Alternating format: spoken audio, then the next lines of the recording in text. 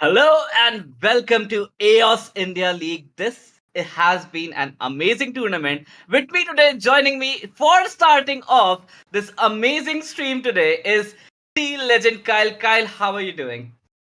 Oh, I am tired. It is just ticking past 7 a.m. here in North America. So it is very early, but I'm super excited to be here, excited to watch some of the India playoffs and day two. It's going to start off very hot today.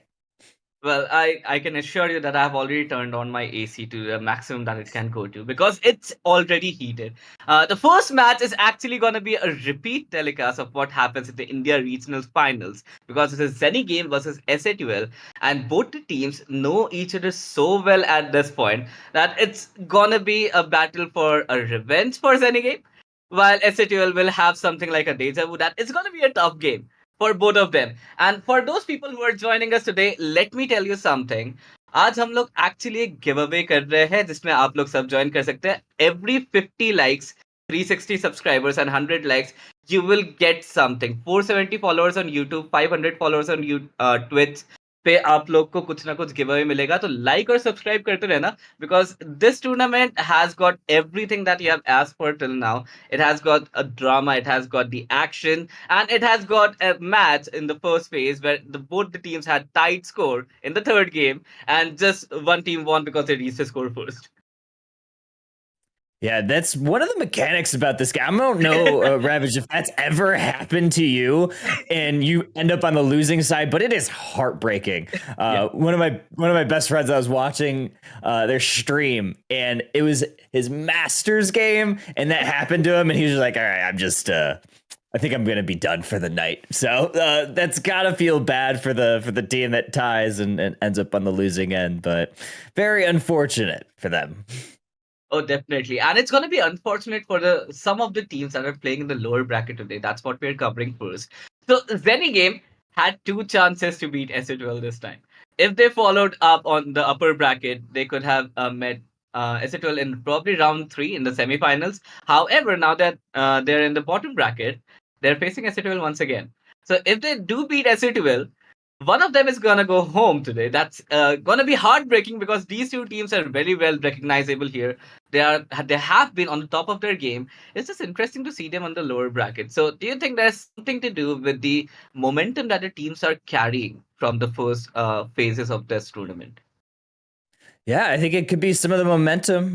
Definitely maybe a little bit of rust on some other teams' part. But I mean, when you have a rematch, anything's on the table, right? I mean, Right. S8UL, they want to hold that crown.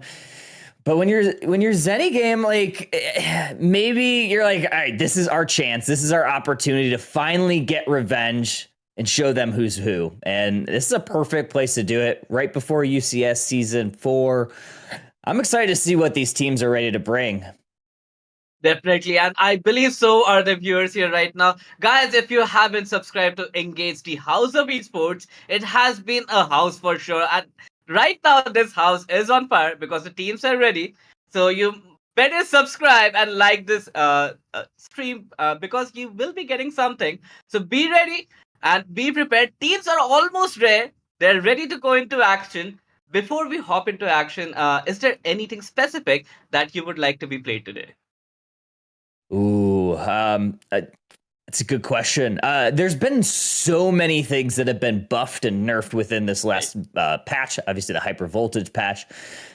Man, Pikachu though, I've seen a lot of Pikachu being played not only in the ladder games but in the North America competitive scene, and that thing is busted. The new ability that it has with the Unite move to target multiple things within that thunderstorm, it's very powerful and definitely something to keep your eye on as we get into these games. Right. And talking about the update this time, Sylveon just got a massive update with the area that it's covering right now, with the heal that it's getting. I don't believe anyone is playing Healing Wish or Training Kiss in the competitive scene right now. But even with something like Hyper Voice, what you're doing, you're covering up so much area that it's very hard to flank a Sylveon right now. It's already covering that area. You're already taking that much damage. So with that in mind, I think it's gonna be a quite important what you play in the bottom lane because if one of the team does pick Pikachu or Sylveon, something like that, you need an early striker on your team to make sure that that doesn't get the snowball effect on the game. Oh yeah, 100%. That hyper voice as well. That wider area of effect. It also kind of enables the team to maybe target that hyper voice onto either the healer or the tank, because it is something that reduces that special defense, so is able to shred that a little bit better on things that are a little bit more tanky. And usually you see that Pokemon paired with things like a cursed item to kind of reduce the amount of self-sustain and healing that those tankier Pokemon tend to have. Oh, definitely. With that in mind, the Indian meta, I think you have been seeing the previous games as well. It's very dependent on the all rounders that we're playing. The top lane has a very significant role for us because for me, what I have seen and what I have played, if your top lane gets going, the going gets tough for the opponent. So that's what a lot of player does focus on here. You will see a lot of four-man gank at the top, a lot of junglers just rotating to the top, even if they're losing the lane. So what I have learned playing competitive, if you're losing a lane, just avoid that from the jungler's perspective, right? You just go to the bottom lane and make your stronger lane even stronger. But here what happens, even if you're losing the top lane, you will actually rotate to the top lane because you want your all-rounder to actually do that much impact on the game. Yeah, I mean it's a strategy that's been implemented by several teams at this point, made famous, made popular. Formerly Kabi-chan's changed their name mid-season to Zeta Division, obviously a Worlds competitor. They kind of made that pretty known in that AEOS Cup, and a lot of teams saw how much success that had of winning that top lane, and a lot of teams are running with it right now. You saw it at Worlds, you see it in a lot of different spheres.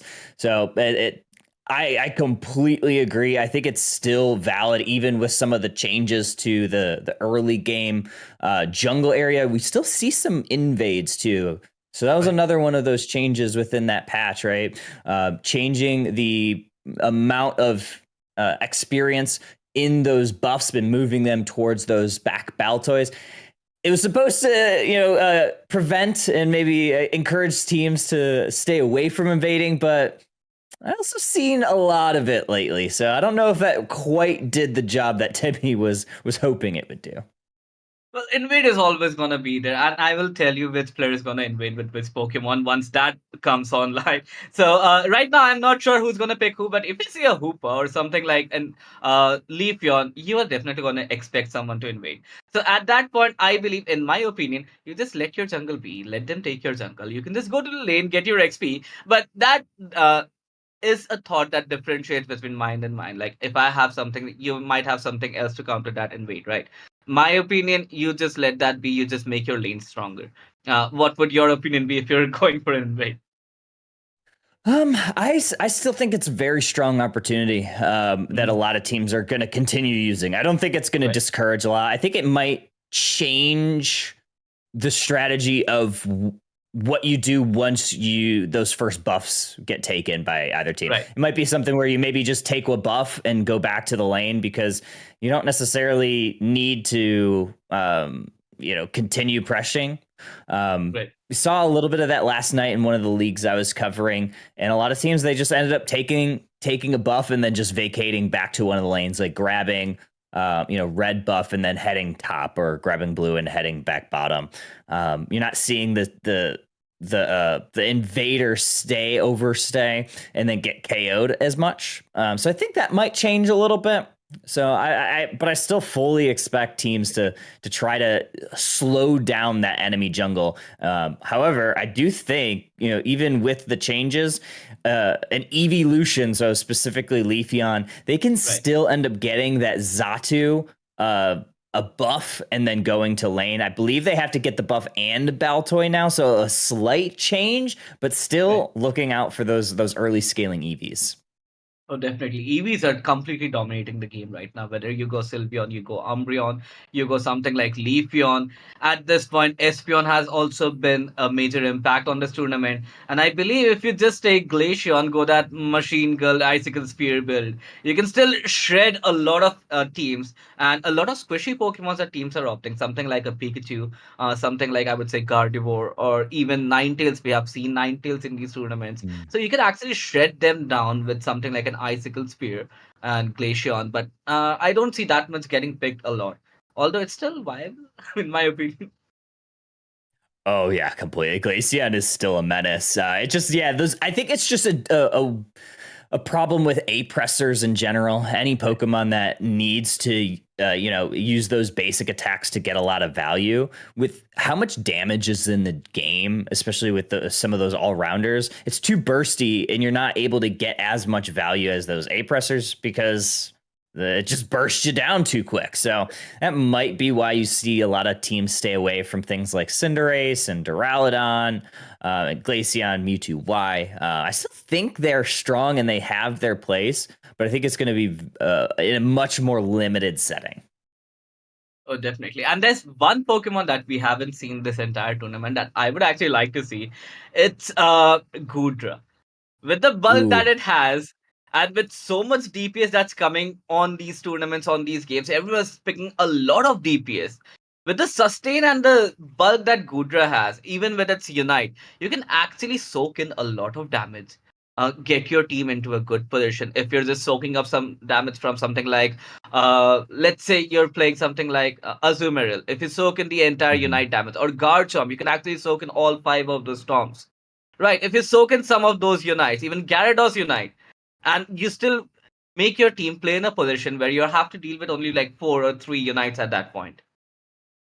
Yeah, I mean, it's one of the tankier Pokemon, right? Right. It's able to sustain, the passive, obviously one of the better ones in the game, being able to help heal it by walking into bushes. But we do have a game. SAUL versus Z&Co is getting it on with this draft. We have a pretty standard bans: Umbreon, Gyarados, Ceruledge, and Mimikyu all getting banned, and Z&Co, they're grabbing that Blaziken first. Right, as I was saying, all-rounders do play a massive role in our teams. But looking at the Blaziken, if you're leaving something like a Slowbro and Hooper around, Rex and Kyurem would definitely love it because that's one of the Pokemon that played a lot, and we're gonna see them again. This is a rematch for the India region's finals. This is Z&Co versus Seoul Esports, and it's gonna be amazing. Once that Slowbro is down, the other one, the obvious choice, I think, was Trevenant. Yeah, and I'm look at this. I love this core from Z&Co. The Blissey with the all-rounders is something that is going to be very tough to beat in these big team engages, especially once Blissey gets its Bliss Assist. Oh, definitely. And looking at this all-rounder comp right now, what Zenigame is gonna go for is they're going for a very sustainable comp. Serena can heal itself. Blaziken, we already know how destructive it is. But looking at the defender here, they knew they already had to pick. They already had picked Slowbro, so there was no chance they were gonna pick another defender. They actually dropped the defender pick, shutting All Might down from taking that Serena. We already know how good he is with that. So he had to go with one of my favorite Pokemons here. I believe he's one of your favorite as well, the Metagross. Oh, I love Metagross. I have one right here. We got Metagross right here. And I actually love that into this comp, especially in a comp where there's going to be a lot of brawling. Metagross tends to thrive, especially if you go that gyro ball move when you're getting extra shields, the more targets that you hit. So I actually really love that. I would have loved to see Z&Co maybe combat that with something like a Gardevoir to kind of maybe stave off that Metagross, slow it down. Being able to, shred through some of their defenses and special defenses with something like a Psyshock. But I do think Inteleon will provide a lot of value. I'll be interested to see, Ravage, if it's going to be going that snipe shot or if it's going to elect for that liquidation, that sure hit. Yeah, and any of those will be right. But right now, what I'm looking at, and I did not notice it, but neither was Charizard banned. Yeah. Neither was it anyone's first pick. So that was interesting to see that Charizard is not getting the priority that it deserves right now, being so good at the game, so good in laning. And with the Inteleon, I believe there is one sure shot way that they're going to play it. They're going for that early game secure. And if you look at Blaziken with that overheat, you have a great secure. With Inteleon, you have a great secure. So we might just see some kind of a rip at the end with the Rayquaza in the pit because with two secures like this and with Blissey's Bliss Assist, there is a good chance that you'll end up running out with Rayquaza. Yeah, I mean, that's definitely what a lot of teams are doing. The flip angle is Something that a lot of players don't like, but is something that exists in the game, so you need to prepare for it. You need to have something with secure Inteleon, and a great opportunity that has a lot of that. Same with the Espeon on the other side. But here we go, top lane, we're gonna have that Hoopa along with that Metagross. It's Beldum now, hoping to get online early though. Definitely, and if they want to deal with Soul Esports right now, Z&Co, they'll have to shut down that Hoopa highway that's going to come into play very soon once it gets to level 4, gets that hyperspace hole. So you to shut it down, that's only one thing that you can do, take down the tier 1 on either side. If you leave it on one side, they still have a lot of mobility. Trevenant's getting a little bit pushed back here. Slowbro and Espeon in the bottom already having its level spike, the evolution that it needed. It's gonna be a little tough to deal with for that Illusion who's playing on that Sobble right now. Once you get your evolutions, then you're gonna be online in the game, but right now it's gonna have a little bit tougher time against that Espeon. Yeah, definitely a little bit of a tougher tie. Still has a great secure, and look at this, the mobility of Hoopa sending the Espeon towards the top. 850 birds hitting the map. Bottom side, we have the defenders going for it. We're gonna have a very slow clear down here. Slowbro loads up that water gun, and wow, Soul Esports walks away. Barely any HP on that Charmeleon, but it looks like they got all the XP. Right, and this is what I was talking about. Both the teams opting to leave the defenders in the bottom lane and having a 4-man push in the top lane, because we all know at this point, whichever all-rounder gets online first in the game, gets their level spikes, their unites, is gonna snowball the game at this point. Whether it be Metagross is really good brawling, and once it gets into the team, into the back lane, it's gonna shred them like butter right now. And same with Kumbaskin, I would say. If Kumbaskin gets online, gets its unite moves first, and with the Kumbaskin unite, it's gonna be interesting because Blaziken can just switch moves whenever he wants with that unite move, and that's gonna be pretty interesting to watch. And a little tough for Soul Esports to deal with.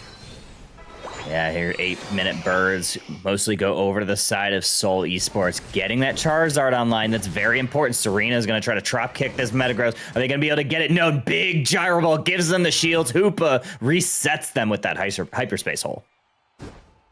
Yeah, and look at Hoopa right now. Hoopa is gonna be a little bit annoying for any game. If you do not shut down this Hoopa, it's gonna heal so much for the game. Yes, you do have Blissey, and Blissey is one of the best healers, but Hoopa has the potential to heal an entire team. Look at the Charizard and the Metagross being low with that egg bomb. He just displays the Metagross, denying that heal. Charizard still hanging on a low HP. There was a berry. Gonna take that. Blaziken with the overheat. Does not connect with anyone. But this gives Metagross a chance to dive in. It's gonna be a big battle. Metagross finally takes down their all-rounder, which was Blaziken, in a trade. Serena taking down that Metagross. Charizard is still online. He's doing a lot of damage. But look at that Serena. He's not gonna stop. He takes the second kill. Hoopa is the sole man standing in the top lane.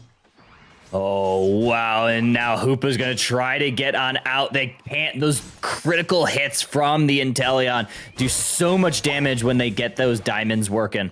Now it looks like they want to push that tier 1 goal in that top side of Z&Co. But Trevenant down here holding the door themselves. We're going to see a secure here, overheat and the snipe shot, but it's a Blissey egg bomb that takes that Regieleki. We have seen a lot of egg bomb secures in this entire tournament. Egg bomb is something like that. It does start. There was a good overdunk there, 126 to 15. Soul Esports does look on the back foot right now. But with the game going, was there a need to push this second tier? There's a lot of healing. Charizard unites here, takes down that Serena. The revenge is completed. Sada with that miss is gonna have a tough time dealing with the Charizard. With the healer down, Blaziken has to run for its life. There's Inteleon as well. Charizard's looking for its another target. Overheat does connect, but will Charizard escape? No, it does not. Even with the hyperspace hole, the entire Soul Esports squad is here. They are trading tiers right now, and look at that Metagross just looking great in that outfit. Oh yeah, the hollow air for that Metagross is pretty cool. It's kind of like that warrior style.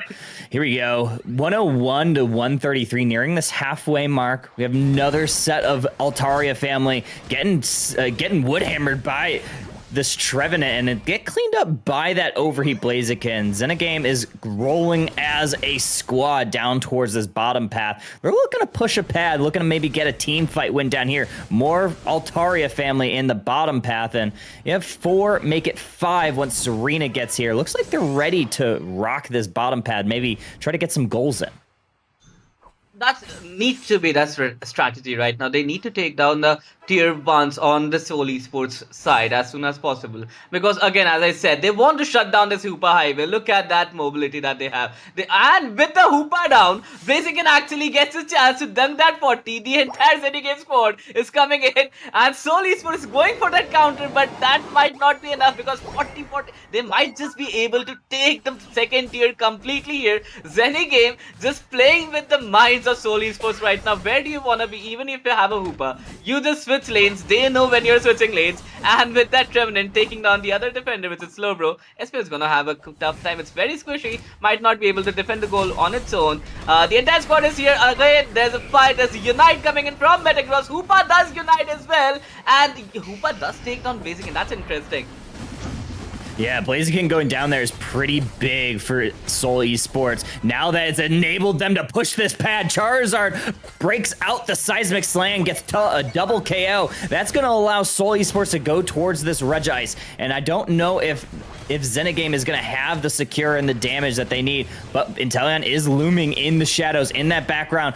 Regice is getting dangerously low. We're going to get a secure, and I believe it was the Metagross with the Gyro Ball that was able to get that. No, it was Slowbro. Slowbro does doing that damage, and right now all we have seen is the defenders and supporters securing the objectives. A good egg bomb does not stop Seoul Esports from securing that tier 1. So scores are almost even right now, 240, 239. I would call this even. The game can go to anyone's way. Looking at the levels, it's almost equal as well. This Reggie Ilecki on the top might decide the the side of the team that the game is gonna favor.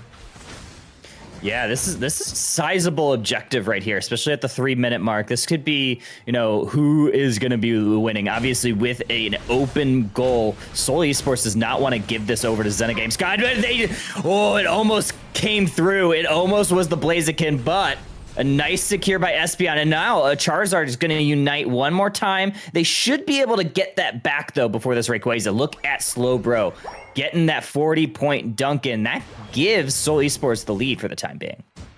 Right, and Seoul Esports couldn't let that Regieleki go down because their home base was open. There was never a chance that they were going to go for that home base. Even if the Z&Co does not push the home base with the Regieleki, they could still have scored on the bottom tier, which could have been a little difficult. However, right now, looking at the scores, Seoul Esports finally taking the lead with 39 points with that 40 Slowbro dunk. But with just 13 seconds to go, 10 seconds to go in the Rayquaza Ascension, teams need to take this spot. Metagross is actually away from the team, which can be a big deal. Because if you're going for the back cap, you still have the Hoopa. But if you're not here for the initial engage, this might be a tough game for Z&Co. They haven't spotted anyone yet except for the Slowbro. They don't know where everyone is. Yeah, Metagross may be looking for a flank angle. Z&Co setting up in this bot left L bush. We're going to see where some of these snipe shots try to land, see if they can maybe poke out some of Seoul Esports. A little bit of a drop kick into the Ray Pit to see maybe bait out the Slowbro and the rest of the squad. Z&Co has no idea. They do spot this Metagross, but it's all by itself, so it is going to start this Ray fight. Right, and what Z&Co is trying to do is trying to avoid that Slowbro Unite, because once it starts that Unite, the entire Seoul Esports squad is going to jump on that Pokemon. It's looking for a suitable target right now. Probably it's going to be either the Serena or the Blaziken. The fight has already started. Charizard goes in. Blissey is in. With the fight has already gone. Is it in the final phase? Yes, the Unites are coming in. Hoopa has united. The fight is completely on. Charizard unites on that Inteleon. No back damage anymore for Z&Co. It's 4v5 right now. No one is going down. Serena going down is a big deal. Blissey is down without using his Unite. Trevenant, the sole man standing for Z&Co. Seoul Esports might just run away with this game right now. Yeah, you're going to have maybe a hope and a prayer from Trevenant, but Seoul Esports has the damage. The prayer is not answered. Rayquaza is going to go over to Seoul Esports. No one around to stop the inevitable. And now Charizard and squad, they're going to go towards these tier 2 goals, get their dunks in, and with 15 seconds left, Seoul Esports taking game number 1 here. What a game it was. It was equal to so much time. I believe even after that 40 goal from the Slowbro, I would still say the game was completely even with the levels. Charizard just had a little bit of upper hand with that level 14, but I don't think that would matter. The big thing is that in the final fight, Zenigame did not receive the Unite from Blissey. That could have been a game changer. Yeah, I mean, you got to get your Blissey onto your front line, right? You got to use it on that Serena, Blaziken, even Trevenant is a good target for it because it's really going to look to engage that fight. So if you're able to keep those things alive a little bit longer, but anyway, you need to get it on somebody, and it's just unfortunate that it went down without utilizing that blissful assistance. But yeah, I mean, I love the way Seoul Esports played that team fight. Looking at some of the damage here, not any huge, massive numbers, but Soul got it done. 63k from that Charizard. The Espeon had a clutch secure at that top Regieleki. I mean, you can't stress that secure enough. If that Regieleki would have walked towards that home base of Seoul Esports while Rayquaza was hitting, that could have enabled Zenigame to maybe just immediately rip or maybe even try to push the center goal. There's something from Zenigate that I want to point out. When you know the opposition has a Slowbro who is roaming around, you see there's no one coming in front of Slowbro. Yes, you know there's gonna be backup. They're gonna collide in with the Hoopa Unite. Once you're so scared of the Slowbro Unite, you need to engage first. You cannot let Seoul Esports take the initiative, engage, because then they're gonna engage on their terms, right? They find a Pokemon that they want to take down first, which is exactly what Charizard did here, Snowy. Once he saw Illusion, the Inteleon lurking behind, he just dived in, uses Unite.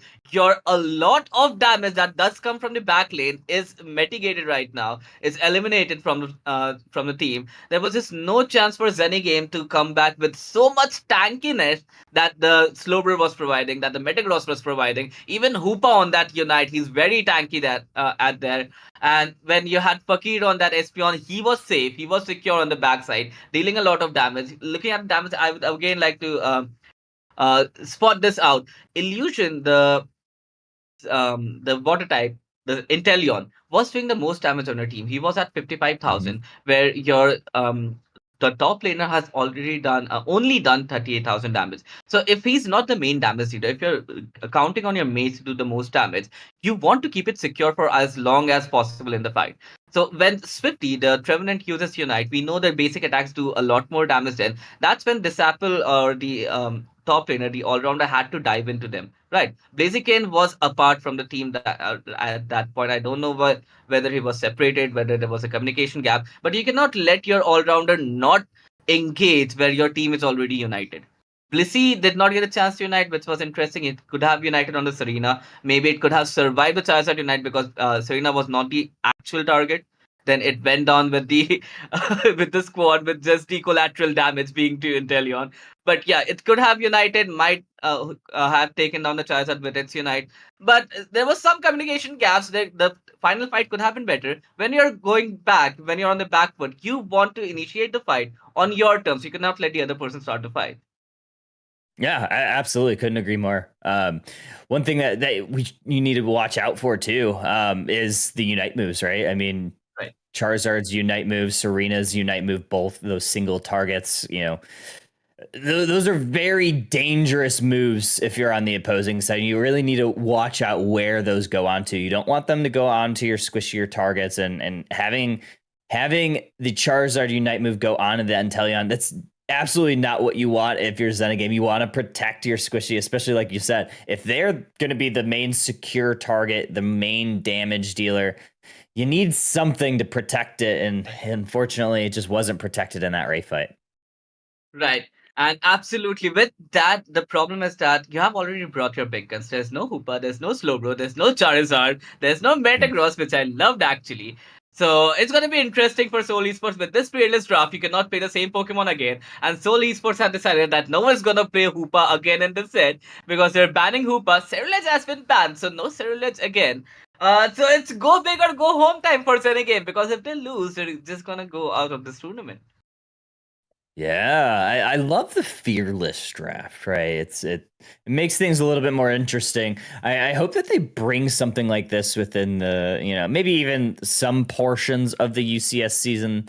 I don't think they will, but I think it would be a very interesting thing that they could bring to kind of spice up some games and maybe make people think, what they're going to be playing a little bit more in these game ones. You might see more variety of Pokemon as well. Pretty standard bans across the board, though, Ear Ravage. 3 all-rounders and Hoopa. Right, and this was obvious. Once Gyarados is not banned, All Might is always gonna pick Gyarados. He loves that Pokemon, he plays it a lot. And guys, if you haven't liked and subscribed to the stream, this is your time, because once this game is over, I hope that we do get a third game. But if we don't, we might just go into the other game and we might not see one of these team in this tournament again. Looking at that, Swifty picking the Umbreon, I think that's one of the best counters that you can pick to Gyarados.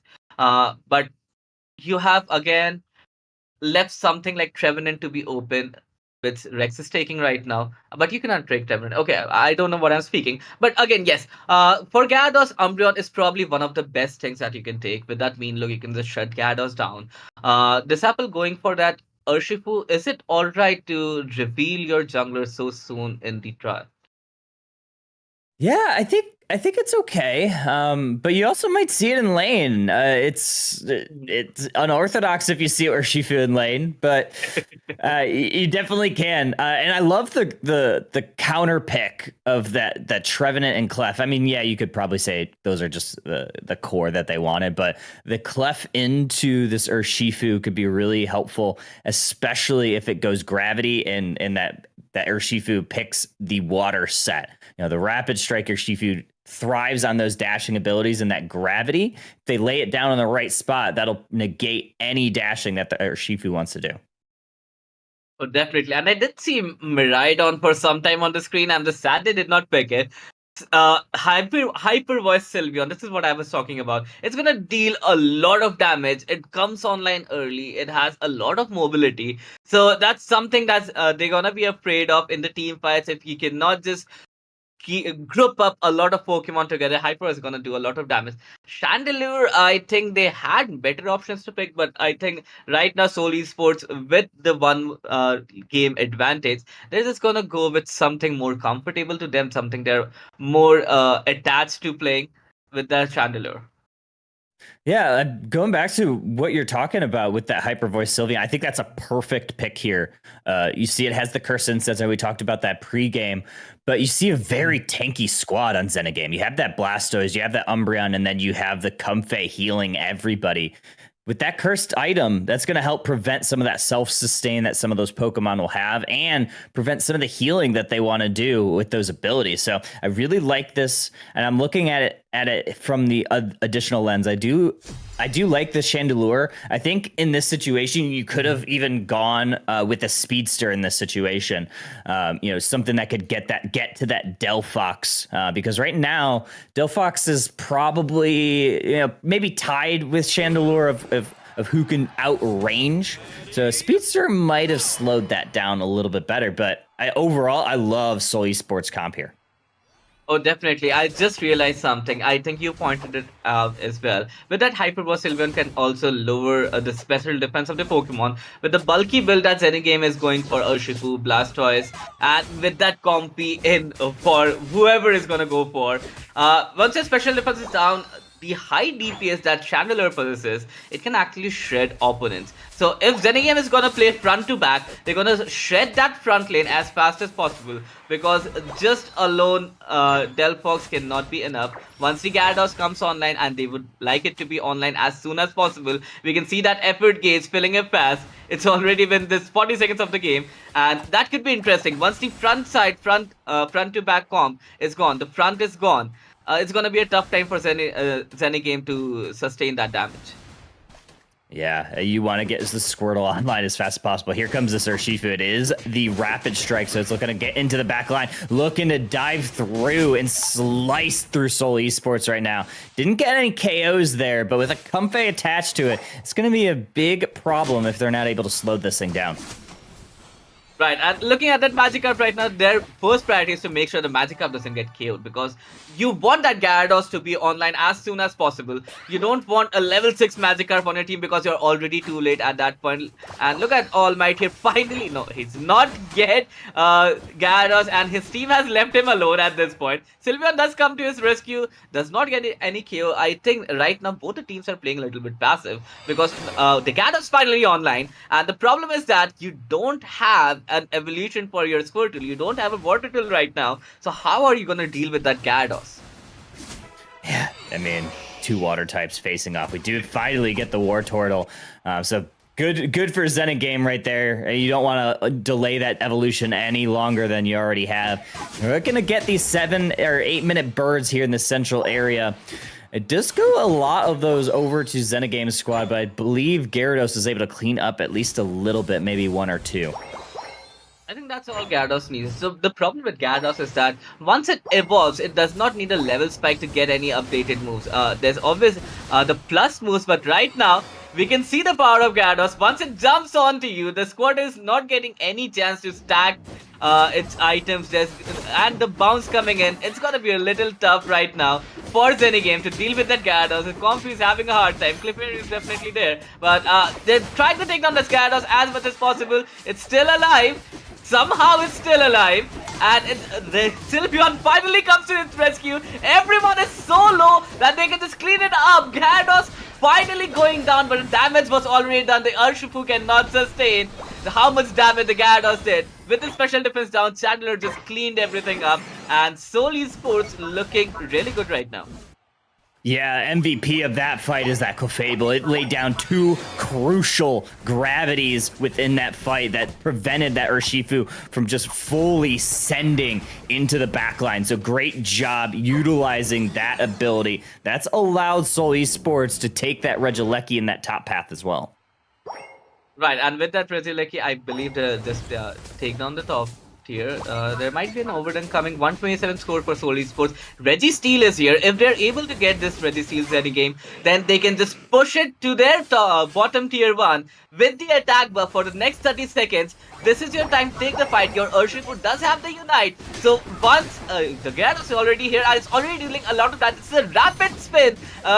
Blastoise, I have not seen this in so long. And look at this fight going either one's way. Gyarados taking down the Umbreon, gets traded back by Comfy. Interesting, that was Urshifu doing most of the damage there. Urshifu taking down the Trevenant. Like they had the opportunity, but I think they were just kind of hoping to keep that Urshifu alive. They didn't want to hemorrhage any of the XP that they just gained in those team fights back over to Seoul Esports. It seemed like they just finally got their first, real win of this match. So we'll see what they're able to do here in these next fights. Obviously, next sets of objectives will be spawning here, relatively soon. Yeah, there's a 30-second timer in that top path. I imagine that Seoul Esports is going to elect to do that since they still have that top tier goal. We start to see the team migrating up that way. Definitely, and they want the Regieleki to go to the bottom path, because if they do push the Regieleki, they will have their Unites. We can already see 4 Unites online.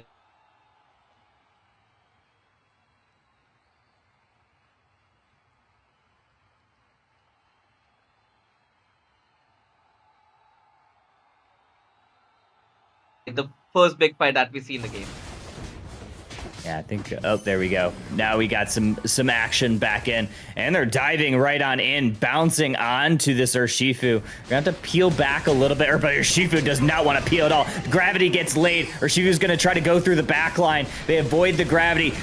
We have the fanciful fields forever, and now the Urshifu, the flowing fists get knocked down, but Delphox, in the slew of all of these Unite moves coming out, gets a triple KO, and Z&Co's squad getting what they need here. And now Regieleki will start to march its way towards that tier 2 of Seoul Esports, and Z&Co is now going to elect to potentially go to that bottom path.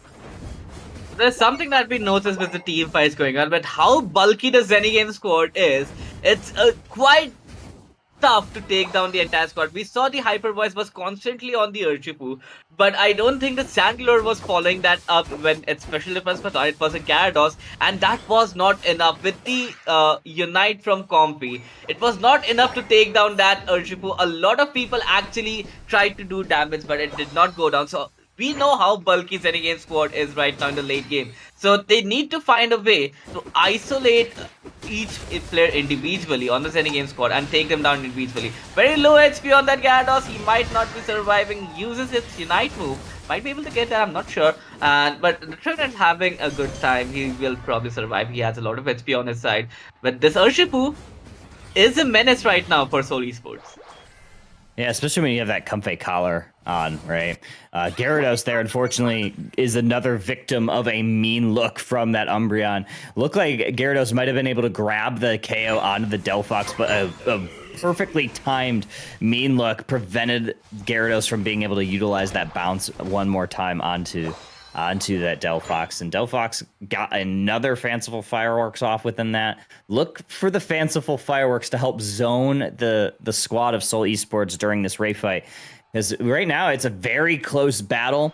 It's going to be about who has the better position once it comes, and Z&Co right now, they have positioning and they have the levels to get this fight started.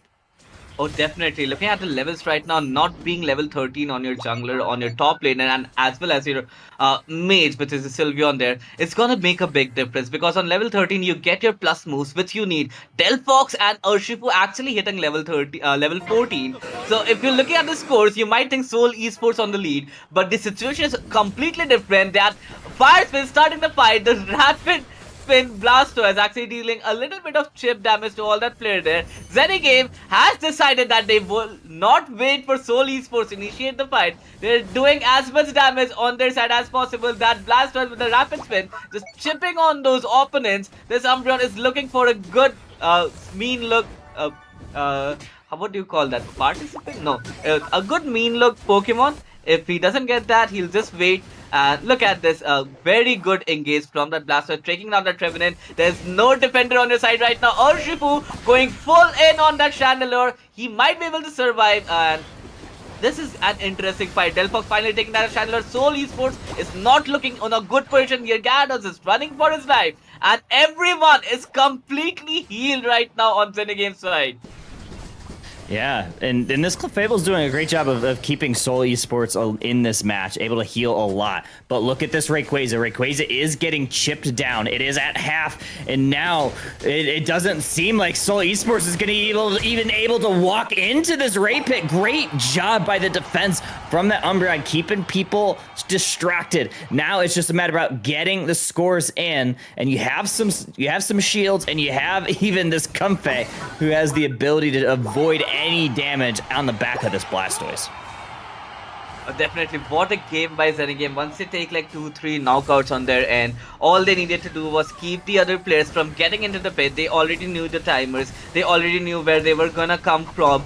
They just took this match in control completely. Comfey finally scoring, getting back onto the Blastoise. He's actually tanking a lot of damage at this point. Seoul Esports cannot come back. What a game from the finalists of the India Regional Champions. We're going into game 3, and the most important fact is that none of these Pokemons can be played again. So you need to come up with a pretty interesting comp to defeat the other player right now. Yeah, and that's the other part of the Fearless Draft, right? When you get into these game 3 situations, you can even be a little bit more creative with your banning, right? It's something that you can keep track of what that opponent has already played, and maybe even ban something that they would have wanted to play. That since it's more limited. So as these matches go on, it makes it a little bit more difficult for teams to kind of figure out a good comp. Either way, game 3 on deck. This is going to be a really good one. I loved the Urshifu. It just didn't seem like Seoul had the answer for that Delphox. Like I said, 89k damage. I would have loved to see a speedster from Seoul Esports to be able to get to that backline, keep that Delphox from being able to throw those fire spins, and really controlling that fight, right? Any team fight was really controlled by the zoning from that Delphox.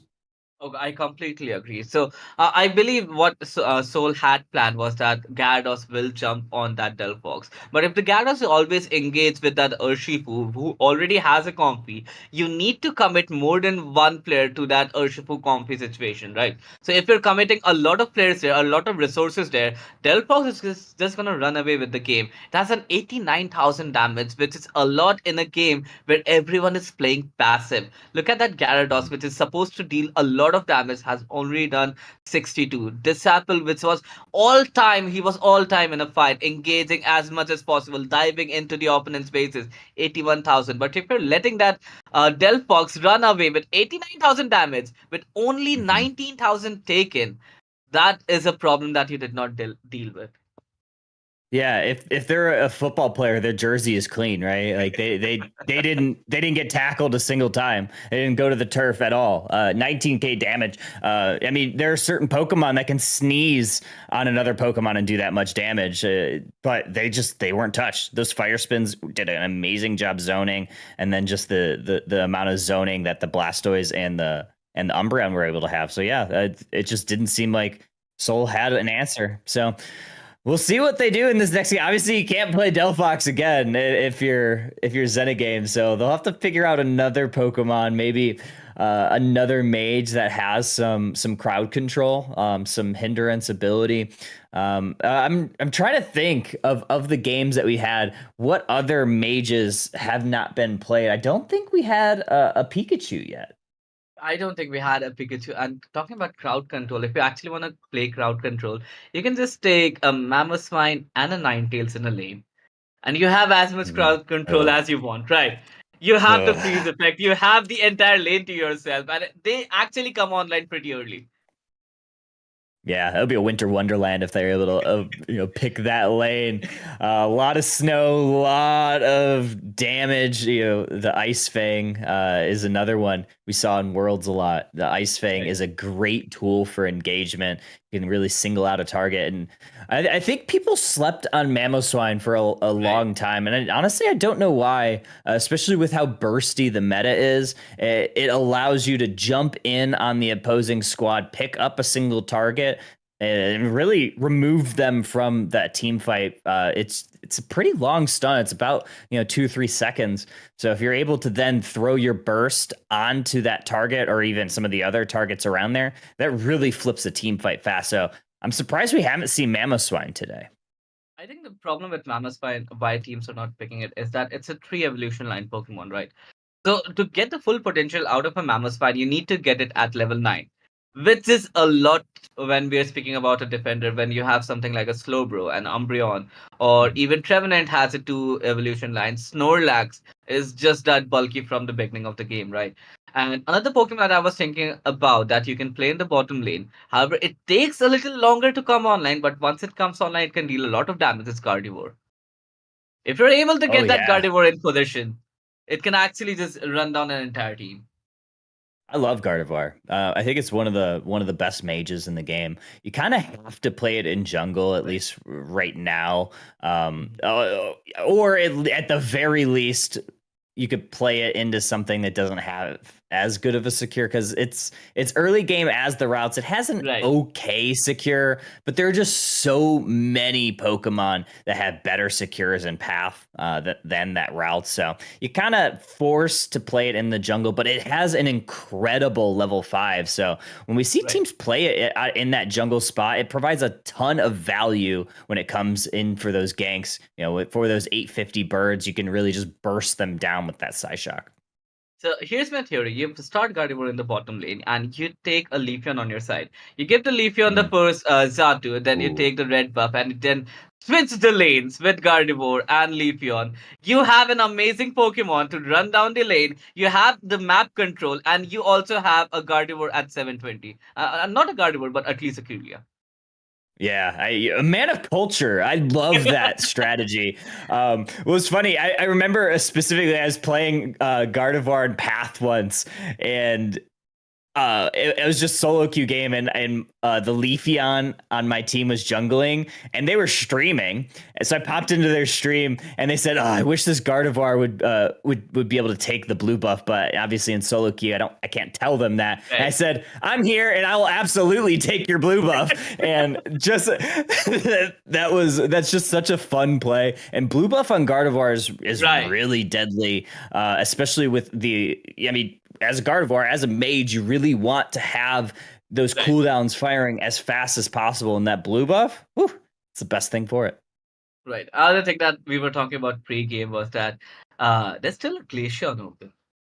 And if you're Mm-hmm. actually gonna do a lot of DPS, if you're chipping down the opponents like we saw the Rapid Spin doing, Glaceon is probably the perfect Pokemon you want to go for. Again, with the Glaceon, and if you go with something like a Swinub or a Mammospine, you still have that freeze potential. So there's a lot of Mm-hmm. Pokemon that still needs to be explored for the third game because the third game is so versatile. There's so many Pokemon you cannot play.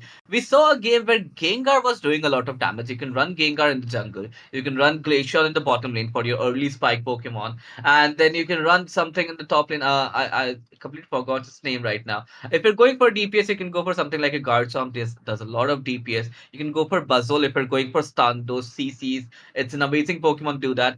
Dragonite, if you run that in the jungle, you can go for the Hyper Beam for your secures. So there's a lot of options open right now. But I still feel like you still need something that can secure. That's your first priority. And the second priority should be you need to take control of that early game. Yeah, I mean, the early game is so crucial. Can't be expressed enough. That's why things like Leafeon were picked so frequently, because it has great early game. You have the ability to really control a path. You pick that path, whichever one you want to have. A lot of teams have kind of elected to kind of control that top path. And it really enables you to have control of that early game to kind of figure out where your team wants to put their priority. When you do fall off late game, it can be rough for certain Pokemon. But if you're able to snowball enough and get a point lead, sometimes that Rayquaza is less meaningful, and you can still provide value. Pushing goals, getting points elsewhere. So yeah, early game's still really important, but these late game scalers, if you could play one, and if you're able to just stay in the game for as long as possible, you always have a chance. I always love saying, where there's a Ray, there's a way. So hopefully one of these teams is ready for it. I hope so. And talking about defenders, I was looking at the defenders right now. If you take down Umbreon, Trevenant, and Slowbro, all you have left with is something like a Mammospine and Snorlax on both the teams. That's going to be an epic battle to watch. Or you can play something like a Crustle, which a lot of teams have been playing. But do you really want to go the Crustle route? Because what's happening with Crustle is that you does get an early spike. You get a lot of defenses, but once you go with the Swell Smash, your defenses are down. You can actually be burst down easily. So, would you Mhm. like to go with something like a Crustle, or instead, if you're really gonna go bulky, if you're really gonna wanna go CC, you can go with the Lapras. Oh, I do like Lapras. I feel like Lapras is a victim of what happens to a Right, lot of Pokemon. They get right. nerfed, and they're not as useful as before, not as broken as before, and teams just pivot away from them completely. But I still think Crustle Right. is a wonderful Pokemon, especially into a team that doesn't have as much mobility. And kind of where we are in this fearless draft, game number 3, there are a lot less Pokemon with mobility on the table. So you might find yourself in a situation where those rock tombs can really trap your opponent, and you throw some X scissors, or even potentially maybe you could throw stealth rock if there's like no mobility. Keep them in those rocks, and reduce any damage, or reduce uh any healing if you have a cursed item. So I still love Crustle right now, and I think there's a lot of value that it can place in these big team fights. Definitely. Crystal is going to be interesting. And with that, we're finally in for the third game of this fearless draft. It's going to be interesting because what you ban should also reflect on your other games, other people's squad. Because right now, each team will have at least 14 Pokemons that they cannot play. Soul Esports deciding that they will not let Zenigame play Gyarados, and Umbreon has been banned from Zenigame's side. Yeah, Umbreon is a is still a menace. I mean, we saw last game the value that those mean looks placed. And I don't think Seoul Esports had picked one yet, so it was probably going to be the defender. I think this is kind of what I was trying to get at earlier is you kind of know certain Pokemon that your opponent's going to pick based on what's remaining from what they picked already. And I think Umbreon is exactly that. So they elect to ban it instead. So they don't get to play in any of this. But what that enables is the Ceruledge getting through for Seoul Esports. Definitely. And with that, Cyrillus, you were talking about this crystal. The crystal is coming online on the side of Z&Co. But if you're letting someone take Cyrillus, how do you actually counter something like that? It's an early pick. You already have the info. So what's going to be your pick to counter something like a Cyrillus? Hopes and prayers, honestly. Ceruledge is still really strong right now. And if it's able to, there's some games that I saw last night. The Phantom Force is such a great move to get you out of dodge. There's a situation in a Ray fight where it went in for a team engage. Pikachu and Blissey utilized their unites, and Ceruledge was able to Phantom Force avoid all the damage.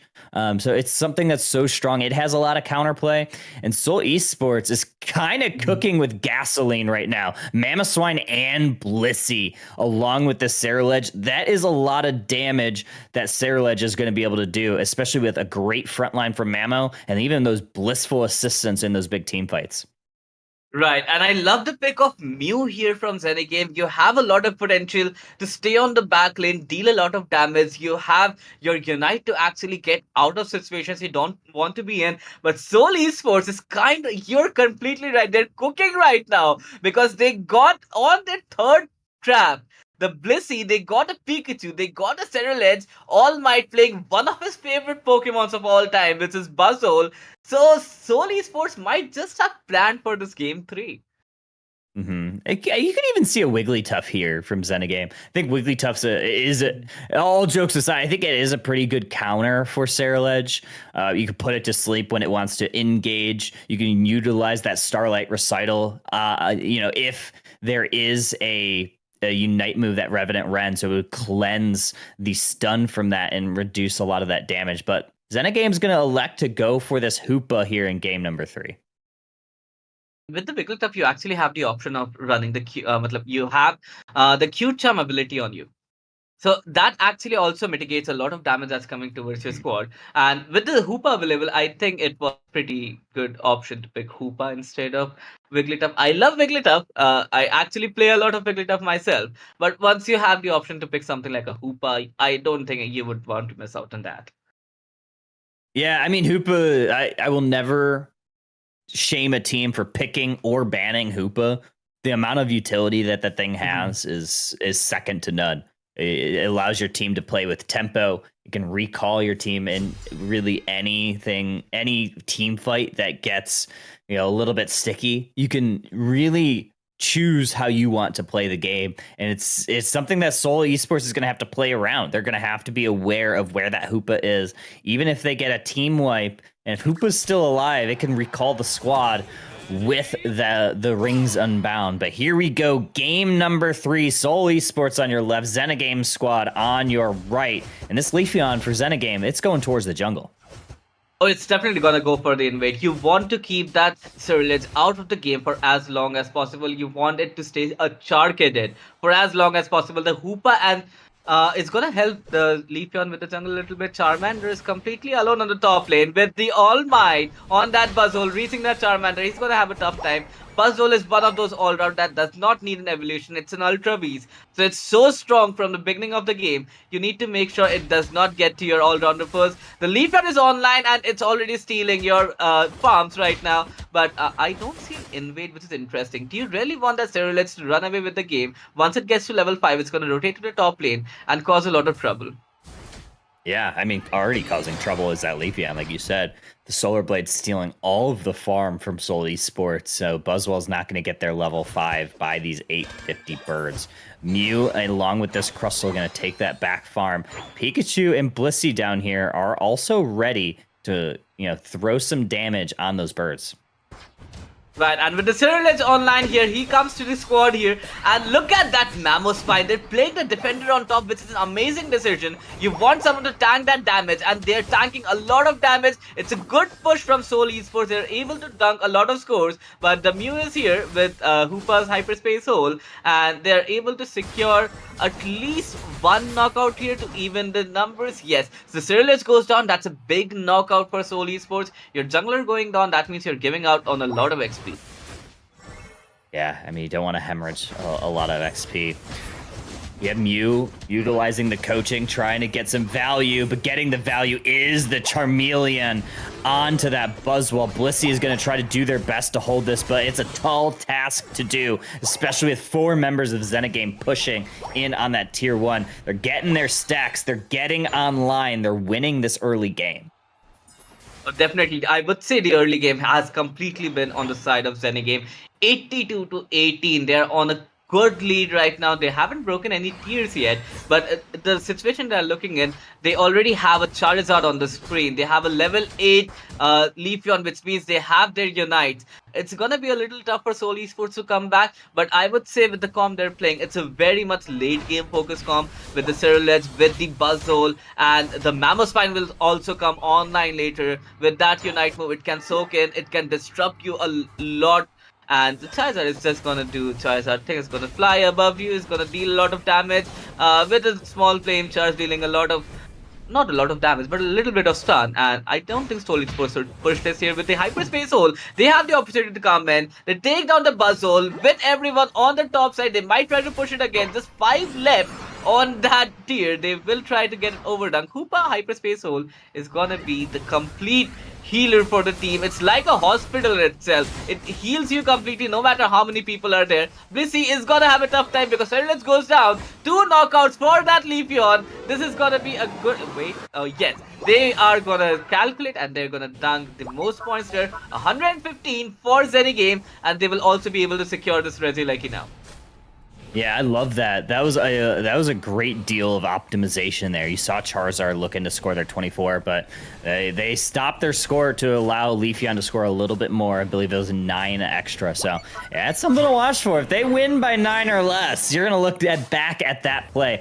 Either way, Charizard's able to get that Regieleki, and now Z&Co is looking to migrate down toward his bod path where they find that the Regi has already been taking. Seoul Esports, though, is looking to siege this tier 1 goal. Big solar beam from Mew. Here comes the Revenant Ren. Here comes the Thunderstorm. The goals are raining in from Seoul Esports. The KOs are following.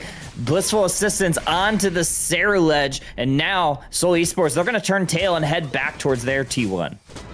I would say that was a good call. Once the Hyperspace Hole was active, the entire squad for Z&Co was here in the bottom tier. They are able to actually do a counter push, taking down that Cyril Edge. This is a big deal for Seoul Esports. Your jungler is not able to sustain the fights. Pikachu actually taking down that Leafeon is big. You get a counter pick, but if your jungler is not sustaining the fights, it's going down first, then you're having a massive disadvantage in the team fights. Buzzwole still has his Unite, but they are being chased on by this Z&Co squad. Hoopa is there to help them to retreat, but Crustle, with so much HP and the Hyperspace Hole, it's gonna go back.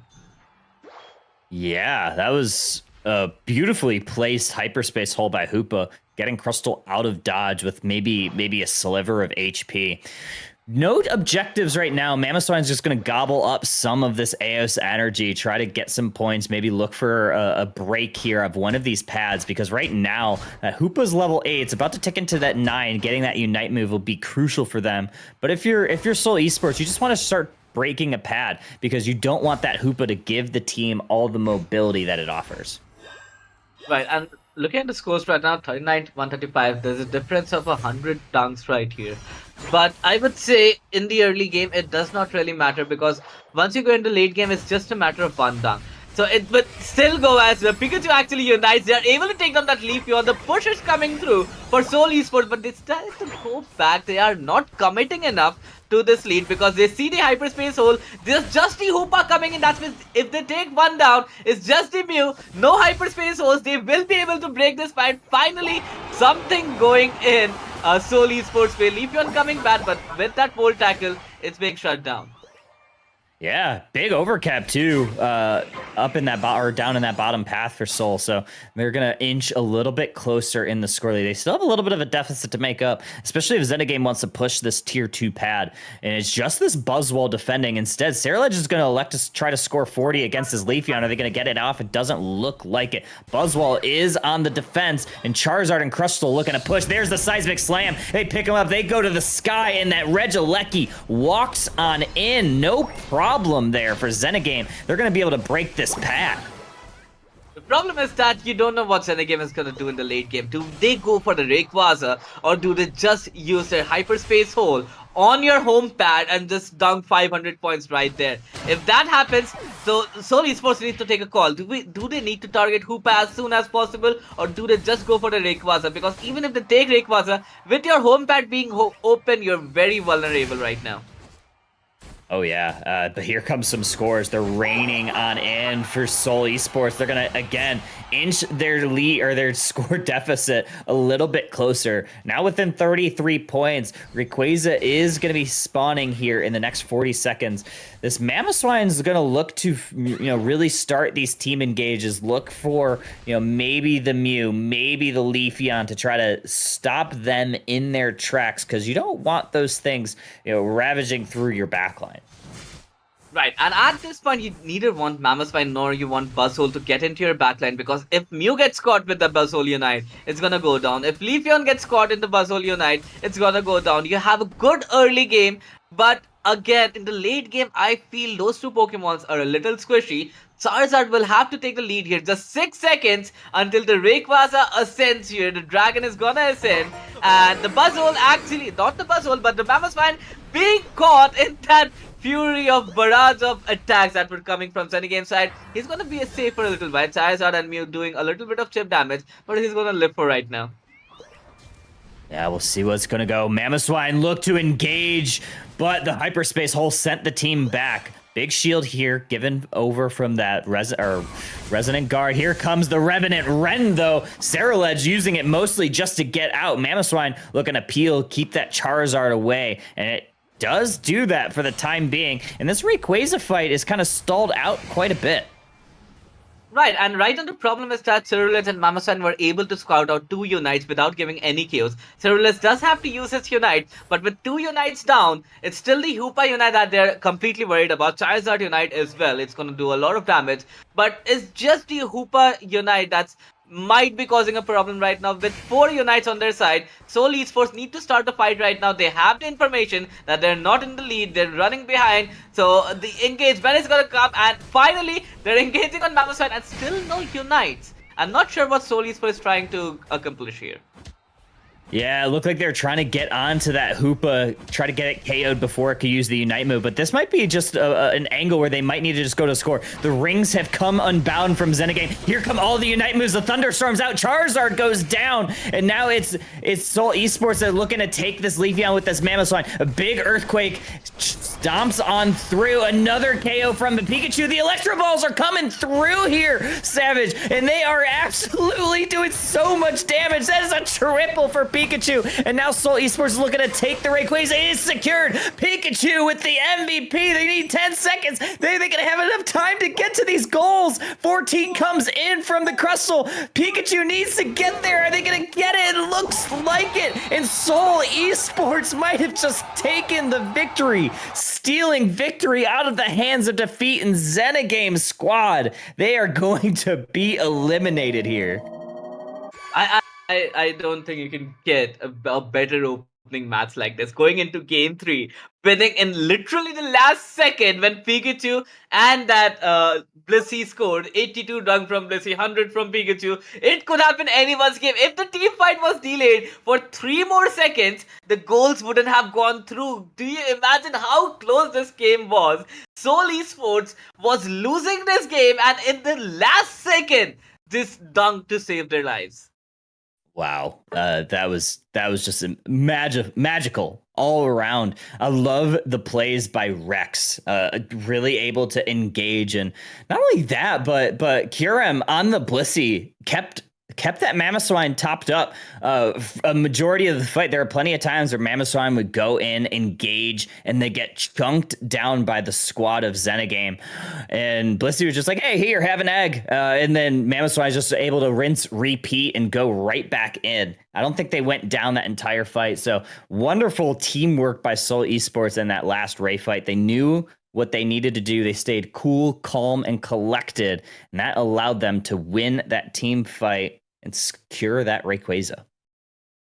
I just want to focus on the times a little bit. It takes you 10 seconds from the Rayquaza pit to go to the second tier of your opponent, right? And it takes you 2.5 seconds to dunk that goal with that Rayquaza buff because it takes you only half the time. With that 50, you'll take like 5 seconds. With the Rayquaza buff, you'll only take 2.5 seconds. The Rayquaza was down when there was 13 seconds left. Just a second more, and Zenigame could have run away with the game. Just 1 second. That's how close this game was. Yeah, it sliver, right? I mean, you saw those scores go in while the timers was up. I mean, it doesn't get much closer, but I mean, I'm over the moon with the result there. I mean, not necessarily the result, but the journey to get there. I'm so excited. But yeah, this next set also. If this is the first set of the game, Ravage, I am excited to see what we're in store for the rest of the day. Right, and guys, if you still need something else to like and subscribe to this channel, I don't know what you want at this point. The first giveaway has already happened, so get us to 100 likes, you'll get something more. And joining us right now is Husky. Husky, you saw how close a game can be. I've never seen a game when you actually have just 0.5 seconds extra on your side to dunk that goal. Oh, yeah, that was interesting. I don't know. Like that was just a wild set to watch. It could have gone either way. Just back and forth the entire time. I can't believe that Seoul Esports, like, knowing that they are a world's qualifying team, that they are such a strong team, I can't believe that it's just the slight 5 seconds that keeps them in this tournament. It just shows how competitive all the teams are in this region. So, like Kyle said, if this is what the first match is like, these are just going to keep getting more interesting. Right, and you need to remember, these are the two teams that played in their regional finals, so they are at the same level. It was almost the exact same thing that happened in the regional finals itself. Seoul Esports won in the third match with just a sliver of the hope remaining on their side. It was such a close game. It's always a close game between these two teams. But with that, Zenigame, no matter how well you played, it was your time to go home today. We will be expecting you again in other tournaments. Seoul Esports finally moving forward. And with the next game being, is it Flip It versus True Gravity? Yes, it is. Yeah, I think that is going to be that next matchup here on the loser's side. I'm excited to see what these teams are going to bring to the table, right? I mean, we saw the Fearless draft in this one. It goes to a game 3, and it really enabled some of these teams to pick a little bit more different things than what they're used to. I was surprised, though, Ravage, that Mamoswine wasn't picked until the very last set. And you saw the amount of value that thing has, especially when it has a pocket healer. So I'd love to see that Pokemon get, played maybe in an earlier round, maybe with something like a Clef or a Blissey again, even something that could just kind of keep that thing topped up, like a Comfey could work. I mean, as much as I hate to see that Comfey has a little bit of a resurgence. Okay, I say that, but Husky knows I love Comfey. You love Comfey. Stop. Comfey. You secure the grass not secures on Rayquaza. You love that stupid thing. It's so good. It's so good. I love Comfey. I think it's so fun. At least you got to see it, so that's something for you. We might be seeing more Comfey if it goes to game 3 again. The problem with Mamoswine is, I'll tell you, what happens is that sometimes for a certain player, it's not a very comfortable pick because you do not see Mamoswine played by a lot of players. Right. So Rex is a player who has focused more on something like a Snorlax, a Trevenant, or even a Slowbro. At some point, he was also playing a Crustle. Mamoswine, I think it's in his Pokemon pool, but it's not the first priority that he would give himself. Mm-hmm. Yeah, I think that also with the Fearless Draft, there's some players that are really comfortable in certain Pokemon, but they pivot more towards the meta for some of these earlier games, and then when you get to game 3, then they pull out something that they are comfortable with that might not be the top pick in the meta, but they play it really well. So a lot of players have these other options, which makes these game 3s even more exciting. Oh, no, definitely. And for the second game, I think um, Kyle is gonna take a leave, and it's gonna be me and Husky for the second game. Kyle, we'll see you again, and please do watch these matches. These are getting really interested right now. So I'll be Yeah, waiting for I'm gonna you take later in the game. I'm gonna get a coffee. I'm gonna get a coffee during this True. little break for myself. 6 a.m. Thanks for North America, guys. 6 a.m. Thanks. So, with that on, it's gonna be me and Husky, and it's also I guess it's around 7 now in North America. So Husky has got a It's little leverage over Kyle. it's 8:20 now. So not as bad. I got a little bit of some time to get myself awake since that first set went to game 3, so I'm feeling good. Ready to jump in. Right. So, Husky, we were discussing this before this match as well. Is there one specific Pokemon that you haven't seen in this tournament yet that you would like to see?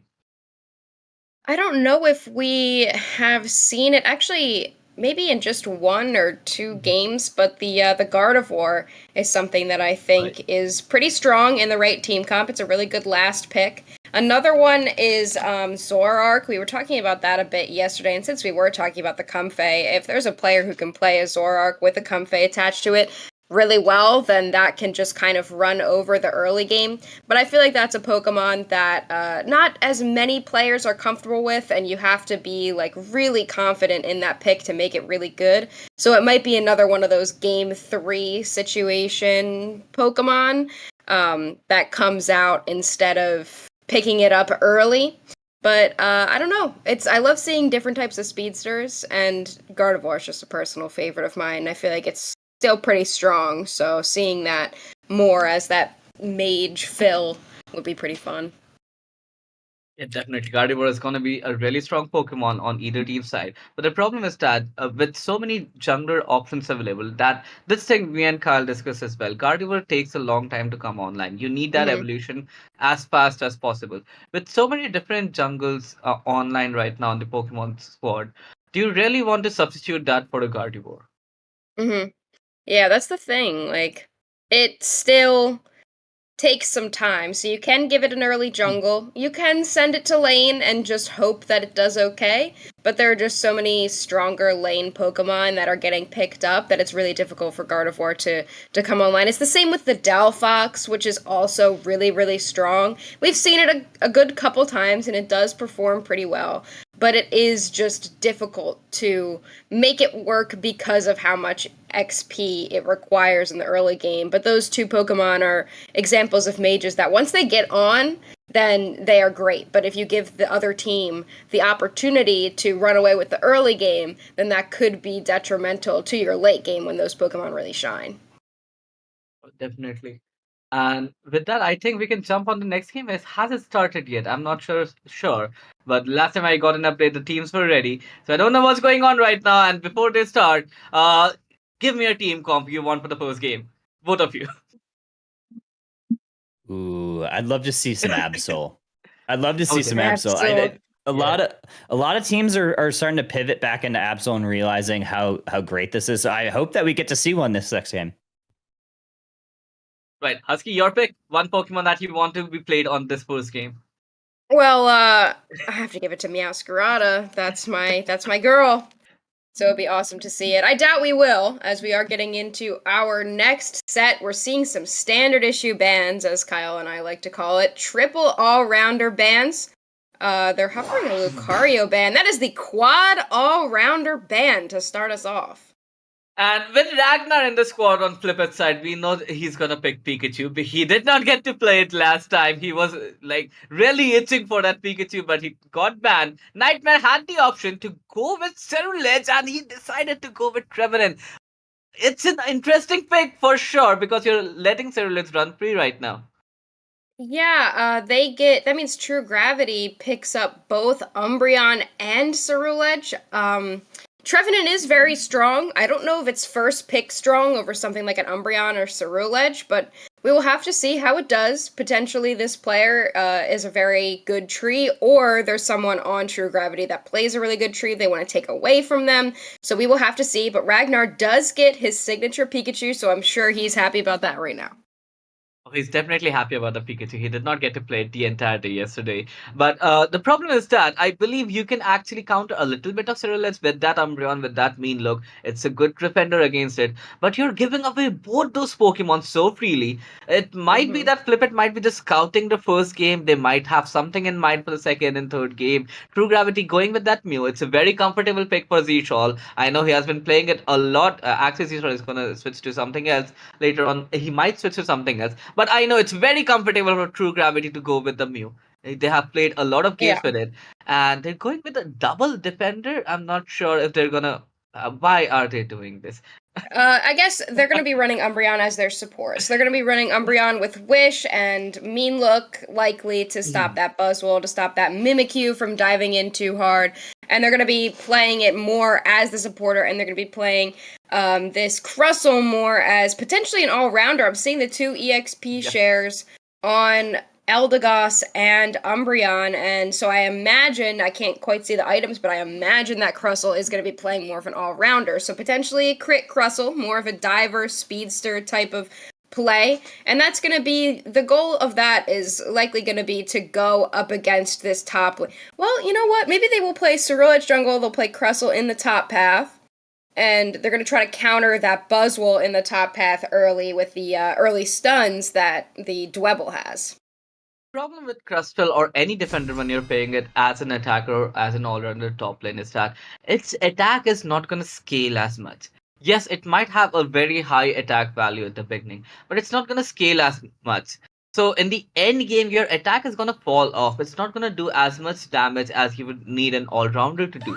So that is an interesting pick for sure. I think they're going to be focusing, hopefully, on getting that Mew to a high enough level where they can really depend on the Mew for that extra damage, as well as the Ceruledge just diving in and being the ridiculous Pokemon that it is. As we do get into our first game, we're seeing Mew and Umbreon heading into this bottom path, and we are seeing the Crustle with the Eldegoss heading into this top path. So they're going to try their best to defend against this Buzzwole's early stacks, while Clefairy seems to be heading into the jungle. Nope, they're going to be heading into the top path, securing that contested ball toy.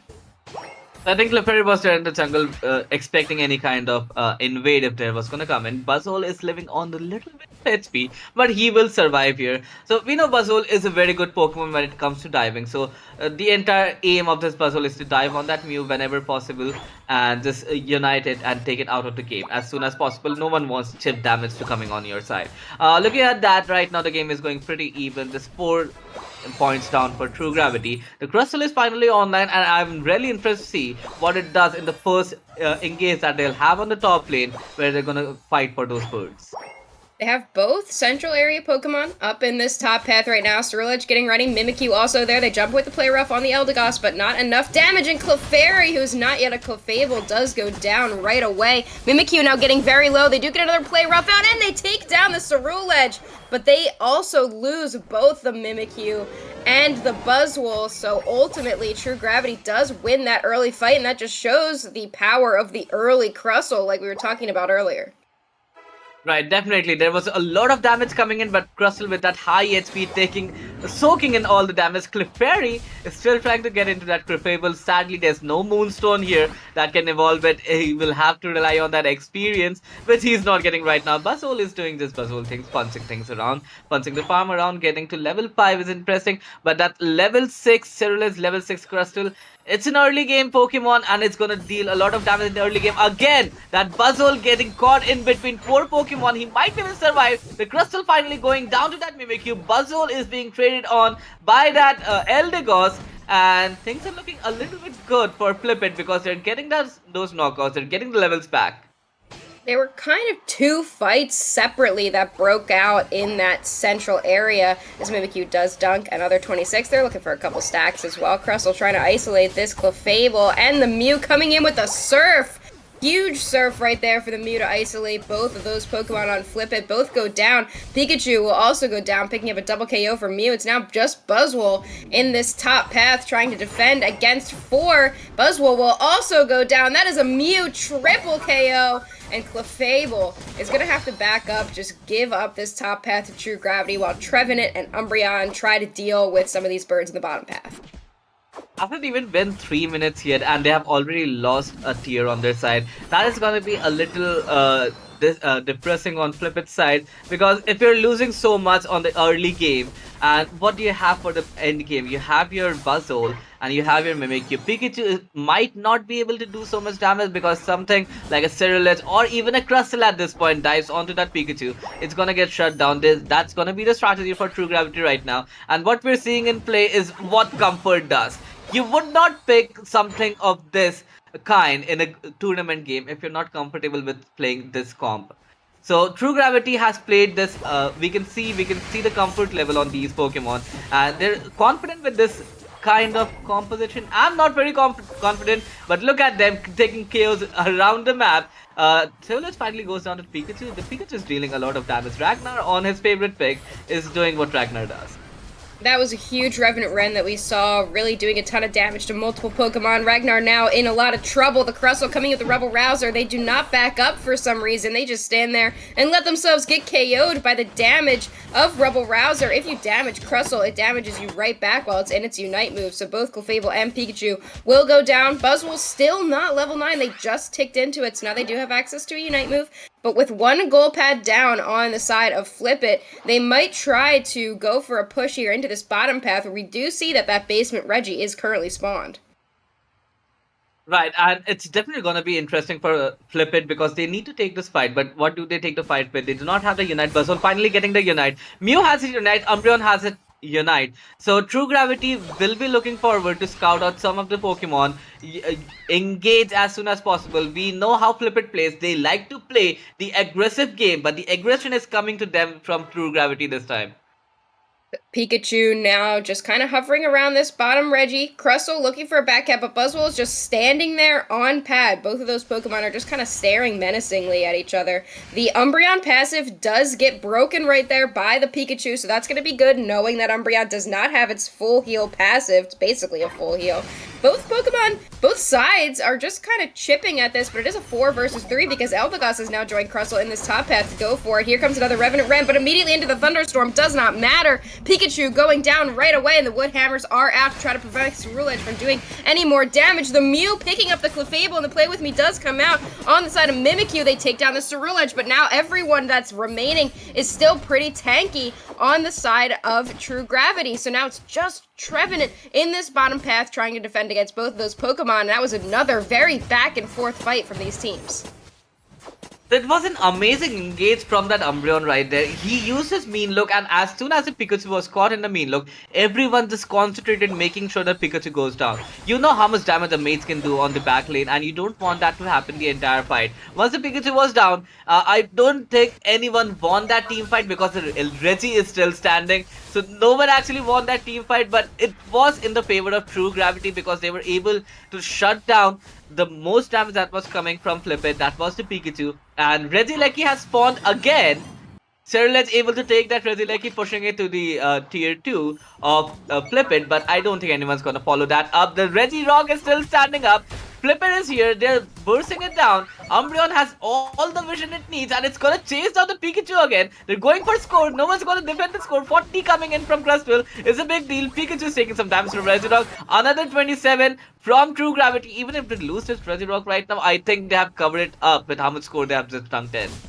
It's just not going down fast enough. There's not enough damage on top of it, and ends up being Cerulege to take it. So basically, Pikachu and Trevenant just kind of chip that down for True Gravity to take over. And the Buzzwole will get 40 in the top path, but there is a huge fight now breaking out in the bottom path. Last chance to use some of these Unite moves now. 2:58 on the clock. We see the Mystical Mirage from Mew come out. Trevenant getting very, very low, trying their best to defend the mages from getting KO'd, but they are already down. And now it's just Clefable having to run away. No push was able to be made. True Gravity still in the lead, 236 to 108. And this Buzzwole has just been living in the top path. They have not joined a single team fight, and they're just barely level 12. If they want to be effective in this final fight, they have to reach that level 13 Ravage.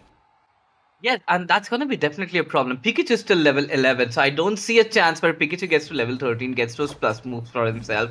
Mew is level 13, Cyrillus is level 13, Crustle finally getting his level 13. So everyone that matters on the True Gravity side for the dealing damage is on level 13 right now. Pikachu finally hitting that level 12. 7 seconds till Rayquaza ascends. And True Gravity is looking in control of this match. Mimikyu jumping in right there, but they do have to run away. The Eldegoss did a great job positioning themselves within every member of their team to make sure the Mimikyu couldn't do any further damage. Now Clefable just healing everybody up in the bush. We thought the engage was going to happen there with the Mimikyu, but they have to reset right here. So both teams are just going to kind of wait. But if it's going to be one team to have to force the fight, it's going to have to be Flip It, because they are behind by more than 100 points, and they know that they are behind right now. Right, and True Gravity is doing exactly what they need to do. They're delaying this fight for as long as possible. They know they have something like Crustle and Umbreon to tank the damage if the Unite does come out from the side of Flip It. They want Flip It to actually go ahead from their comfort zones, come to their side, because if anyone just loses his position for a second, and look at this Umbreon, he lost his position for a second, the entire Flip It is gonna flip on that Umbreon, but he doesn't go down with so much HP. The Unites are coming in. Cyrillus finally taking out 2 Pokemon on the side of Flip It, and look at this True Gravity squad rolling in with no casualties on their side, getting a team wipe on Flip It. The game is done and dusted right now, Husky. This is going to be a done deal. Like you said, the Mew coming in with the final secure. It looks like it was their boosted attack to get the damage needed to take down the Rayquaza, and this is going to be it for Flip It in game number 1. They're really going to have to come up with a different type of strategy to approach that game number 2, because in my opinion, the Umbreon was not caught out of position in that fight at all. In fact, it was more of a bait to encourage Flip It to start using their Unite moves, and then the rest of True Gravity could converge onto them. Umbreon's just way too tanky to go down, especially with the level disparity that we had going into that final fight. Right, and what happened once they used their Unite moves on Umbreon, he was able to unite himself, taking the shields away. And the interesting part was Trevenant and Clefable, both the supporters on the side of Flip It, did not get to use their Unite moves, which I think is a big deal in that fight, because in the final fight, if you're seeing one team with no casualties whatsoever, there's something that went wrong. Oh yeah, 100%. You have to be able to get your Unite moves out, especially on something like Trevenant, because the Unite move is so powerful, and it can make Pikachu and Mimikyu, your main damage dealers, just be doing a ton more damage to the enemy if you hit enough Pokemon with the Phantom Forest Unite move. We do see the Pikachu doing a ton of damage there, though. They did 67,000 damage, so Ragnar did get to play his signature Pokemon, but unfortunately, in that final fight, there just wasn't enough levels. I really think that's what it was, Ravage. They're just not at the same level in that fight, and even just a 1 level difference from level 13 to level 12 is a huge deal.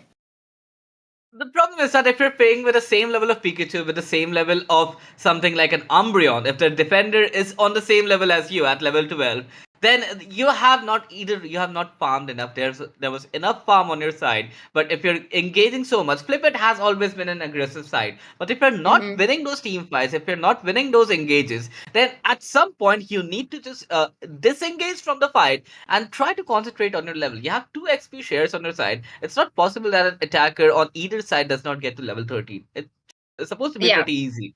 Yeah, you have to be able to, even if you just have one of your EXP share Pokemon literally following you around as you're getting your farm. And I think that a lot of it was because True Gravity did a great job of keeping everyone on Flip It just constantly engaged in a fight, and they weren't even able to get any KOs, so they weren't able to get experience, they weren't even able to gain any passive experience because of the level locks that they were undergoing throughout the match, and I really just think that that was a great playing by True Gravity on the macro front. And then they were so far ahead in levels that even though the Umbreon was caught out in that last fight, it didn't even matter. Right, that somehow True Gravity just rolled away with this game. I don't think Flip It will let it happen again with the second game on board. Ragnar will not get its Pikachu, so that's kind of sad. But we can see again the all-rounders getting banned. Pretty common deal for you guys, right? Yeah, is there a player that's particularly a good Lucario player on Flip It? Because True Gravity seems to not want to see that Pokemon. There actually is. If you remember Shrey is not Shrey actually, but Nightmare can play a really good Lucario. The problem is Mm-hmm. that Lucario is such a comfortable Pokemon for a lot of these players that no one wants to have their comfort picks online. But Nightmare does get that Ceruledge on board, which is a good pick for them. Urshifu, again, this is something that I don't understand. If you're not picking something like Ceruledge, you're taking an Urshifu which has been in game for a long time. Are you giving your opponent enough chance to pick the counters for it? Yeah, I don't know. I don't think that Flip It would have taken the Urshifu, so I think that pick could have waited until later in the draft and you could have gone with your tank and support pick just to keep the Hoopa away from Flip It. But they did end up going with the Blissey instead, so it worked out for True Gravity. They still got the really strong core front line, and Flip It this time is going to be the one to get the Umbreon, and we are going to be seeing a Sylveon come out. I imagine we will see the Hyper Voice build to just kind of shred through special defenses, but that means they're going to need some kind of special attacker on their side if they want to put the full extent of the Hyper Voice, which, I mean, Flip It, we could see a Cramorant come out, we could see another Mage, something like that could be pretty interesting, or, a Mystical Fire on the Sylveon could be good, but True Gravity will pick up that Charizard and the Inteleon to round out their composition. Understand this. If Charizard is open for so long, how is nobody picking it early? I You know. already have something like Cyril is on your side. You should pick Charizard as well. You're already going with two all rounders. Why not Charizard? Why wait for so long to get Yeah. Charizard on board? Inteleon, I'm not very sure about Inteleon. It's a very good secure Pokemon. It's good Mm-hmm. early game secure, but once Ragnar gets going with that Sylveon Hyper Voice, it's going to deal a lot of damage to that Inteleon on the bottom lane because Inteleon does take a lot of time to come online. Yeah, that is another one like we were talking about earlier. And I think that it's kind of all these Pokemon on True Gravity, the main damage dealers all come on a little bit later, whereas the early game definitely favors Flip It. So if they can get ahead early, it might be difficult for True Gravity to come back with this composition. But still, it is a really, really strong team fight composition. It really just is up to this front line to prevent the Inteleon from being dove by something like the Serena or the Ceruledge. I'll be honest, if Flippet wants to win this match, they need to snowball the game. If you don't snowball the game in the late game with Urshifu, with Charizard, with that Trevenant, with the Hoopa Unite, which also gets a lot more tanky, and with that Inteleon dealing a lot more damage from the back end, you might not be able to win the last team fight with this comp. You need to pick your individual fights here, and you need to win those individual fights. Snowball the game early and you might have a chance. The last fight definitely favors True Gravity here. Yeah, we do see this Ceruledge walking up into this top path, and we have the Chansey, as expected, just kind of watching that central area for potential invade. Here comes that Charmander looking for a secure. Not sure if they did end up getting up, but the Umbreon was just kind of able to pick up as much farm as possible, but they did let the Phantom stack a little bit. So now we do have a Sylveon online. We will see what they go with here. It is the Hyper Voice, just shredding through the special defenses of those two Pokemon in the bottom path. Do see the Sylveon, but I don't see who's gonna follow up with those special defense drops. So last time we see when Soul was playing something like a Sylveon, they had a Chandelure to cover it up, to back it up. Once that special defense is down, you need some more damage, some more DPS to actually take advantage of that special defense drop. You do not expect your Blissey to take the damage on them, right? Yeah, exactly. We have a water bear, so we have the surging strikes build. Going to be some heavier dive into this backline. They're going to jump in onto 4 members. Look at the damage coming out onto every member of Flip It that's in that top path. Even though it was 4 versus 3, True Gravity still gets most of the birds in that exchange. That's what happens when you give a good player a good Pokemon. On that Urshifu Water Bear, he's actually pretty good. Look at him diving. He's dealing a lot of damage. Charmander with that cover up there takes on the Blissey. They will be able to probably take that top pad down. I'm not sure if they have enough scores. They do have enough scores. And if they do take it down, it's going to be very early for just 2 minutes. And they're leaving something to stack for Charizard. And with just 22 left, if they're able to push the Regieleki into this, they can actually go for a 38 overdown. Look at True Gravity pushing their advantage, making sure that they're harassing in the enemy central area. We see the Hoopa just kind of running around, being annoying as Hoopa should, hoping to get back through that hyperspace hole, and they do. They were just kind of wasting time right there, if anything. And right now, we still have a chancey on the side of Flip It. So even though I was talking earlier about the early game composition of Flip It, True Gravity is already into their late game power spikes at 7 minutes and 30 seconds. Everyone is fully evolved and ready to go. So here I was saying, if True Gravity really wants a good chance of winning this match, they need to take over the early game. It's going to be a little bit different for Flip It. True Gravity has taken the early game in their side. Flip It is lacking behind. I don't know what's going on, because look at True Gravity's side. Everything is on level 8, one more level, and they might be able to get their unites before the first objective, which is going to be a little difficult for Flip It to deal with. Level 7 on their attackers is not going to cut it. Charizard finally has its unite. They will probably have to forfeit that Regieleki. There will be no resistance for the side of True Gravity to take that. They're finally coming in, but with that Charizard Unite, are you gonna really engage in that fight? Yeah, here comes the Charizard Unite. The Regieleki also goes down, goes back home in that Unite situation, which is interesting. Gets the heal back, but I don't think True Gravity is gonna go back from this place. They have the Inteleon Unite as well. They're not actually starting the bottom Regieleki. Despite it's gonna go in True Gravity's way, Regieleki dealing more damage than the Pokemon on Flipper's side.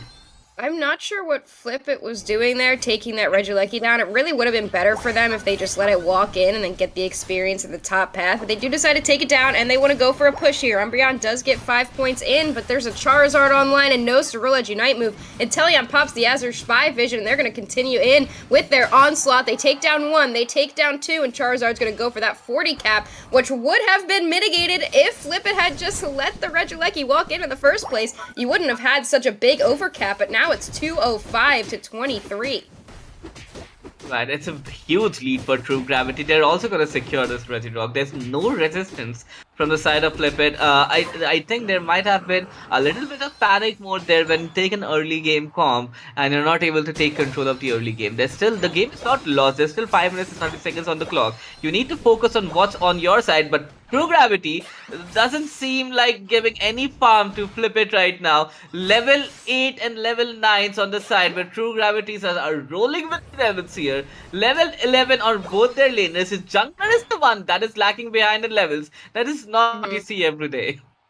Yeah, you want to take advantage of your lead if you do have it, but you don't want to throw. Look at this Hoopa getting into a dangerous position, but they do get out, and that's the power of the Hoopa just being as annoying as possible for as long as possible. They do have a Unite move, so the next big fight is going to involve a Hoopa Unbound, so it's going to be interesting to see that, but right now, Flip It just needs to focus on their farms, but instead, they're going to go for a top lane push when the Hoopa Unbound is active. I do not know how this is going to work out, Ravage. And look at the True Gravity right now. There's Dunk 40 and they're gonna come back with that Hoopa Unite. Charizard getting 2 more KOs there. Make it 3. Urshifu is here. They're gonna take down that Serena. Inteleon getting his share of the picks here as well. Actually, Serena goes down to the Hoopa Unbound, which is interesting. With everyone gone down, they're coming back to engage again. There is sometimes that you know you cannot win this fight. You need to disengage. Cyril is just throwing his life away right there. You cannot take the fight again and again. Look at the farm on the side of Flip It. If this just keep farming right now, everyone could have reached level 12. You want to continue to push your advantage, contest all the farm possible. The Trevenant right now just distracting this Serena. Even if the Trevenant goes down, they're only level 10, and that's not as big of a deal. Meanwhile, we have a level 13 Charizard on the map right now. So it's going to be important that they continue to push the advantage, but you don't want to throw away the amount of experience that a level 13 Charizard will provide. So instead, Flip It has delegated the Sylveon to try to farm up a little bit. They were able to defend the Regieleki. I like the idea of True Gravity not to push that. You do want to make sure that you're continuing to push your advantage and contest farm, but you do not want to throw. Again, there was no resistance at that beginning for the Regice, and finally the entire squad coming in. Hoopa goes down, which is a big deal. If your support is down, you're not gonna get any more portals right now. Charizard again running away with those KOs. Ceruledge with a clutch knockout on that Charizard. Will he be able to survive? He might be actually. He's doing a lot of damage to True Gravity right now. He might be the MVP on this game for Flip It. But look at, he might be able to survive even. Yes, he falls back, gets the knockout on the Charizard, gets the levels that he needs. 50 more seconds. They need to farm up more levels. The objective is still standing, but I don't think that's gonna matter that much. It's just in Reggie Ice. You can actually ignore that. Blissey needs to get out here. He does not need to give his life away, but it does go down. But 30 seconds left for the Rayquaza, and teams are not looking good right now. Blissey loses its focus band as well, and now here's where True Gravity it might be about to throw. Look at this Trevenant getting caught out, but luckily they are able to leave. I really thought the Trevenant might have gone down there. Thank goodness they did not. We have 19 seconds left until Rayquaza, and True Gravity is in the prime position to be able to take this one. We only have one level 13. If Serena can get the level 13, that's going to be really big. Sylveon at level 12 already has its upgraded move, so that's not that bad for them. We are going to get into our final fight. We'll have to see where the INGAGE will come from. I thought might have gotten caught there. He was in the bushes there, and Ceruledge and someone else was also waiting there on that very bush with all 5 bases standing for True Gravity. 322 to 71. With this kind of lead, you actually don't even need to start the Rayquaza fight. You just need to stall it for long enough for Flip It to just get into a panic situation and just throw the game away. But right now, Flip It needs to play it a little cool. They need a knockout, and look at that Umbreon. He's already getting engaged in some of the fights, getting the chip damage. Ceruledge just barely surviving that snipe shot from Inteleon, and another one connects. The amount of damage Z-Shawl is doing on that Inteleon is massive. There might be a bit of an engage starting here. Both teams are just still kind of dancing around each other, doing some poking. The Inteleon with the poke is just absolutely insane. Look at this level 14 Charizard. If he can pick up that Ceruledge, that's going to be huge. And Ceruledge has now moved it to the back line, but the Serena takes the Charizard out of their Unite move. We have every Unite move coming out. Bliss Assistant saves themselves against the Urshifu Unite move. They have hits into the back line. They do pick up that Sylveon, and they are continuing. True Gravity did lose their Charizard, so that could be big for Flip It to come back, but there are 4 members down, and Ceruledge looking for a back cap. If they can get it, that's going to be huge for them, but they go down immediately to the Hoopa with a double KO for them, and True Gravity does not even need to touch this Rayquaza. They are ahead by so much that with 0 Unite moves on Flip It, it's going to be really difficult for them to come back into this game, and they have an Inteleon for secure as well. So a huge fight for True Gravity, and they're just going to walk into the base and try to harass this Umbreon a little bit. They can just kind of mess around. 10 seconds, and True Gravity is going to take this series 2-0. That was an amazing play in the Rayquaza fight for True Gravity. We were discussing this from the beginning. With the comp that they have, the end fight is definitely going to favor them with the bulkiness, with the firepower that they possess in this match. And True Gravity just waited long enough for Flip It to start that engage. Once it started, once the Unites were online, Flip It just did not have the composition to take down True Gravity's massive firepower. Once everyone went down, they realized there was no need to take the Rayquaza with all 5 bases standing. I think this is the first time I've seen in a match where they secure all 5 of their bases. True Gravity just showing the dominance here of an invited team, playing like they deserve to be here, and just rolling through Flip It. No matter how good you have been the entire tournament, it's time to go home. True Gravity moving forward. Congratulations. Really big for them, and a really solid 2 games. You know, we've seen a lot of really close games, but I do have to say that this second game was not close. Flip It had a bit of a chance there when they took down that Charizard, but the frontline core of True Gravity was able to shine, and they had the Hoopa, even getting a double KO for themselves. When the support can pick up a double KO in that final fight, you know that the team is really, really good. We see 75,000 damage on the Charizard as well. And like we said earlier, how is the Charizard able to get through and be picked that late when we saw 4 all-rounders banned? Well, I have no clue. Anything that you have in mind right now, Kyle? That was my exact thought. Charizard is just in a spot where it's so powerful. The Unite move offers so much utility in those big team engages.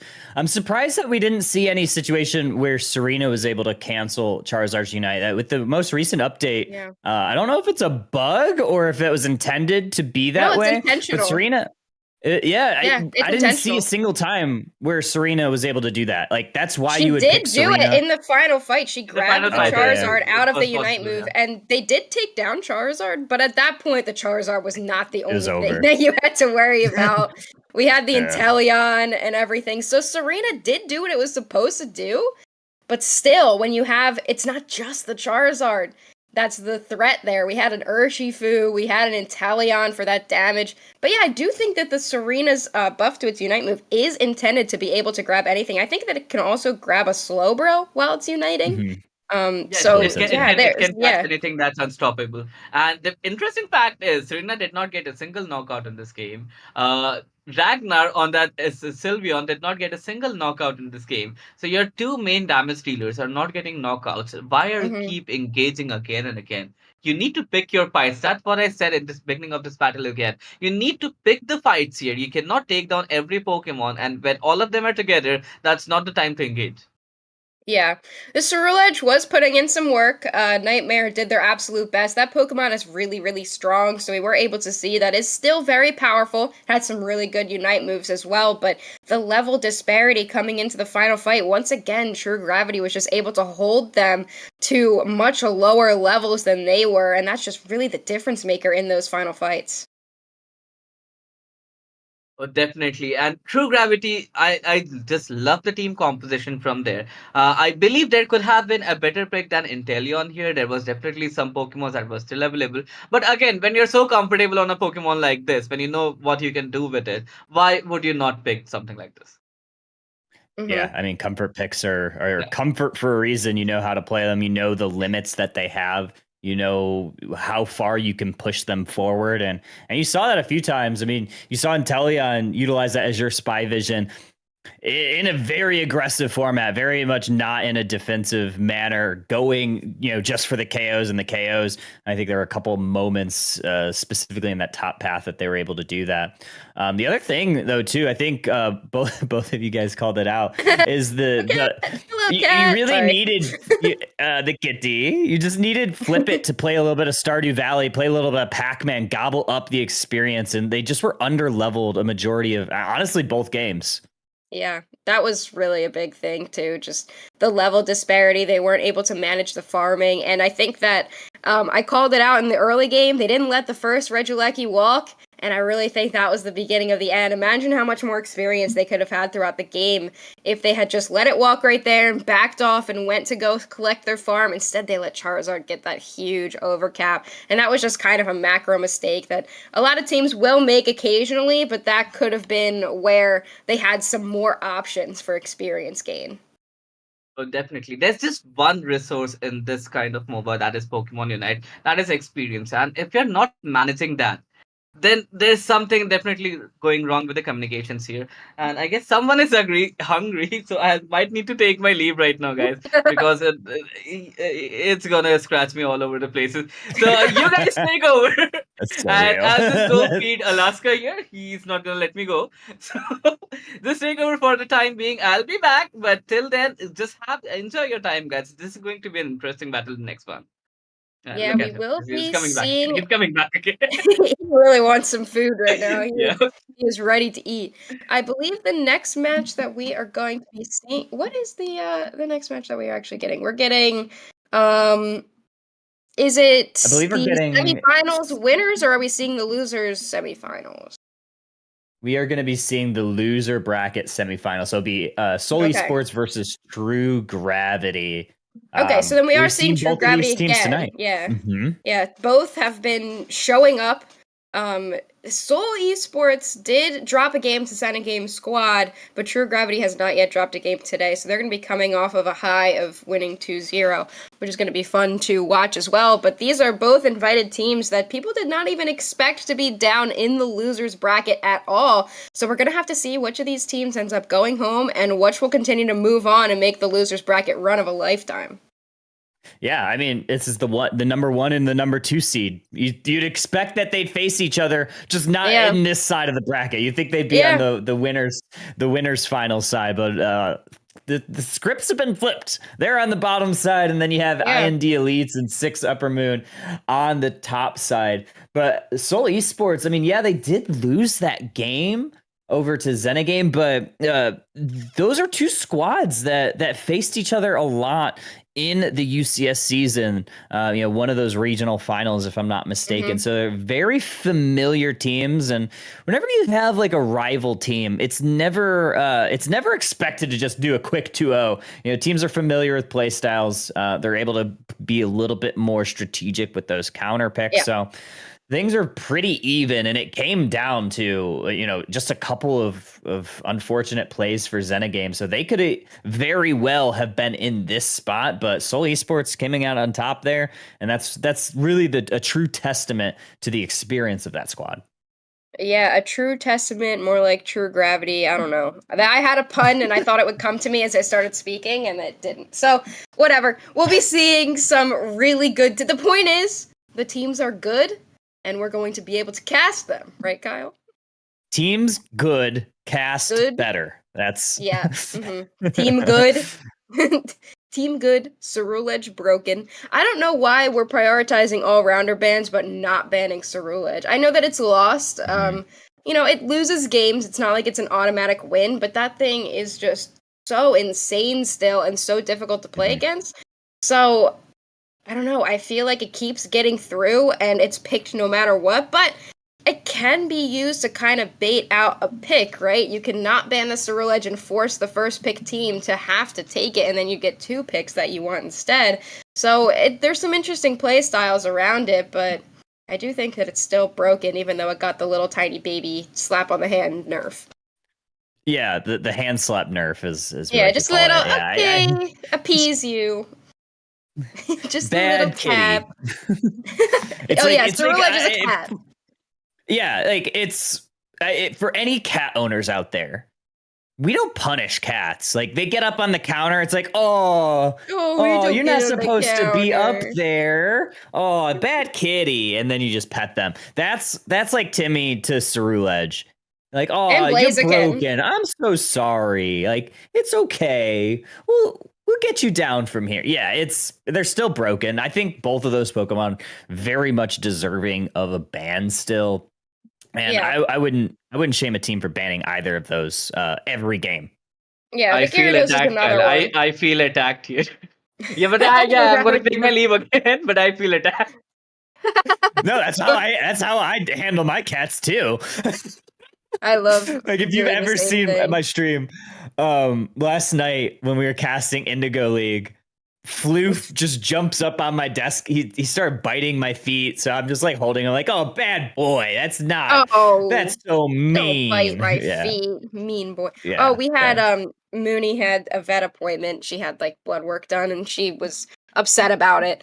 So she came home, and Karma, I guess, was smelling like how stressed she was. So he thought there was something wrong. He was so mean to her all day. Yeah. He kept hissing at her, and I was just like, oh, Mister, no, don't do that, Mister. Don't be mean. So like, again, the point of telling the story is that Timmy loves their Cerulege. So they don't want to nerf it just yet. But it is a new Gen 9 Pokemon, and they kind of want to see the Armarouge Cerulege in the same game type of thing right now. Armarouge cannot be played in this tournament, unfortunately, but it is really strong, I think, so we will probably be seeing some compositions with those 2 as the damage dealers. Oh, completely agree. I don't know if you've gotten a chance to play a lot of Armarouge. I have not bought it yet, but I've seen it in games, and the amount of damage that thing outputs is pretty insane at times. It could really control a game. I think a lot of people are kind of saying that it's kind of on the weaker side, or like at least more on the balance side, but I don't know. Yeah, I think the jury is still out on that one, because I think it's still very strong, and we'll see in 2 weeks when it comes out of moratorium.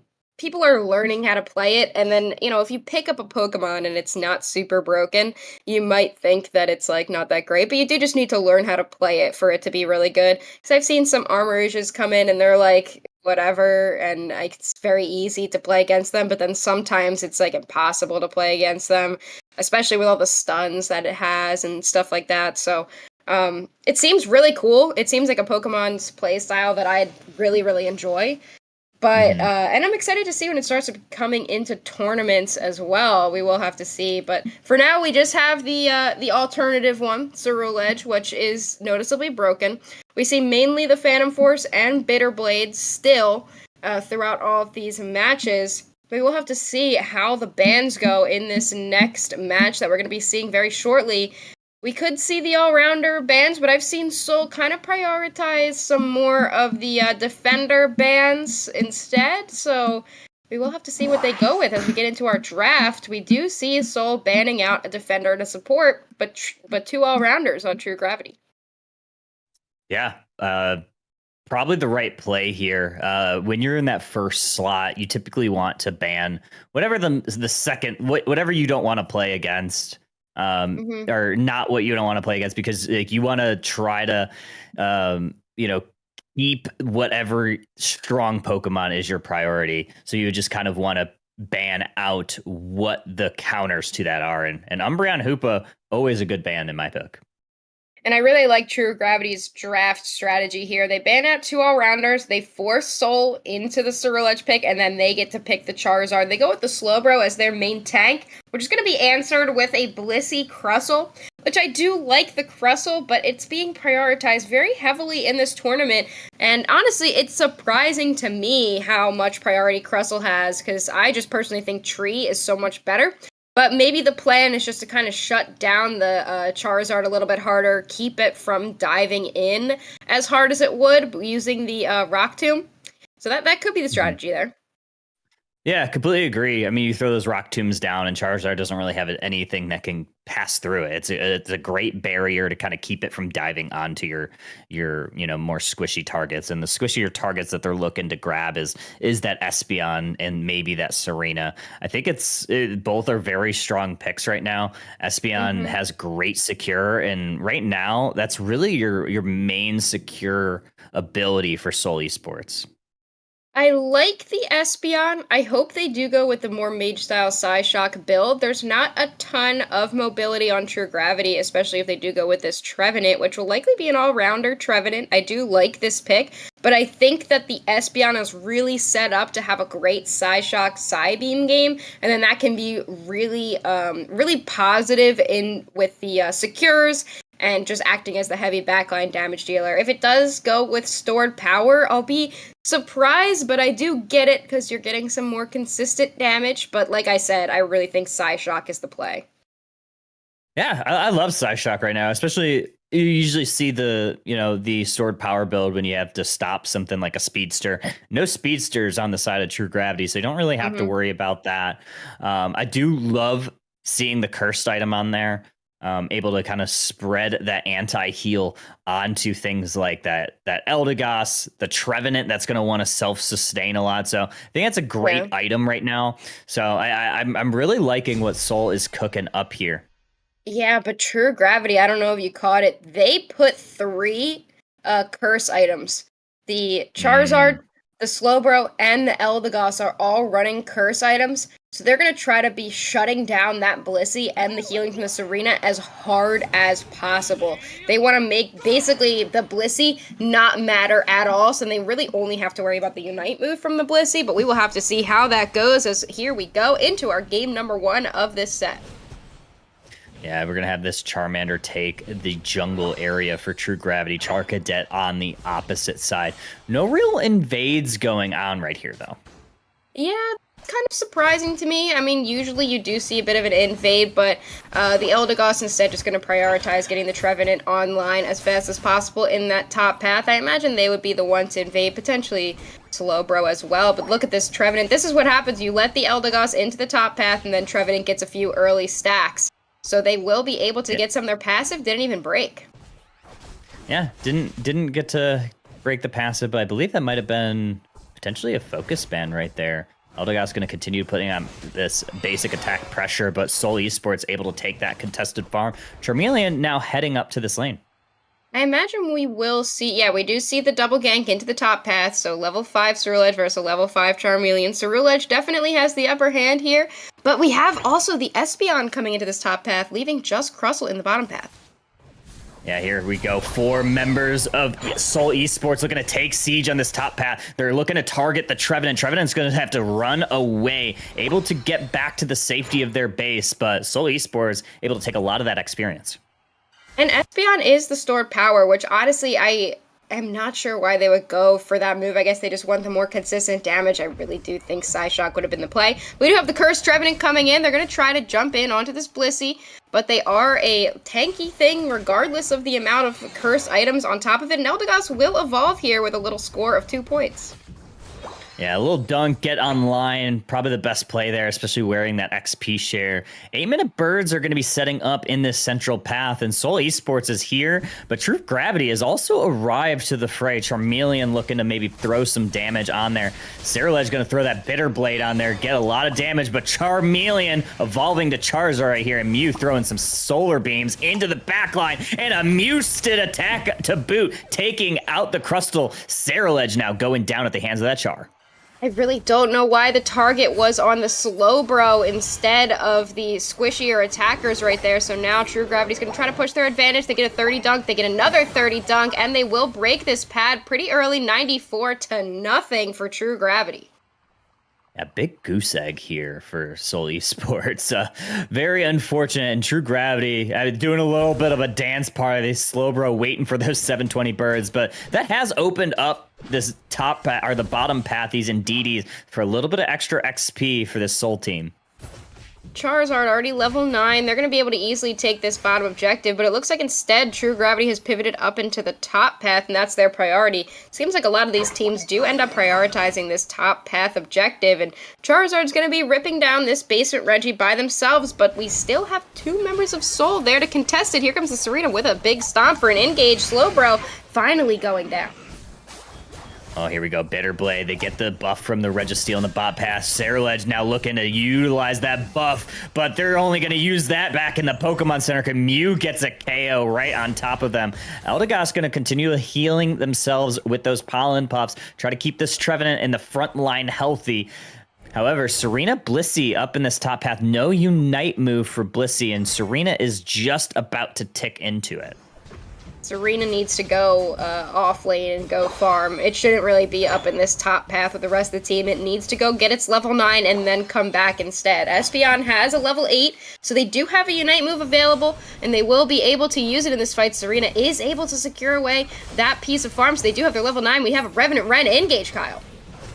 Yeah, big Revenant Ren right into the Charizard. However, they stay alive thanks to the Pollen Puffs from that Eldegoss. Mythical Mirage popped out from this Mew, and that's going to allow True Gravity to push on forward. 2 members get KO'd for Soul, and the Serena's going to have to turn tail, head back to the base, maybe grab a berry or 2. That allows Charizard to maybe start peeling towards this Regieleki, and yeah, that's exactly what True Gravity wants. They want to get this, and they want to push that in, but Serena's going to try to stomp on over, but it is secured for the side of True Gravity. Nice play by that Mew Solar Beam.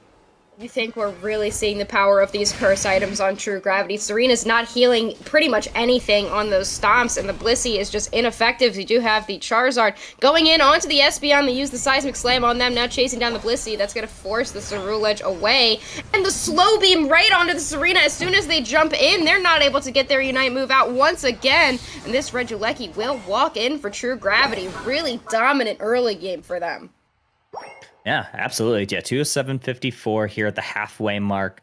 And you do have a basement Reggie that's spawning. Seoul Esports has kind of started to migrate down here. And True Gravity looking to just push their advantage onto this path. Trevenant getting a stack in. Eldegoss waiting in the wings, looking to maybe do some damage onto the Serena. Yep, here we go. Big team fight. Serena is going to use that Queenly Ascendant. Going to try to pick it up, throw it down, but they're just going to have to throw back to the base. But unfortunately for them, they go down. The cavalry has returned for Seoul Esports, and it is the Cerulege that's looking to get a KO. They grab the Eldegoss. Now they're looking for the Mew in that backline. Mew looks like they might have popped their Mythical Mirage. They did, and that's going to allow them to, stay alive for this next team engage. The Mew was able to get out. Very slippery Pokemon, especially with the get out of jail free card that is Mystical Mirage. But Cerulege was able to pick up a KO there, so they're maintaining the levels with True Gravity, even though Soul is pretty behind. They grab another stack there with 6 points, but they're in some trouble. Eldegoss using that Cotton Spore to stun them, but they will be able to escape with the help of their X speed. Really good playing from the Cerule Edge, but True Gravity is just so tanky and so far ahead right now. Yeah, absolutely. Double KO down here for Charizard. They're scaling incredible right now. Look at that, level 13 already for that Char. And not only that, but I mean, you have that level experience and you even have a massive point lead. It's going to be hard for Soul to really come back here. They're going to have to continuously farm up their side of the map. Now, Slowbro looking for the engage. I don't that Unite move, but they do end up getting it. A lot of damage does come down on top of the Crustle, so I guess they assumed that they did have a Unite move available, and they wanted to shut that down as quick as possible, but I do not know about this push from True Gravity. It seems to be working out decently for them, though. They do take down the Blissey, and Crustle is going to be forced down into this bottom path, but True Gravity is going to have to back up. Serena now trying to put some damage onto this Trevenant, but there's just too much damage and not enough healing. They do have to use their Unite move, and the Revenant Ren does come out. Slowbro almost going down, but it's not enough damage, Kyle. Yeah, not enough damage, at least for the time being. Cerulege falls, Slowbro falls for the side of True Gravity. Mew's throwing these solar beams from the back line, able to provide a ton of value because now that allows True Gravity to hold this goal zone and maybe even start this Ray fight a little bit earlier because I think some of the members of Soul are going to be down once this starts. 2:25 left in this match, 20 seconds until Rayquaza, and True Gravity, they have a mountainous score lead right now that Soul Esports is going to have to climb if they want to get back into this set. They're already positioning in the Ray Pit, and Soul is going to try to have to farm up their Unite moves before they get back. They do have a level 13 now in Cerulege, but look at Serena. She's nowhere near the pit and does not have a Unite move available.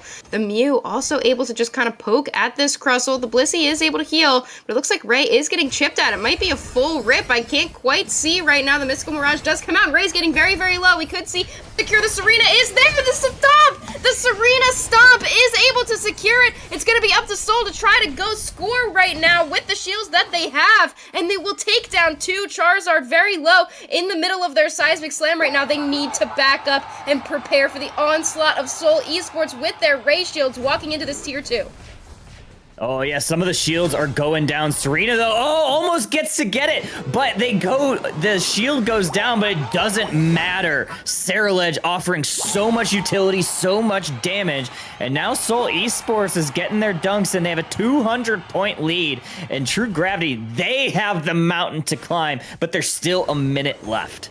True Gravity was unbelievably ahead the entire game, and then they went for the Ray flip. I can't explain why they would go for the Ray flip in the position that they were in, and the Stomp from All Might, the Serena that he's so prominent on this Pokemon, was able to time it perfectly and get that secure, but there's still time for True Gravity to push. There's not that much of a score lead for Soul right now, and Blissey is still on the other side. They're gonna get 40 in. The Espeon is there with the Psychic Solaire. 16, another 16 go in. They're not too far behind if they can take down members of Soul Esports right now, Kyle. Yeah, we're looking at this Crustle to try to defend. It's a tall task to do. Eldegoss is continuously keeping the team healthy. Blissey has arrived and jumps down, knocks out the Eldegoss. Have an egg. That one's soft-boiled. They're looking to scramble True Gravity, and the Charizard gets the KO there. There's going to be enough time. I don't believe so. True Gravity, they're going to be going down here. They get a 28-point dunk to close this one out, but they're still going to be a little bit short in this match, and Soul Esports going to be taking game number 1 here. They were just able to convert on the flip from True Gravity, and even though True Gravity was in the lead the entire time, as soon as the Ray Shields get on top of Soul Esports, even though you expect True Gravity to be able to win a team fight, the Rayquaza shield gives so much extra attack to the team that has it, and they were just able to start picking members of True Gravity off, and they didn't even have a chance. Look at these stat lines. The Charizard was absolutely dominating in this game, but they threw it all away in that final fight by going for that rip. The hero play from All Might on the Serena, and that's why she is the queen of Thea Sky Ruins. Yeah, I'm still unsure why you flip it in that situation. You have they're the not even Ray, flip it. Flip it's out of the they're tournament. not flip it.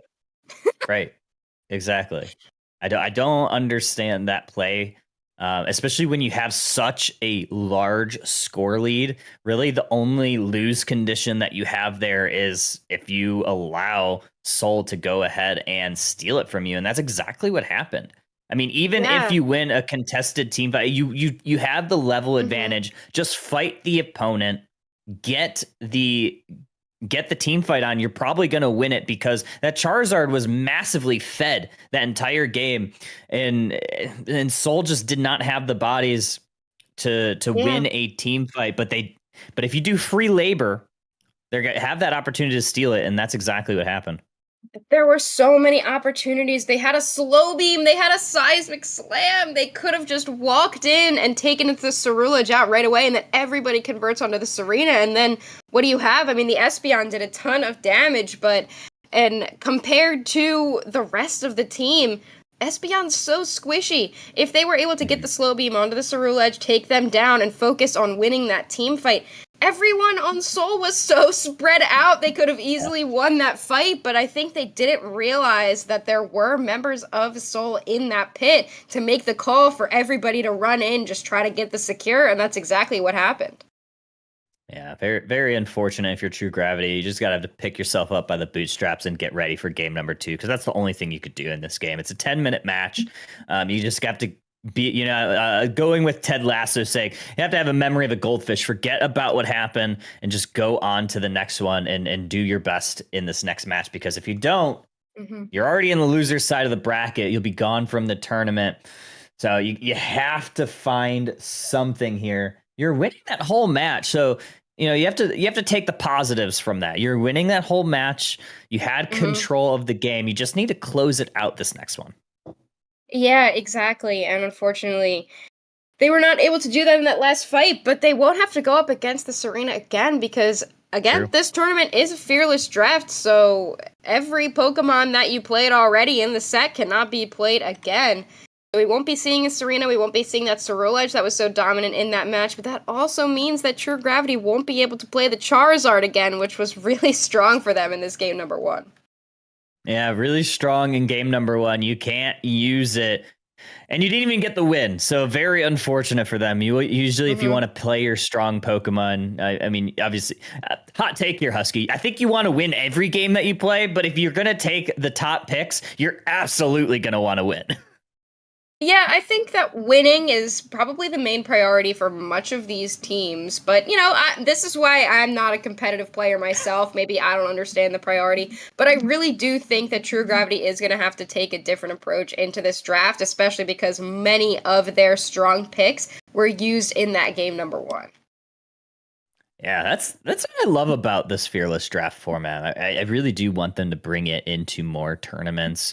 Maybe eventually, maybe as the Pokemon pool gets a bit larger, you'll start to see more tournaments adapting it, and maybe just maybe eventually we'll get some sort of mode within the tournament feature of Pokemon Unite that can kind of police it. Because I think one of the big challenges, especially for tournament organizers, is making sure that the picks are accurate, because there's no way of really like systemically banning Pokemon from being picked in next game. So hopefully we'll see something like that. But bans are out. 2 all-rounders by True Gravity, and it looks like a little bit of a repeat. And Umbreon and Hoopa getting banned for Soul. Yeah, and the Charizard gets banned on True Gravity's side, so that means Soul isn't going to be able to pick it, and they can't pick the Cerulege either, but it does mean the Blaziken is on the board. I imagine that's what they're going to go with. Yes, they do. So the Blaziken will be the lead damage dealer all-rounder in that top path. It does mean True Gravity can pick up the Cerulege, but knowing that Soul isn't going to be picking it because of Fearless Draft, they could prioritize other picks in these first slots.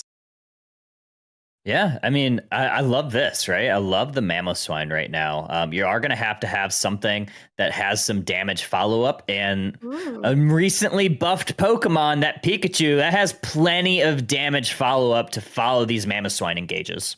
Yes, the little rat themselves is taken. I like the pick. It could be Mage style or the Volt Tackle style. We will have to see. Soul going to lock in the Clefable.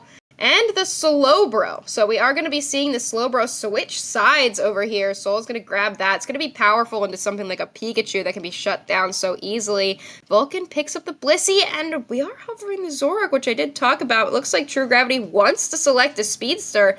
They're just not sure which one is going to be the most beneficial. Instead, they will switch it over and grab the Buzzwole, which is a really good contesting Pokemon to this Blaziken in the early game. I don't love this draft from True Gravity. Picking a Buzzwole into Clefable that's likely going to be using Gravity. I loved the counter pick to the Mamoswine with that Gravity, because Mamoswine's going to want to engage, and if you're able to throw that Gravity down before the Mamoswine engages, it stuns it right in its tracks. And the same with the Buzzwole. I mean, maybe their thought is, well, if Clef's going to have our Gravity down, we could play around it if we have 2 dive engages. So maybe that's the strategy there. You also have Blissey that can maybe safeguard and keep those stuns away. So there is some potential here, but we'll see how this plays out. We have the girlies selected on Soul, so the Delphox and the Meowscarada rounding out the team comp. These are the girls. And that's going to be really strong as well with the Clefable, with something like Gravity that can shut down this Leafeon and the Buzzwole. And even the Mamoswine can't really run high horsepower into it, so we probably will see an Earthquake. Does Gravity stop Earthquake as well? I feel like it... Does it? Yeah, it does. So it does count as a dash. So they can shut down the Mamoswine as well. It's really only going to be the Pikachu that is their backline damage dealer. I don't even know what you pick here as your last pick to round out True Gravity's team composition. It's just, I really like the Soul comp here. It seems really strong into this composition, but the Mamoswine offering a lot of CC, so that could be enough. But we will see in this game number 2. So far, I'm liking Soul's draft better, but True Gravity could show up. They have the X-Attack Leafeon, so that could just shut down a lot of these squishier Pokemon in the early game. Yeah, I like the Leafeon pick. You could have also done something like a Mimikyu to shut down that Speedster and that Meowscarada, but either way, game number 2, Soul Esports on your left, True Gravity on your right, and it's this Leafeon taken to the central area for True Gravity. Yeah, they will go for that level 4 as quick as possible and then likely go for a level 4 gank. That means they could give over the rest of the jungle to somebody else on True Gravity if they want to. Clefable's going to run right in for an early stack. They want those special attack specs stacked as quickly as possible. Look at this Buzzwole. They're going to jump in on this Torchic. And Clefable getting caught out a little bit. They have a full heal, Kyle, so they are able to use that to get out of that situation. But a couple stacks now going in for True Gravity. Yeah, I mean, you definitely want your stacks as a Buzzwole. Look at the extra damage that's providing. Those the superpowers are going to hit hard. The smackdowns are going to hit even harder. They are able to back up a little bit. Chansey getting some of their health back right before these 850 birds. The Leafeon, I don't know what move set they have. They could have gone with either. I would like the Razor Leaf, but the Solar Blade would offer some more secure. As we're getting ready for these 850 birds, the Meowscarada as a little Floragato does not have the greatest gank potential against a Leafeon. We will see. Yeah, here we go. A lot of that farm does go over to the side of True Gravity. Looking to grab the Torchic out. Buzzwole getting it. Now the Beast Boost is going. They got a nice little boost from their attack and their speed. Able to get a nice 19-point dunk in as well. And now Leafeon getting a stack in there. And 40 points going in on that top path for True Gravity. Pretty good early start for them. Look at the Buzzwole already taking into level 6 with that secure. Clefable is level 4, but they're not really going to be able to contest against a Buzzwole, not without their Gravity just yet. Blissey is now walking into the enemy central area while Mamoswine is playing on less than a quarter HP, but you can just kind of play a Swine up like that. It is very tanky and has a ton of stun potential as well. Getting ready for our 8-minute birds to spawn in the mid. The members of Soul are gathering there, so it doesn't look like it will be contested by True Gravity. Yeah, True Gravity wants to take this bottom path, and they're able to get a nice 8-point dunk in from Leafeon. They get another stack in. Piloswine able to get 14 points in there as well. And Soul Esports, I think they hemorrhaged a little bit of their XP out to True Gravity a little bit early, and True Gravity didn't really feel like they needed to contest those 8-minute birds. Yeah, they may as well just continue pressuring on the score side. Only 2 points have gone in for Soul, and it was that very first stack from the Clefairy. So True Gravity has taken a bit of an early score lead as the 720s are about to spawn. Instead, this team prioritizing the bottom objective, and we usually see them prioritizing the top. Ooh, yeah, Clefable gets caught there. They are going gravity, so they're going gravity against true gravity. Going fire spin is that Delphox chunking down the Leafeon. Slowbro picks up the KO there. Piloswine gets a stack of 2 in, and this Pikachu is backlining, trying to get some damage. That Thunderbolt Thunder combination for there. Top path, though, Seoul Esports looking to take this Regieleki, but Buzzwole is waiting in the wings for maybe for a steal. But however, when you have Blaziken, that overheat is such a great secure tool. Flower Trick as well, just really solid secure if you can time it correctly, because you have the opportunity to just tell it when the secure is supposed to happen as long as you have the Flower Trick on there. 30 points will go in the bottom path, 60 points actually go in that bottom path, and True Gravity is going to focus on defending this Regieleki instead. So I really think that all of a sudden the macro there was something up with that macro decision from True Gravity. They're giving up the score lead and they're making a really risky push into this top path.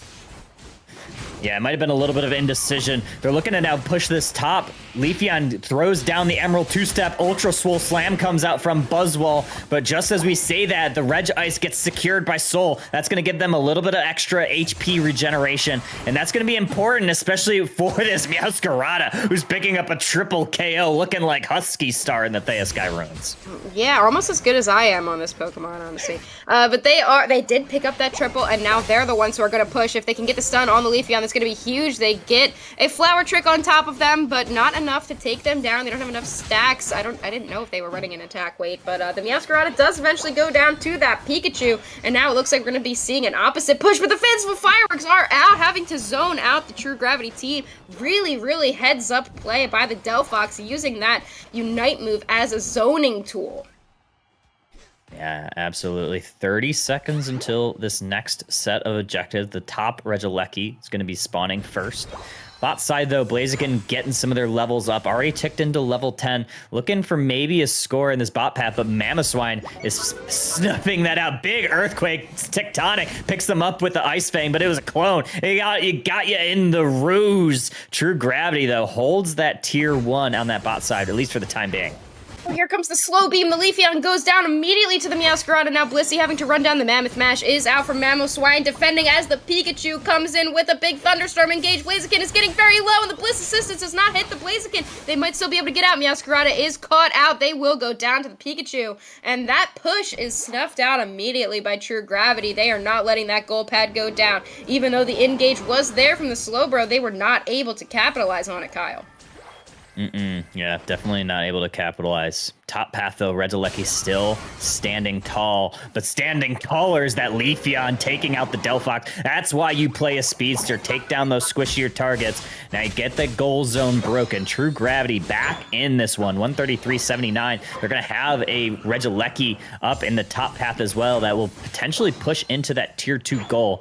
4 minutes left in this match, and we have a Regirock in the bot path. We do have the Regieleki getting secured, and Meowscarada seems to be ripping down this basement Reggie as well. The Fire Spins are coming out to try to push out members of True Gravity as they go for some scores here on Seoul Esports, or just zoning out for the Meowscarada to take that basement Reggie uncontested, and they do. The Thunderstorm does come out for Pikachu, but they're going to have to run away. The close combat from Clefable chips down on this Mamoswine. Their focus band is now popped. They will have to back up as well. And look at the Meowscarada with the floor first eject button. They will pick up that Pikachu, and it looks like Soul is going to finally take control of this bottom pad. Yeah, they're going to have to, because, I mean, if you look at the top path, that goal zone is gone. True Gravity got the value that they wanted, and Soul has not been able to counteract that by getting this tier 1 goal. So True Gravity got to be very happy with the way that engage ended up. However, they are looking to potentially push that tier 1 goal in that top side is Soul. They do have to turn back around because Pikachu was there defending. Buzzwole, though, able to get some of the farm in that central area. These teams just need to pull back and start farming up. Look at the Meowscarada level 12. Blaziken's only level 12 as well, heading into our final 2 minutes. They are just needing to farm. They need to stop pushing and just play for the final fight, because True Gravity has almost a 200-point lead coming in to this last fight with only 30 seconds left. And a level 13 Leafeon, True Gravity once again is heading into our final fight with a huge advantage. Yeah, massive even. little bit under 200 points of a deficit that Seoul is going to have to make up. Leafeon maybe looking for a home base score, try to get a little sneaker, or maybe even just a little bit of a flank on this backside. It's exactly what's going to go down. A little double team there from Meowscarada, going to push Buzzwole back to the brink. But True Gravity has control of this repit right now. Mamoswine looking to zone out that choke area. They're going to have to turn tail because the rest of Seoul Esports is looking to get it. But wow, Blaziken gets a 100-point dunk on that tier 1 goal, Husky. They will pay for it, though, going down immediately to the Leafeon, and this could be True Gravity's time to shine. We have the Gravity coming down on Seoul Esports. They stop any further advances, but Blaziken is currently down, so if True Gravity wants to push this fight, now would be the time to do so. Look at this! The Pikachu almost getting caught out right there, but they were able to substantiate that just a little bit. Slowbro now being chipped down, and the Leafeon was able to dive in onto the Delphox. They go down. They did pop the fanciful fireworks, but it's not enough. True Gravity has control over this entire pit, Kyle. They're going to need to, because now they have a score deficit. Another 100 points went in for Seoul, but a nice 80-point dunk to combat that from the Mamoswine in that bottom path. Rayquaza has not started to get chipped just yet. Slowbeam goes onto the Buzzwole. Thunderstorm is out from Pikachu. No KOs just yet, but now it's Blaziken and Meowscarada going down. And here comes the Mammoth Mash that takes out another. Slowbro goes down, and now it's Clefable. Now it's just the Delphox that's able to get secured on out for True Gravity. 5 members down. That's a team wipe. True Gravity doesn't need this Ray. They're going to elect to go in, score their points, and that should just about do it here in game number 2. True Gravity evening up the score. Looks like we are going to be going to a game number 3, Kyle. These are the 2 invited teams, the 1 and 2 seed. They're not here to disappoint us in this tournament, so we're going to see them once more for an all-or-nothing game. There is a bit of scuffle happening. Wow, that was great wording by myself. Bit of scuffle happening, but I really think that both of these teams showed up, and especially in that last fight, the big INGAGE there was just shut down by the Leafeon as they get another triple KO to round it out. And I think as well, the thunderstorm that came out from Pikachu was just insane. It did so much damage and allowed the rest of True Gravity to move in on everybody. And Buzzwole, a Pokemon that's not usually that great in the final team fight, was able to work off the back of the Pikachu. And they really were just able to dominate that fight. And look at this, 12 KOs and 4 assists for that Leafeon. Yeah, I love Leafeon here. It did a fantastic job of knowing the win conditions, right? I mean, you saw Seoul Esports, they were down by nearly 200. They got 200 on those tier 1 goals, and True Gravity really knew when to put the pedal on the metal. They had a little bit of an advantage in some of those team fights with those back caps, and they decided to go ahead and engage. The Thunderstorm, like you said, with the new buffs to Pikachu's Unite move, we're going to see a lot of teams utilize that, because that Unite move, it doesn't just target that one target after that first initial proc. It'll target multiple things within that thunderstorm, and those lightning bolts, they came raining down. Yeah, absolutely. And I think that the Pikachu Unite move, as opposed to some of the other Unite moves that are on True Gravity that are more of execute tools, I think the Pikachu Unite move is a great engage tool. You can work off the back of the Mamoswine's stuns and just go for it as an engage and try to chip down the damage so that you can use the execute Unite moves of Leafeon and of the Buzzwole as well. So really good playing by True Gravity in that last fight to capitalize on that.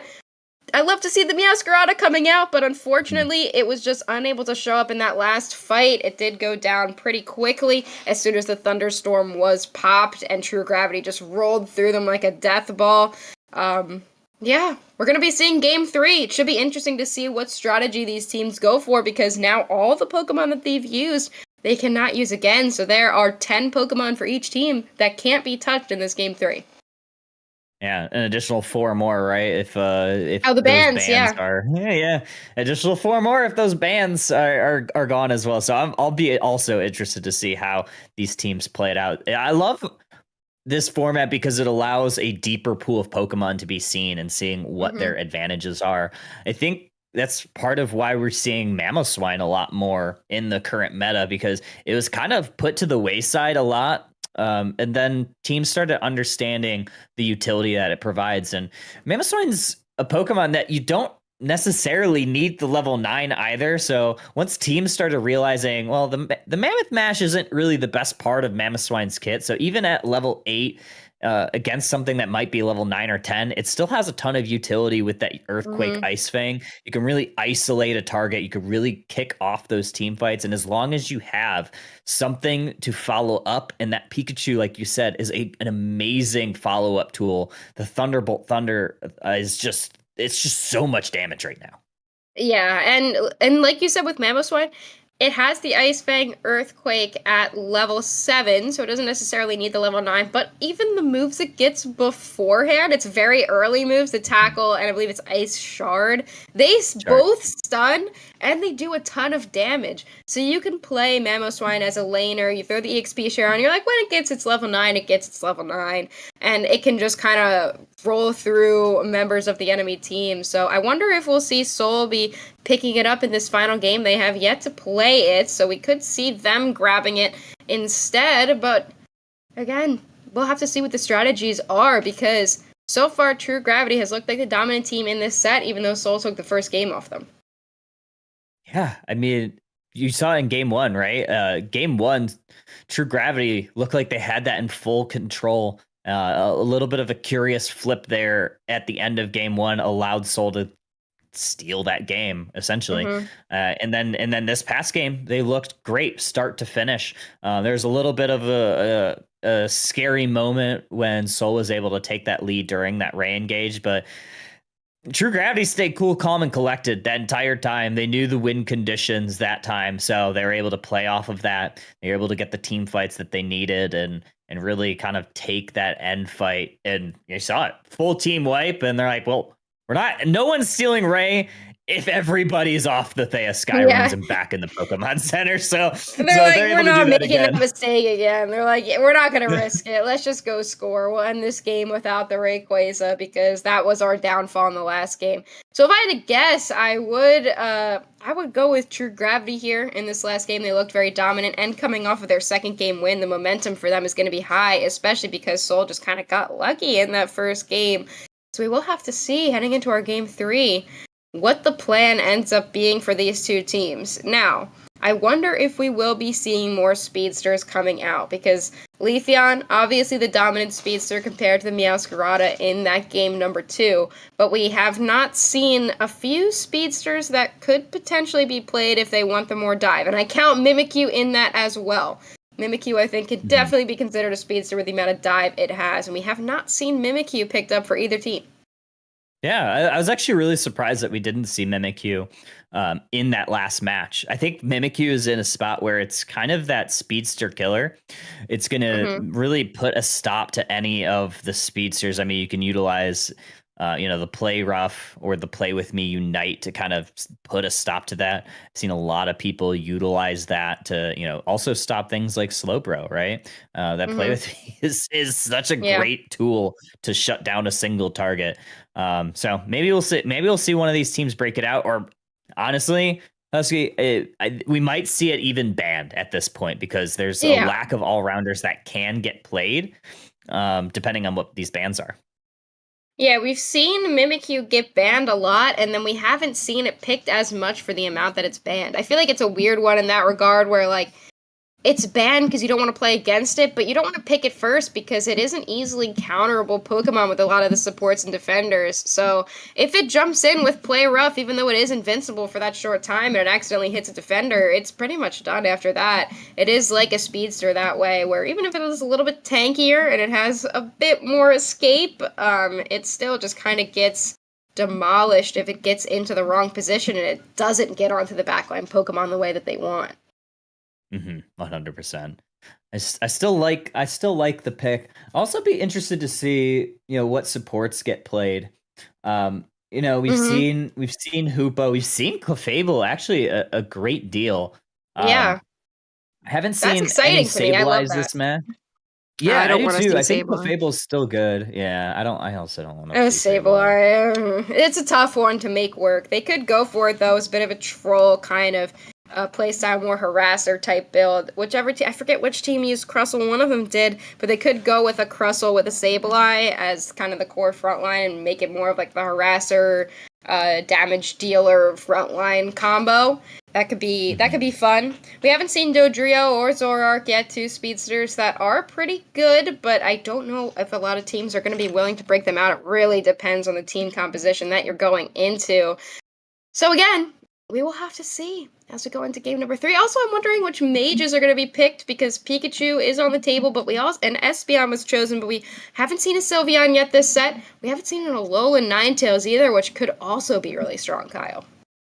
Yeah, I haven't seen Alolan Ninetales all day today. It's kind of been one of those Pokemon that's been neglected from a patch recently. I don't know why. It's so good.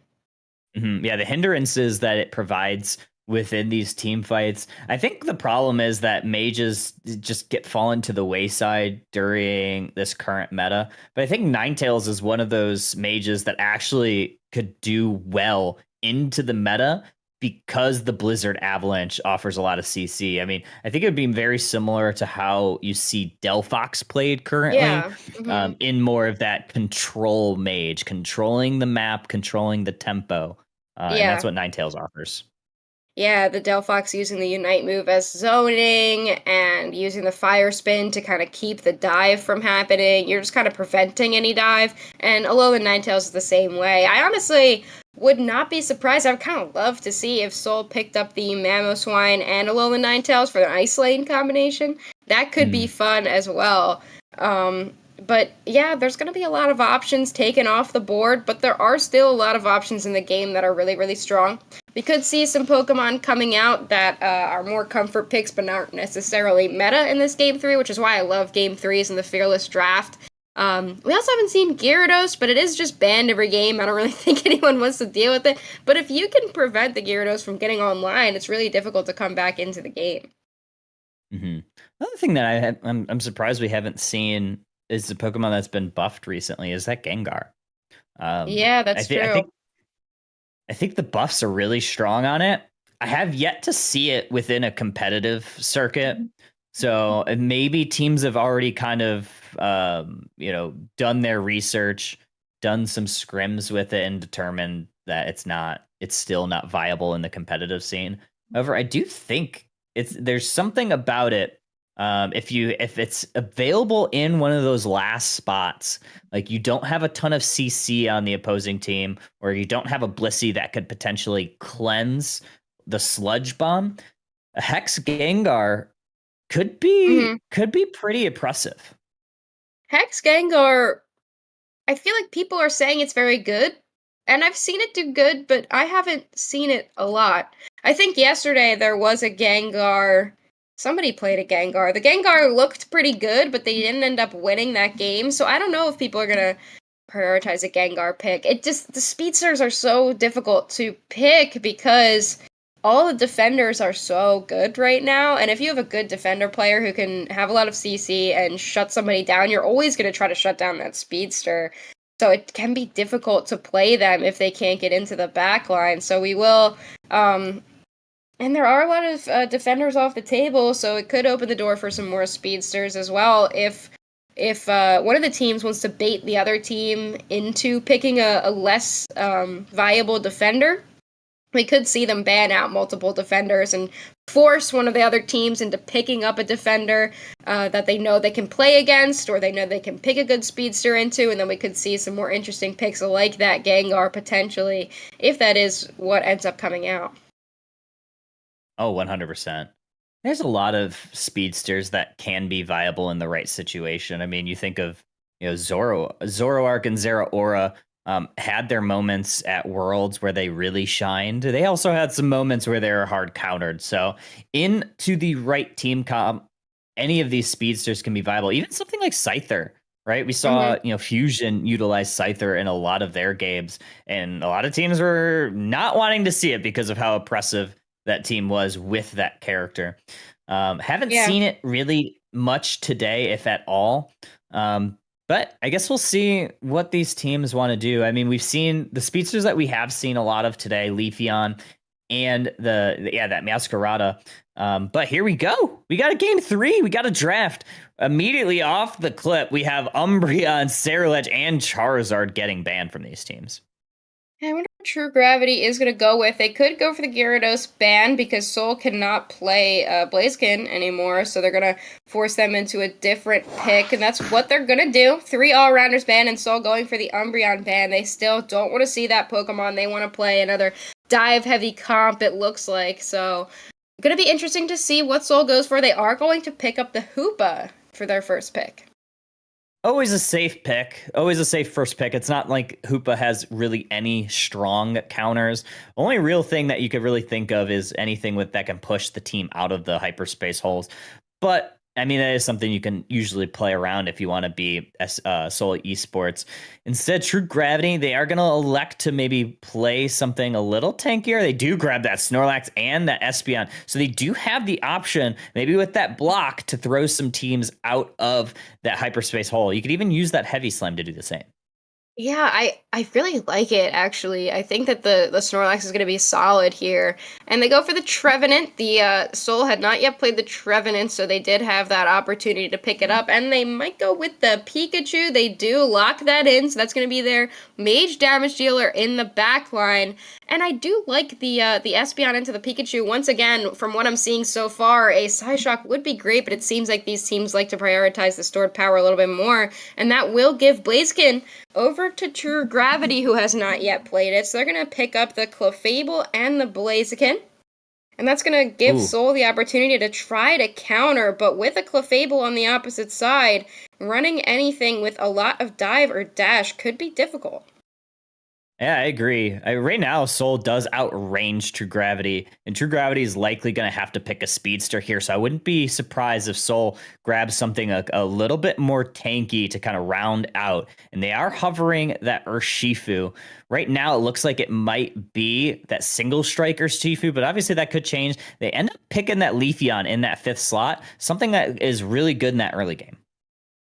I think, I don't know. I feel like unless they do go with the it might be the single strike. If they go rapid strike, I'm not sure I like the Urshifu pick at all. I would have rather seen the Mimikyu, which is going to get picked up by True Gravity, so that's going to round out their composition. And like we said, Mimikyu is the speedster killer. So if it can target that Leafeon and make sure that damage that they can do, especially in the early game, is mitigated, that's going to be really strong. So I would like to see Mimikyu head into the central area for True Gravity, get online fast, and I imagine we'll see the same for Leafeon. They probably will take the level 4 and send the Kubfu into one of the paths and then kind of rotate the jungle from there. I feel like that would be Soul's best play, just to make sure they don't lose the early game, but we will see as we're getting into our game number 3. Yeah, I agree. And I also agree what you're saying about the single strike versus rapid striker Shifu here. I mean, when you see a Clefable on the opposing side, you don't want to really have a ton of dashes. So that rapid striker Shifu would not play well into that gravity. It's something you have to really constantly be aware of, constantly work around. And with no full heal, it really does lead me believe that it is going to be that one punch bear, that single strike for Shifu. One punch bear, indeed. As here we go, our game number 3. Soul Esports going to be on your left side. True Gravity going to be on your right side. We will see which of the Pokemon is going to head into the central area. It is going to be this Leafeon. Going to send Kubfu into the top path with the Hoopa, the Mimikyu, the Jungler for the opposite side. And this lane of Snorlax and Torchic is going to be difficult for a little Kubfu to handle on their own, as it looks like the Hoopa is going to go in for that red buff with the Leafeon. Yeah, they're going to just go for the safe farm as that Kubfu. Oh, we do have a pause from the admin. Might have been some sort of disconnect here, so hopefully we'll get these players back in. But yeah, talking about the comps here, Husky, I mean, I think you're nail on the head of kind of what these teams wanted to try to accomplish early on, especially getting that Leafeon online is going to be really important for Soul. Yeah, I don't know what that pause is about. It could have just been somebody requesting something real quick, or an accident, we could see. But we do see Pikachu taking out the Clefairy in that bottom path. The Clefairy was looking for some stacks there, and now it will give the opportunity for Phantump and Pikachu to put a couple early points in. 15 points, not too much in this early game, but And any points do count. Espeon did evolve right there into their level 4. They are going to be going with the stored power. Once again, not a fan. I'd rather see a Psyshock. Yeah. Play Psyshock, please. I really love that move. It's so Great good. secure tool. It's very good. It does require a little bit more skill, but 850 birds on the map. Seoul Esports looking to crush them in the path, and they do that with that Pikachu Electro Ball. They get another one, I believe. Yep, I believe that Pikachu is able to get that Altaria as well. But look at that, Mimikyu level 6 already. Yeah, that's going to be strong. Heading into the early part of this game, they could go for a couple big ganks. They likely want to grab level 7 before they can really do a dive, and we do have that Wicked Blow Urshifu. So that's going to be pretty good up against the Combuskin, especially in this early game. Mimikyu will be grabbing their level 7 off of this ball toy, so they will have access to the Shadow Sneak. 10 seconds now until these mid-birds and the Urshifu. Just huge Wicked Blows already. Yeah, just massive amounts of damage. Uses the eject button mostly to just save their own life right now. They are going to try to hold this path. Hoopa throws a hyperspace hold down, and Urshifu does get back to the safety of their base. These heavy slams are doing a great job of kind of stalling out some of this, but here comes Trevenant. Look at that. Coming from the backside, Trevenant able to help get the KO onto the Combuskin and stopping True Gravity right in their tracks. Mimikyu falling to the same fate. That was absolutely huge for that Trevenant to kind of come in for a backline gank. They went around the rest of the team, and True Gravity was just not prepared for it. Once again, the Woodhammers come out, isolating that Snorlax, but Snorlax is a tanky guy, so it's not going to be enough. We see Trevenant walking down into the bottom path, but the fight is still breaking out in this top path over these birds. Yeah, birds were still up. Seoul It's Follow Esports Me. able to get a lot. It's Follow Me Clefable. Why? Why? Huh. Why would you do that into a Leafeon? Yeah. Could have been a that's gonna be misclick. big- I'll give them the benefit of the doubt and say that it was a misclick. We're gonna go with the misclick angle. 4 members of True Gravity up in the top path. Leafeon takes that basement Registeel along with that Trevenant, and Hoopa could send them up to the top path. I think that was the ping that was just made there. Hoopa might be sending them through that hyperspace highway if they have it. But both of these teams just kind of playing a little bit of game of chicken right now.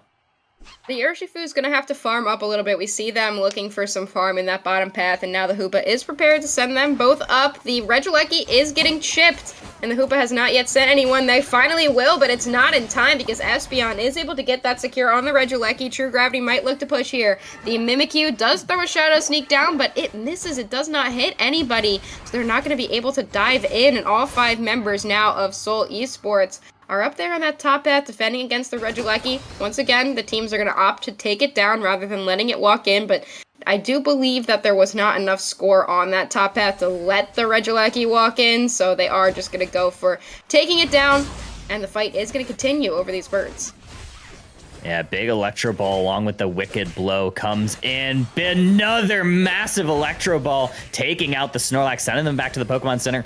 But this Blaziken's looking to go Ebon Fist onto the Blaziken. And now the Thunderstorm is pouring down this damage. And the points are going to come on in for Seoul Esports. They're going to take advantage, take this top path by storm. Yeah, they are going to be getting a pretty substantial overcap there. 26 points overcap. So 195 to 85 heading into this mid-game, and both goals are still intact. Mimikyu using that play with me in the jungle to take down the Leafeon. They were overstaying their welcome a little bit too much. They pushed a little too hard, a little too close to the sun. Shadow Sneak gets onto that Trevenant, and Mimikyu looking for vision. They found it. Yeah, girl boss a little too close to the sun was that Leafeon. That's exactly what we talked about in the pregame, right? The speedster killer is that Mimikyu, and they utilized that play with me to do exactly that. Got a ton of experience from that. Do 2 level 11s, though, on the side of Seoul. They're going to elect to maybe split push here. It is a Regice in the bottom. Mimikyu just misses a Shadow Sneak tag, but they are waiting in the bush to try to see if they're able to get this. This Regieleki or Regice is going to be contested. Razor Leaf out. Urshifu secures. True Gravity back on their heels.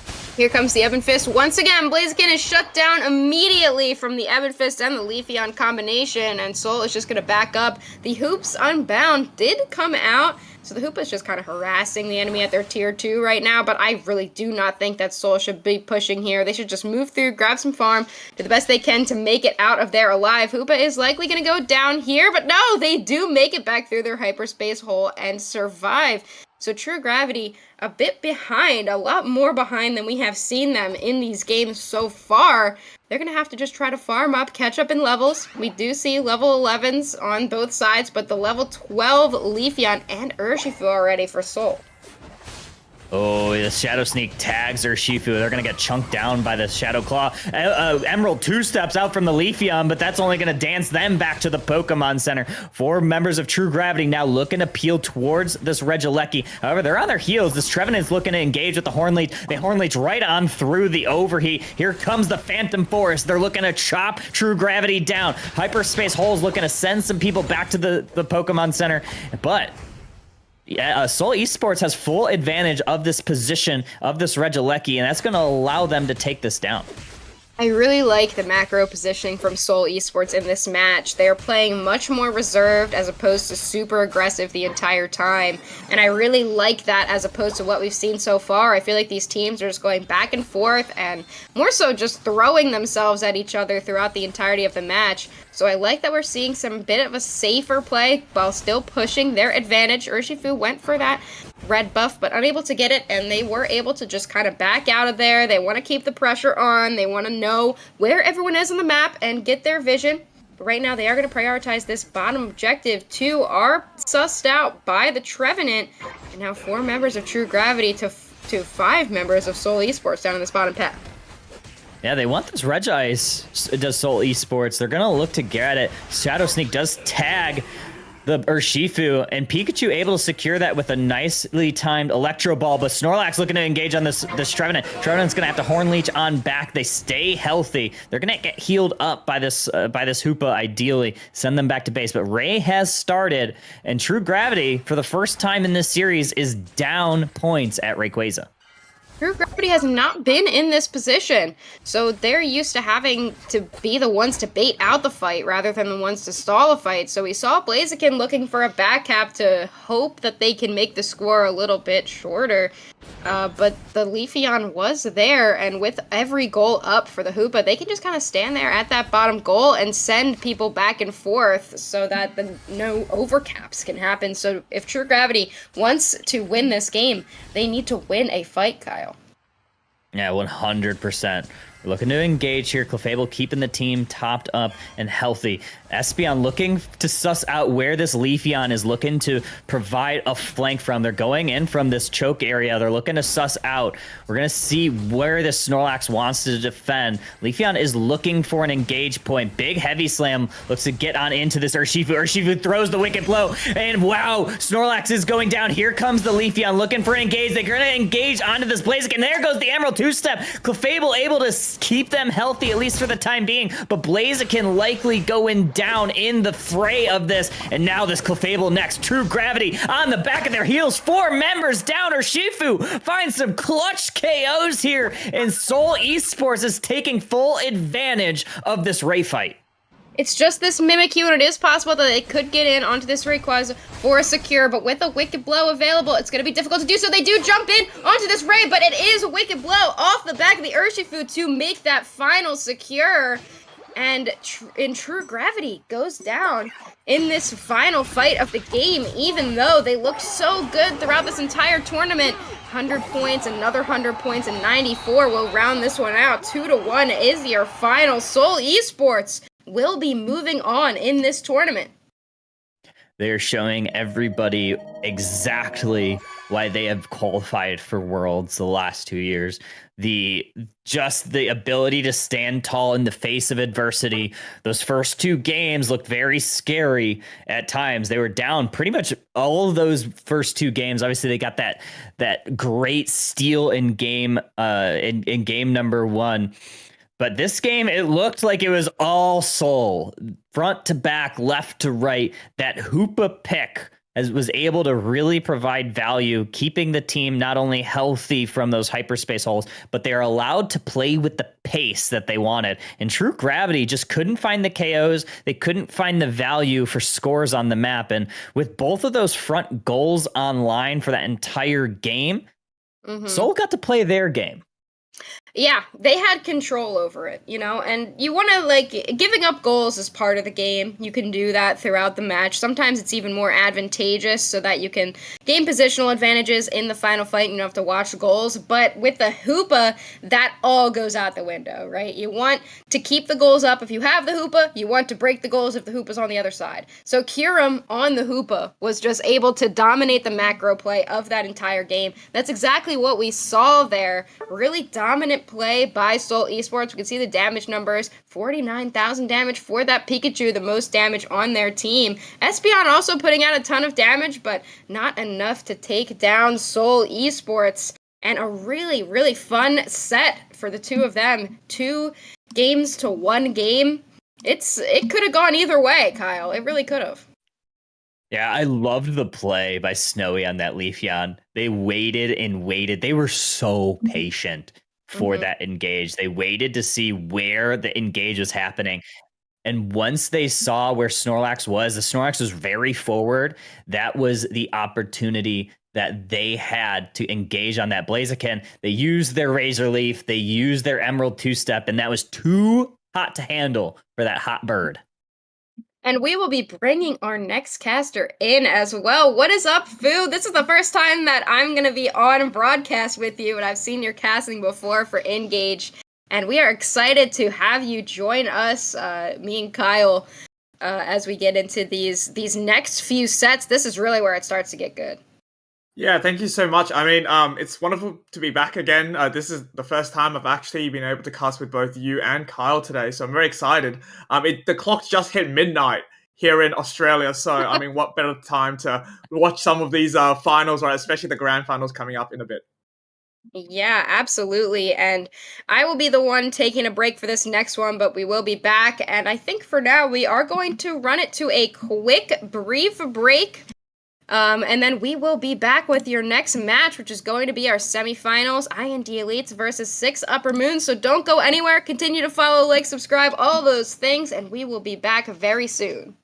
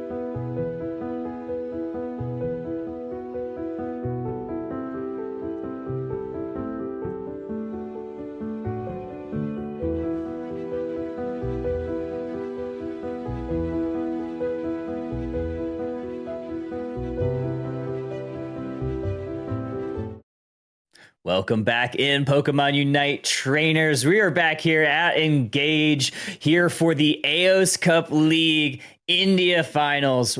Well, the winners finals. After this, we are going to have the grand finals, and we have IND Elites versus 6 Upper Moon. And with me casting the set, we have Fu. Fu, what are you excited to see from these two teams?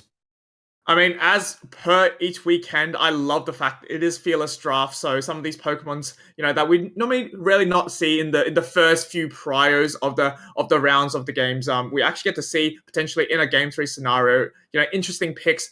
Such as for example, a lot of Ninetales that's not very active in a lot of these tournaments. Perhaps we get to see as like a last comfort pick, perhaps. What I do know that is there's a hefty prize up for everyone, as this is the end of the phases, right? It's the final phase. It's 150 USD up for grabs, Kyle, and it's not bad for playing a little bit of Pokemon Unite, right? Oh yeah, I mean, I'll take any money playing a video game. I mean, I'll play for free, but getting any money just to play, I take that any day of the week. Yeah. So. Yeah, I mean, these teams are locked and ready to go, and it's not exactly where we thought we'd see for the winners finals. We thought we'd see something like what we saw in the losers bracket, right? I mean, a Soul versus True Gravity, the 1 and 2 seeds going down early, and now we have IND. They were the 8th seed in this tournament. That is the bottom seed for this current weekend, but they are not looking like a bottom seed. They're looking like a top team. Yeah, for sure. I actually was lucky enough to catch some of their action in the past few weeks, and they have definitely been very resilient and very strong. And I feel like the momentum's just been building on for this team. And if they keep it up, I mean, it's a ticket to the grand finals, right? Oh, yeah. I mean, you'll love to see it. You want to have it. But yeah, like you said, fearless draft. It enables a lot of Pokemon that don't get often picked, especially in those Game 3 situations. But things that are getting banned frequently are that Ceruledge, which we're seeing here, and something that's kind of coming up with this most recent Hyper Voltage patch, that Pikachu providing a lot of team fight ability with that Unite move. That's not going to get seen here today. 100%, and I think Scepter has been really showing off the Pikachu recently, so I mean, if they know how good the Pokemon is inside out, they definitely don't want the opponents to be playing that Pokemon as well. So Gyarados is going to be the first prio for IND Elites, and I'm not surprised, is one of the stronger, I guess, all-rounders if you can get it online, right? And that's exactly what I think this team is going to do. Yeah, imagine we're going to start seeing maybe something like an Eldegoss get picked here. It's one of those Pokemon that gets often picked with that Gyarados in that top lane, providing a lot of basic attack pressure. And yeah, exactly. There it is. Something that pairs with it very well. You're able to kind of keep that Gyarados protected. And then another thing that's going to try to keep that Gyarados protected is that Trevenant, but that's not going to be until later on in the match when those two kind of get to fight in the same lane. Yeah, do like Doc on the Trevenant. They're really good at isolating targets for something like any of their attackers or carries to actually take down one by one. Looking at the fact that Zard was still up, I'm not surprised that Genius actually picks it up with them, and it really pairs very well, especially if you get it online early, right? That Unite move is just, you can pick up anyone at the moment. Doesn't matter if they're unstoppable or not. So that's going to be very crucial, and I think it's something to think about for Scepter and their Central Area Pokemon player as well, because if you want to pick something like an Espeon, that needs to stay out of harm's way, because once it grabs, I think you're sent back to the home base. Yeah, I mean, it's almost a delete button on that Espeon, but IND Elites grabs that Mimikyu. That might be the thing that they need to stop that Charizard. That Play With Me Unite move is such a great tool in those team engages to kind of prevent a lot of the damage from storming down. Last Pickco here, we get the Land Shark Garchomp in that last slot here from 6 Upper Moon. Nothing's off the table. Yeah, that's really surprising. I don't know what your ideas about this Pokemon for this team at the moment is. If I'm in the POV of a Garchomp, I don't really like going up against a lot of the characters that are selected by IND Elites, but maybe that's just because I don't play enough Garchomp. But it feels like Garchomp, it needs to, it gets shut down by Mimikyu. Maybe it can perform well against the tree, but if it is like a CC tree with its Woodhammer and Horn Leech, it might have a little bit of trouble to actually keep sustaining those fights. So obviously it's the prior Pokemon to go for a Garchomp is probably going to be that Espeon, or maybe shred down that Mimikyu as well. But I'm not really sure about this on paper for this Garchomp at the moment. Yeah, I mean, I think they wanted to go a little bit more bulky, especially against that Mimikyu, kind of like slow it down. But I feel like there's probably things that might be a little bit better in that slot. Like you said, the basic attack pressure is really going to be useful in these long engages. But the problem is that you don't have like a true, sustain, like a big healer, like something, like a Clefable that could kind of keep it up. No, they don't. But as our first game of this winners finals, we have IND Elites on the purple team and 6 Upper Moon on the orange team as we head off into this top path. That Glossifer and Magikarp definitely looking to try to get that fish jumping over the waterfall as soon as possible. Absolutely. Charmander taking the jungle area for 6 Upper Moon. Hoopa gets met with resistance, looking for maybe a little bit of a jungle invade. Eldegoss, though, snuffs that out, finds the Hoopa in the central area, and Hoopa's just going to have to use their XP to get on out, back towards the safety of their side of the map. Yeah, just like you said, Eldegoss was such a good response to the fact that there was a Hoopa on the on 6 Upper Moon, because it's both of these supports are A-presses, right? They have so much pressure in that early game, and that's exactly what you need going up against something like a Gibble. We need that Magikarp to actually contest some of these farms, get that effort gauge on so that they can become a Gyarados, rather. And I think this is exactly what Mimikyu is up here for. I'm curious to see if IND Elites actually sends another player from the bottom path up top for kind of like a 4-man gank. For this position to really help the Magikarp, but it seems like they're both happy in this bottom lane. But as I say, this Espeon is coming up a little bit late, but nonetheless could catch out 6 Upper Moon by surprise. Yeah, that's exactly what they're looking to do. They're going to eject onto the Gibble. They get it. That's going to help the Magikarp get online, get onto that Gyarados, and that's exactly what happens, Fu. But 6 Upper Moon taking a little bit of a trade. They're going to go ahead and take their advantage in that bottom path. So both teams looking pretty good, but you definitely need to get this Gibble online. Absolutely. And I think what I really like to see at the moment from 6 Upper Moon is that Charmeleon going in and doing some window shopping in IND Elite's central area, because this is exactly what you want, right? You have a great push in that bottom path. You want to extend it and get some of these levels and perhaps hit that level 7, which they do as they evolve into a Charizard here, Kyle. Oh, I love that play. I mean, that's exactly what you have to do if you get that advantage in a path. Look to invade, and looking to push now is IND Elites onto this bottom path. They're looking to combat that bottom path for themselves, and Gyarados will be up in that top lane, getting a lot of the farm themselves with this Hoopa. 8-minute birds look like they went to a majority over to the 6 Upper Moon side, but overall, both a little bit of a stalemate. IND Elite might have a little bit of a level advantage, though. Yeah, I think it's very, very similar in how these Pokemons are at for their levels. I mean, there's so much at stake for this game. You can feel how tense the area is. But here comes the Mimikyu engage, though. Takes down the Gabite there, Kyle, as members of 6 Upper Moon are just dropping like flies suddenly. Wow, what a play by Mimikyu. A big Shadow Snake getting that KO. Charizard was able to go down as well, so IND getting a ton of value up here in this top path. Gyarados looking like a really strong pick. And yeah, the Gabite not quite getting online just yet. We do have a Regieleki. Both teams looking to take prio on this up here in the top path. Yeah, you're right. It seems like they have sent 5 members of 6 Upper Moon into the top path to try to prioritize this Regieleki, perhaps get some pokes out. They do have the benefit of the Hyper Highway, which means that they can just pull people up and down. As I say this, Kyle, it seems like they're going to be prioritizing this basement Regi instead. I love that play, honestly. They saw that IND wanted to pry out the top, and they're just like, we don't have the levels to fight them right now. Let's go take the value where we can. They do that. They're looking to push on this tier 1 goal. They're looking to take out the Trevenant. The hyper voice from Sylveon shredding that special defense and able to get a little bit of value, but they're going to have to TP up towards this top path because Regieleki was pushing in tier 2. Here comes Charizard with a big seismic slam. They pick him up, they throw him down, and sending 2 Pokemon back to the Pokemon Center, Fu.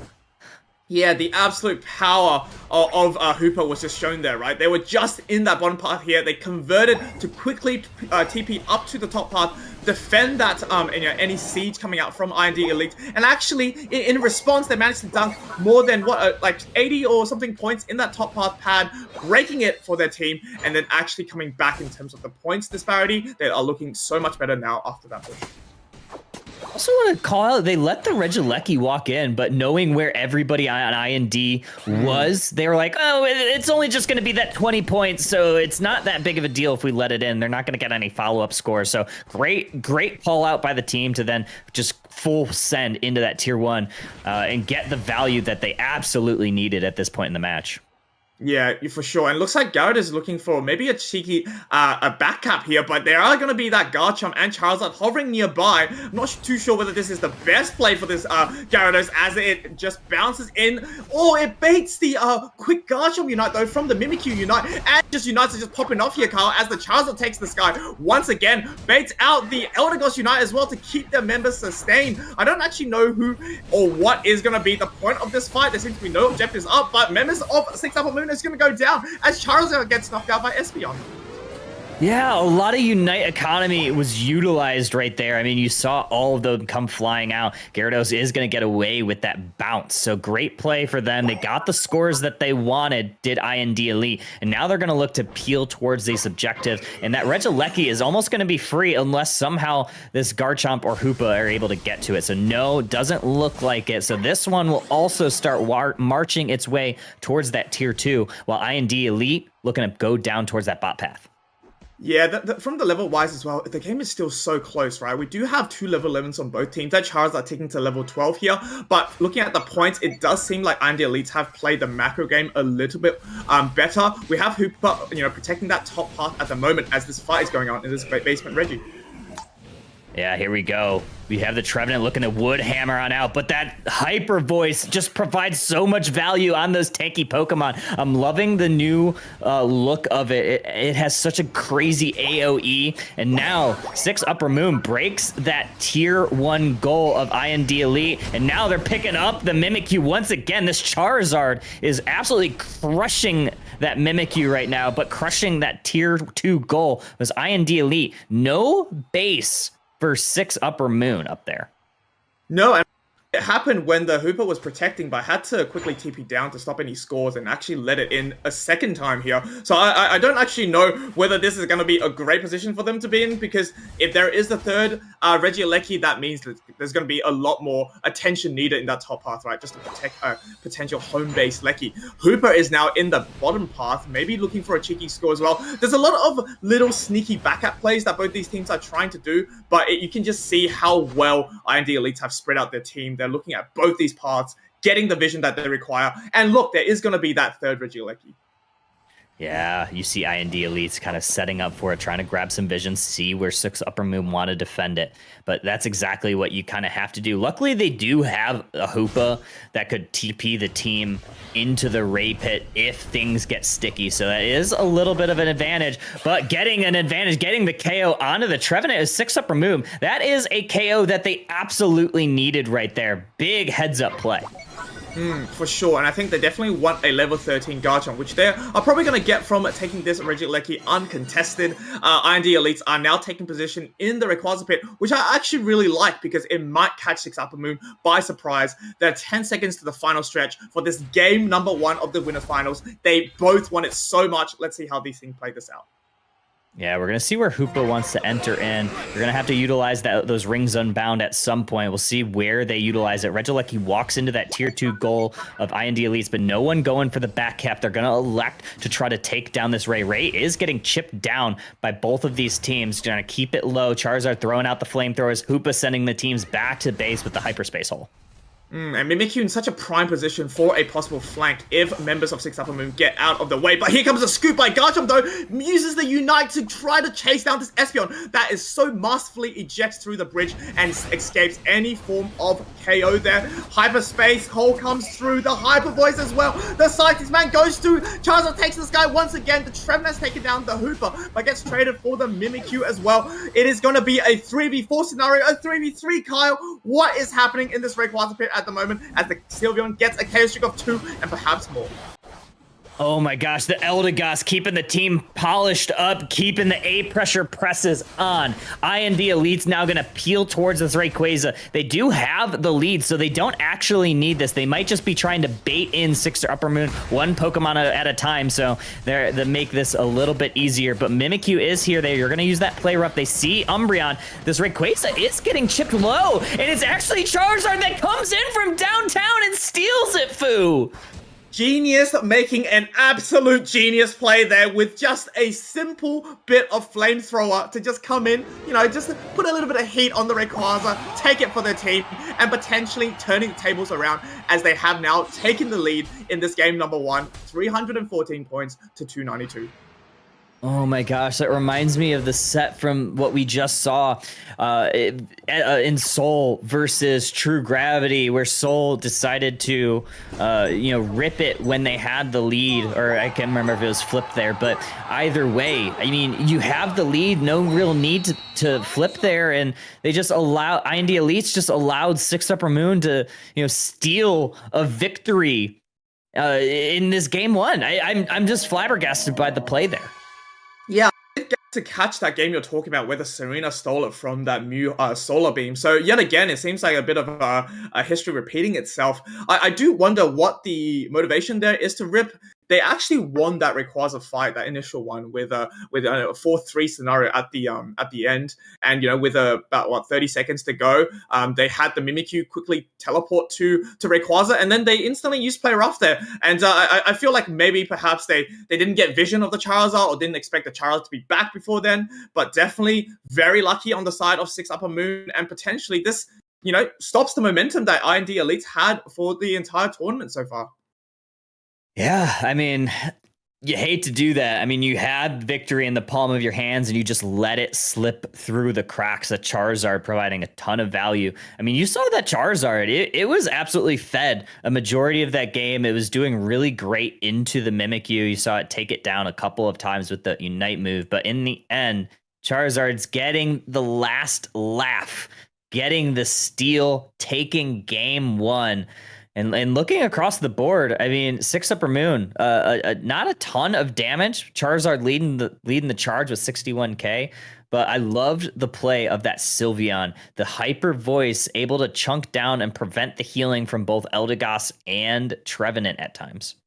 Yeah, and you can see the Garchomp unfortunately not able to do too much, which is what we kind of anticipated at the start of the draft screen. But, at the end of the day, they somehow managed to miraculously get the Rayquaza, and as we say here in OC, when there is a Ray, there is a way, and they definitely found that way there to take that game number 1. I'm sure, IND Elites are not going to be taking this too hard. It's obviously a little bit disappointing, but it is going to be a best of 3 scenario, right? So you do have the potential to come back in, perhaps just adapt to the scenario. It is a fearless draft, so the Pokemons are going to be entirely different in the next roster, but they definitely have some strategy going in. If they can't play this Pokemon, they definitely have a backup. It might not have gone to plan, but it's not over yet, and I hope these teams show us at least a 3 games, because, I've seen so many, decisive games 3 scenario in tonight's stream.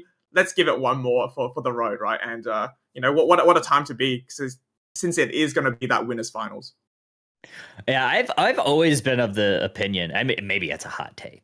Maybe not really. I love game 3s, but I think I love game 3s even more in the fearless draft because, like you said, it allows you to see some Pokemon that aren't played too much. I'm taking a peek here. I don't see who the first pick was for the side of IND Elites, but 6 Upper Moon grabbing that Eldegoss and the Trevenant right off the clip. Yeah, I think it might be just a little bit of a visual bug here, but we do have a Scepter hovering over that Gardevoir, which I honestly, it just goes back to the fact that it is fearless draft, right? We get to see Pokemon like Gardevoir, because normally you've got your bot lane attackers thinking about other Pokemon that are a little bit stronger, but maybe they want to save it for that final game if it does go on to that. Speaking of Pokemons we've seen before, though, we have the Trevenant, Eldegoss, and Gyarados core getting selected by Upper Moon here, as long as the as well as the Leafeon as well, which I think is just such a powerhouse Pokemon at the moment, going to something like a Gardevoir. Yeah, I love Leafeon. Like you said, especially into a Gardevoir. I mean, if you're not going to outrange your opponent, you're going to need a speedster to be able to make sure that those mages don't just fire their abilities for free. And Leafeon is a perfect Pokemon for that. I love the early ability that it has. And we're going to see another Urshifu, and we're going to see another Garchomp, this time from IND Elite. These teams are looking like they like this land shark. Yeah, confused, and I hope maybe if we potentially can ask them in an interview maybe later, just like why, or maybe there's a secret technology that they are just testing out. I've actually had the privilege of actually going up against some of these members of IND Elites in scrims, and I've never seen them play Garchomp though, so perhaps they were just hiding it from the team that I was playing for, but we get to see it in action, as well as the Urshifu as well. Something I wanted to say is in terms of the picks from 6 Upper Moon is that Leafeon pick again. Normally we think about Mimikyu being such a good pick into Leafeon to lock in and instantly use Play Rough to take it down and really shut down the momentum that Leafeon actually provides in terms of tempo as well. But IND Elite played Mimikyu last game, and 6 Upper Moon is going to say, since you can't play it this game, we're going to take both of them and really show such a strong early 2 Pokemon in order to, I think if I'm the Gardevoir here, or even the Hooper, or this crazy first pick that we see from Doc, it is going to be Umbreon, so they're going to be not going to be too scared. But I think if I'm Scepter here, I definitely want to stay away from any bushes and just stay with my Umbreon so that the Mimikyu doesn't lock on, and neither will the Leafeon as well. Oh, completely agree. Yeah, I was thinking, I was like trying to take some context clues about what that first pick was. I was like, it's probably Umbreon. I mean, it's always a good Pokemon to pick in that first slot. But here we go, game number 2, 6 Upper Moon versus IND Elites. We're gonna see that Mimikyu take that central area for 6 Upper Moon, and Urshifu taking that central area. It's a great play because Urshifu not a notorious, not a great path player. So trying to get that level 5 early on. And I definitely really like that Hooper going in with the Kupfu as well, just to make sure that it gets its levels as fast as possible so it can actually make it to one of these ganks. Particularly because there is going to be a Magikarp in this bottom path here, which we don't see too often, but it is in contest with Doc on the little Eevee that manages to steal both the Citrus Berries and get out safely. I mean, that is just a 2-for-1 bargain right there. That's exactly what you want if you're the Umbreon, just stalling a little bit of time, getting some value. Not going down there is absolutely massive because you don't want that Gyarados to go online.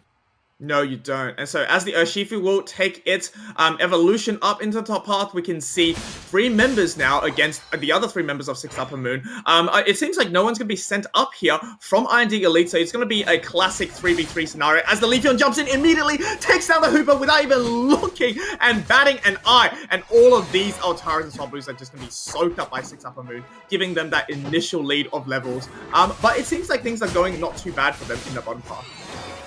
Yeah, not too bad. Yeah, Urshifu not able to walk up and utilize that Wicked Blow like it would have liked to in that top path. They are going to try to position and try to get this Eldegoss, but Eldegoss able to get their score in regardless. They may go down here, but the damage has been done. 6 Upper Moon dropping in a ton of points in this top path. Yet again, we have a Gibble just struggling to get that level 5 because, all the experience were really provided for that Urshifu, the Leafeon kid, able to get the blue buff of IND Elite. So that's going to be fantastic. What is probably not fantastic is going down to that Urshifu. They somehow back there and actually get out to safety, which is going to be such great news for 6 Upper Moon as this Leafeon is looking for that Unite move very, very soon. There seems to be a fight in this central area of the Raid Pit here, looking for those 8-minute birds that I guess finished out. Just looking at the level, it seems like most of them did go to on the side of 6 Upper Moon, so they're definitely in a very good position here, Kyle, going to this first little bit of the game. Yeah, I'm not really surprised. I mean, looking at this team comp outside of the Gyarados, you have things that scale very well in the early game, especially that Leafeon Eldegoss combination, and that's what is taking this top path by storm. They're kind of waiting out these 720 birds, looking for an engage, but Garchomp and Gabite and Urshifu up there in the top. And look at this early siege by 6 Upper Moon already on for this basement pad with few dunks and a KO streak of 2 for the Mimikyu will mean that a lot of this attack weight stacks for this Gyarados is actually going to go off, and this is just a great position for it to be in, because not only has it evolved, relatively early, it also has that increased attack. So something like any of that Gardevoir, for example, or the Curlier rather, at the moment is going to be very, very scared if the bounce will land on them. The Dragon Breath is going to do so much, as well as ripping this basement Reggie, because we know that they fixed how Dragon Breath works now for these, wild Pokemon. You have a really, really good attack speed increase for that Gyarados, and to take down this Regirock, it seems. Oh my gosh, Gardevoir almost able to grab that with the Psyshock, and just not enough damage put on that Regirock down there, and that allows 6 Upper Moon to get that. They do, however, lose that top path. They lose that that battle for the Regieleki, and those points are going to rain down for IND Elite. Yeah, from the first game we saw as well, it does seem like 6 Upper Moon likes to prioritize the bottom pad a little bit more, and they are happy to give that first pad in really early on. Gabite finally getting a KO on the Mimikyu though, which means they're going to actually evolve into that Garchomp. The Unite move ready to go. The Emerald 2-step deletes 4 members, it seemingly, on the side of IND Elite. So 6 Upper Moon definitely using the full power of Leafeon as they continue to push. This Gardevoir does not have its Fairy Singularity ready to go, which means they're going to be taken down one more time. Was that an unofficial KO streak of 5, Kyle? I mean, that Leafeon is doing fantastic at the moment. Oh yeah, they're looking like Fred Astaire out there. They're hitting the Emerald 2-steps. They're dancing. They're moving. They're grooving. They're looking great right now. Not only in the early game, but they've kind of transitioned into the mid game. They have a huge level lead right now, and they're kind of snowballing, and that's a problem if you're IND Elite. Absolutely, and I think there's really nothing to shut this Leafeon down apart from maybe an Umbreon, but Umbreon is not even playing Mean Look, which means it's going to get KO'd by the Gyarados as well in this middle pit. A little bit of a scramble, I think, for IND Elites as they have realized how high level the enemy is at the moment, and looking at the wild Pokemons on the map, there's not a lot for them to actually take at this point. But having said that, they do break that top pad. There is 6 Upper Moon, which means all the left-hand side and DDs are going to be available for that Garchomp or anyone on that team to get some levels. Yeah, like you said, IND Elite getting scrambled, and there's no Blissey to be found.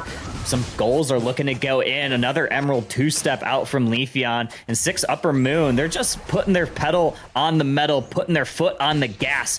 Not any breaks over here. They're getting all the value across the map. However, they might have got their hand caught in this cookie jar, because Urshifu just ticked in with a double KO of their own. Bye! Trevenant there used to push out, isolate that Garchomp to get that KO as well. It pays to check pushes from your tanks, but without that Umbreon over there, this is just, free AEOS energy, free experience for 6 Upper Moon right at the moment. They're feeling it for sure, and with this Regieleki spawning at that 4-minute mark, perhaps they're trying to rip it down to get a potential third Regieleki. It might not be the case in this point, as the Umbreon's doing a very good job at stalling this. It does get converted by Gyarados after all, but, there's a little bit less pressure into that later game. But right now, it's 6 Upper Moon in that driver's seat, Kyle. They're looking very good. They're dominating. They've got that lead. It's really their game to lose at this point with a level 13 Leafeon. Ooh, and I like this play right here. They're kind of trying to grab some vision, see exactly where the rest of IND Elites are, maybe see if they could get some value either across the map or maybe get a little bit of an ambush. Hoopa does snuff it out. Trevenant's just going to continuously get vision for their team. That did allow 6 Upper Moon to grab that basement Registeel. Yeah, and I think that's going to be a buff that they definitely would like to have, a bit of RNG in their favor. IND Elite looking to potentially poke out this Elder Goss. Not too much trouble for them to just get out of the way. Hoopa goes unbound here. I'm not too sure the point of that. Maybe they're trying to get a cheeky little dunk, summon the team. Doesn't seem like the team were convinced that portal was really, really good for them. So kind of a waste of a Unite move. Maybe a little bit late as well as we go into that final minute before the final stretch. Yeah, completely agree. Hoopa's going to have to farm that back. Otherwise, they're not going to have it at least right at the beginning. So IND Elite will need to at least stall out a little bit until Hoopa can get that back online and regenerate. Looking at the top path, though, I mean, you have Garchomp that is feeding over some of those last hits to Hoopa, helping them get that. So that's very important. Something to watch out for as we enter into this final stretch. Yeah, absolutely. And I think if you're on the side of IND Elite, you do want to take out that Leafeon, whether it be the Shifu Unite or somehow the Umbreon Unite into maybe a Gardevoir stun. You do need to take out this, I guess, kind of like a damage boss at the moment, because it can really one-shot a lot of your team members if you're not too careful. With that Emerald 2-step, seems like a little bit of a fight is going up into this top path as teams are just pivoting in, maybe getting funneled a little bit by 6 Upper Moon. The Umbreon is taking a little bit of position and checking the vision up top where that Trevenant is. It seems like a little bit of a fight has gone in the Hooper Portal to stop, and the Gyarados Unite to actually cancel out the heals from the Hooper Portal, and here comes the Play With Me, gonna quickly shut them down, as 2 members of ID Elite have fallen for one of that Leafeon on 6 Upper Moon, as the Trevenant is gonna Horn Leech the Umbreon, but gets back to safety there, Kyle. What a scramble to begin this Rayquaza fight. Members of both teams have gone down, but it seems like we're going to go in for a second refight here for this game number 2. Yeah, Umbreon might have got caught in there in the cookie jar. The Hoopa is going to send them back to the base for a little bit of a reset. 6 Upper Moon still has an advantage, but Hoopa is going to bring the team with the Rings Unbound. This might be the fight here, Fu. Rayquaza's getting hit. Yeah, and it seems like Garchomp is just committing to the rip, and here comes the Leafeon secure. I was so convinced that the Gardevoir had a chance there with its Unite move, but that is going to be a team wipe and an ace for 6 Upper Moons, taking the game number 2, it seems. Gyarados picking out a KO streak of 4. Make that a KO streak of 5 to end and seal the deal as they make their way, gaining that golden ticket into the grand finals in such a strong and dominating fashion. Yeah, Gyarados, more like Z&Co. 1, 2, 3, 4, 5 KOs to close it out. 214 to 180 is your final. And 6 Upper Moon, they are going to your grand finals. They are waltzing in on the back of that Gyarados and the Emerald 2-step from that Leafeon.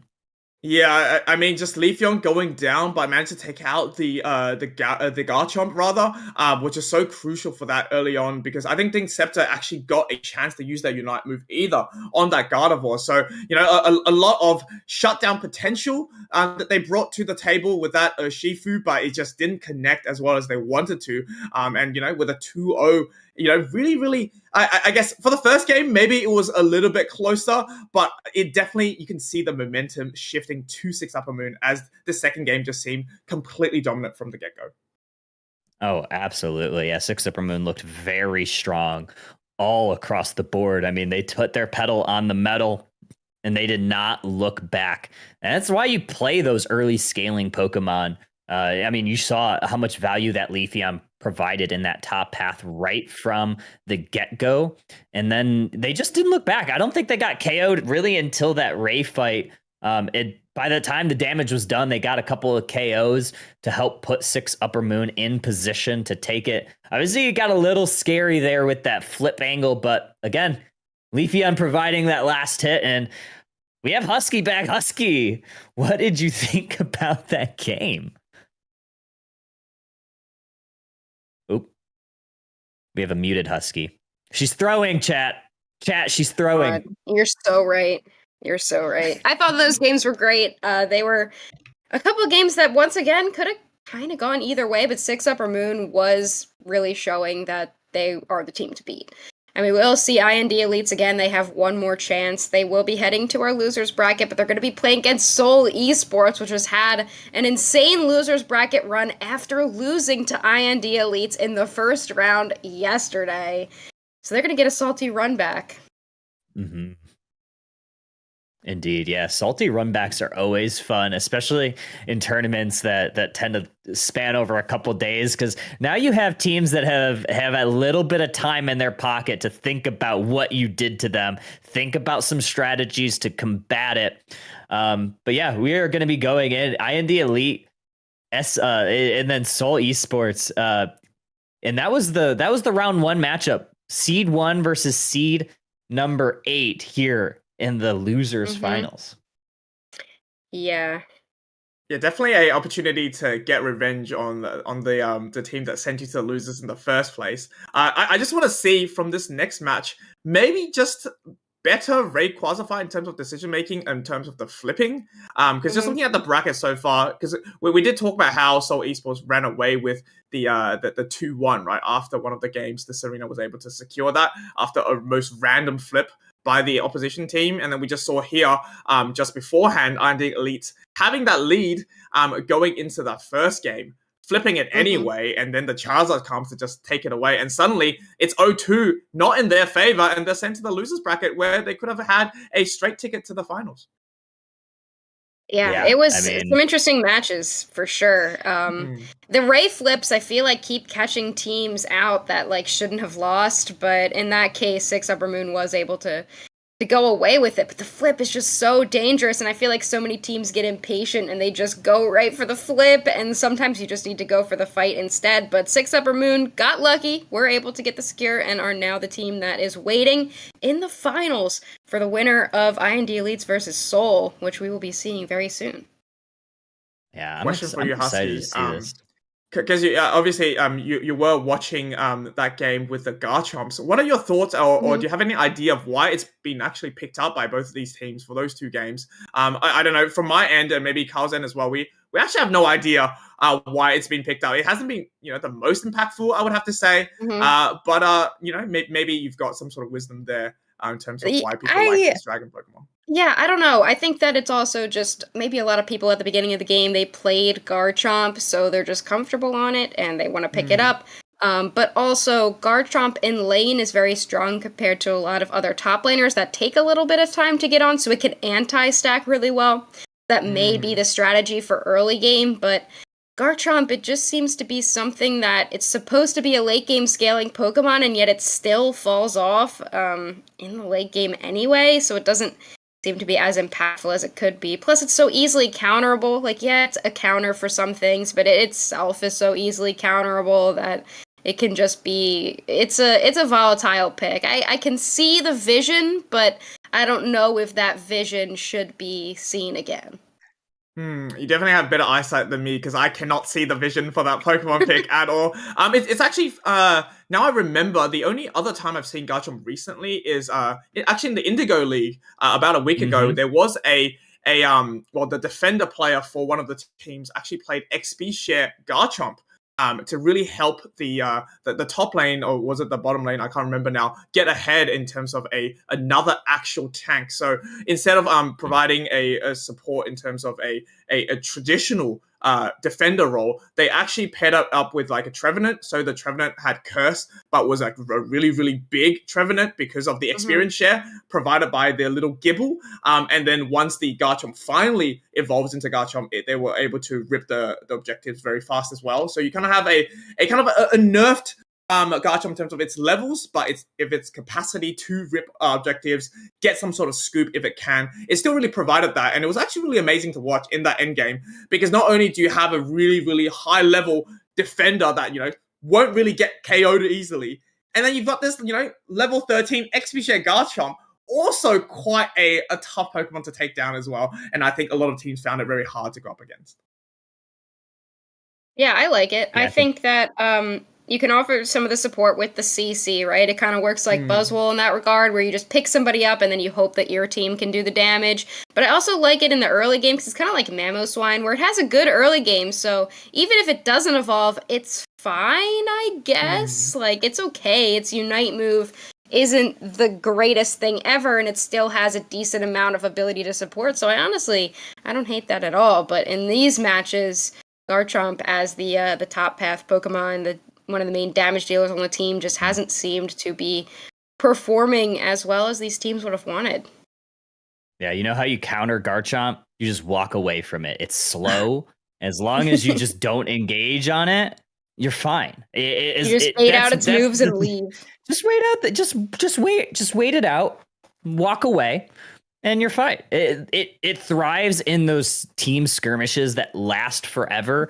But if you're able to just either burst it down or walk away, if you don't think it's going to be something that can be taken out right away, just walk away. It's slow enough where it doesn't have that chase down potential like a lot of the other all-rounders do. I mean, you think about like a Blaziken or a Ceruledge that really have the ability to just stick on you. Garchomp really lacks that right now. Yeah, speaking of Blaziken as well, in those matches that we just witnessed, there weren't a lot of it didn't seem like Blaziken came up at all. What about the matches beforehand? Were there any like picks for Blaziken? Is that still a high Oh, prior yeah. for these teams? Yeah, there were a lot of Yeah. Blaziken picks actually.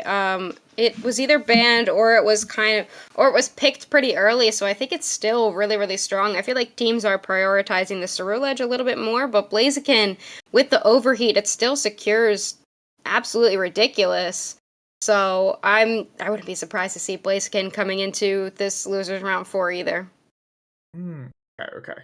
Because like, you know how the patch changed a lot of the Pokemons, and some of the brawlers kind of have a harder time now because of Pokemons like Pikachu, and also the ability for Serena to actually unite anybody now, regardless if it's unstoppable or not. I still don't know whether that was actually intended by the patch, but it seems like Serena players all around the world are just really enjoying it, and we do see a resurgence of this Pokemon in some of these competitive sets as well. Just because, you know, it's a great way to stop something like your Mime Unite. You know, you can even stop Blissies that are flying to their carries as well with its Unite moves. You can really just pick up anything at the moment. And I think, you know, obviously I normally play a lot of attackers, and it is just really freaky because normally your evolutions are a great counter to something like a Serena Unite with its passives. But now that it can pick up anything, as soon as you see it coming your way, you have to respect it and back the heck out of the situation, basically. Oh, yeah, absolutely. The Serena, definitely a deserved buff, but it's also terrifying at the same time. But it looks like we are about to start our losers round 4, getting into the drafts. We are going to say goodbye to Kyle for now. Fu and I are going to take this one. We'll have to see what these two teams' strategies are going to be. I mean, IND Elites did lose that last one 2-0, but they beat Seoul Esports 2-0 in the first round. So we see the Charizard ban coming out first for them. Yeah, they definitely are hoping history repeats itself because they want the ticket back into that grand finals, don't they? So definitely high stakes here for this losers finals, as both teams are looking to go back in and potentially take out that number 1 position. But, you know, to focus on the bans here, we do have a Charizard Slow ban on the side of IND Elite, as well as that Gyarados that has been so impactful for the last few games, and that Ceruledge as well. Not really surprised with that ban at all, but speaking of Blaziken, it seems like we have a hover and a locked-in prior here, Husky, for IND Elites with that Blaziken. Yeah, I mean, we were just talking about the Blaziken, and I feel like Seoul can kind of, with the second pick position, kind of bait IND Elites into choosing that with the double all-rounder ban. They know that Blaziken is the other really strong one, so they can bait out the pick from IND Elites and then select 2 Pokemon that they feel are really strong, so that means they get the Umbreon and picking up the Mimikyu, which a Play Rough on top of an Overheat can really shut down that Blaziken. Absolutely, and I think the Clefable's there is just to maybe force it more on that Shadow Claw build, which is a little bit easier to handle for a lot of the members of IND Elites here with that Pikachu picked as well, because, you know, you don't really have that iframe benefit when you are going to be going that Shadow Claw moveset. So only time will tell to see what Snowy actually picks here, but that full heal definitely points to the fact that it understands and respects the CC that might be coming out from IND Elites, and it definitely wants to at least cleanse one instance per, I guess, 70 seconds or so. We do see more evolutions coming out from Seoul Esports. We have that Espeon as well, and that Hooper, which, you know, we've seen is so good in terms of that early game and its A-press potential.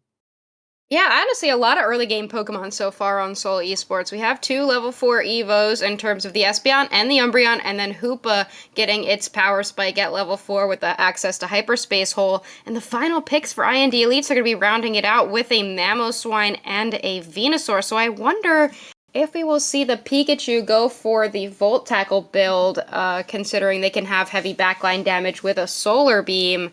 But we will have to see. What do you think about that, Fu?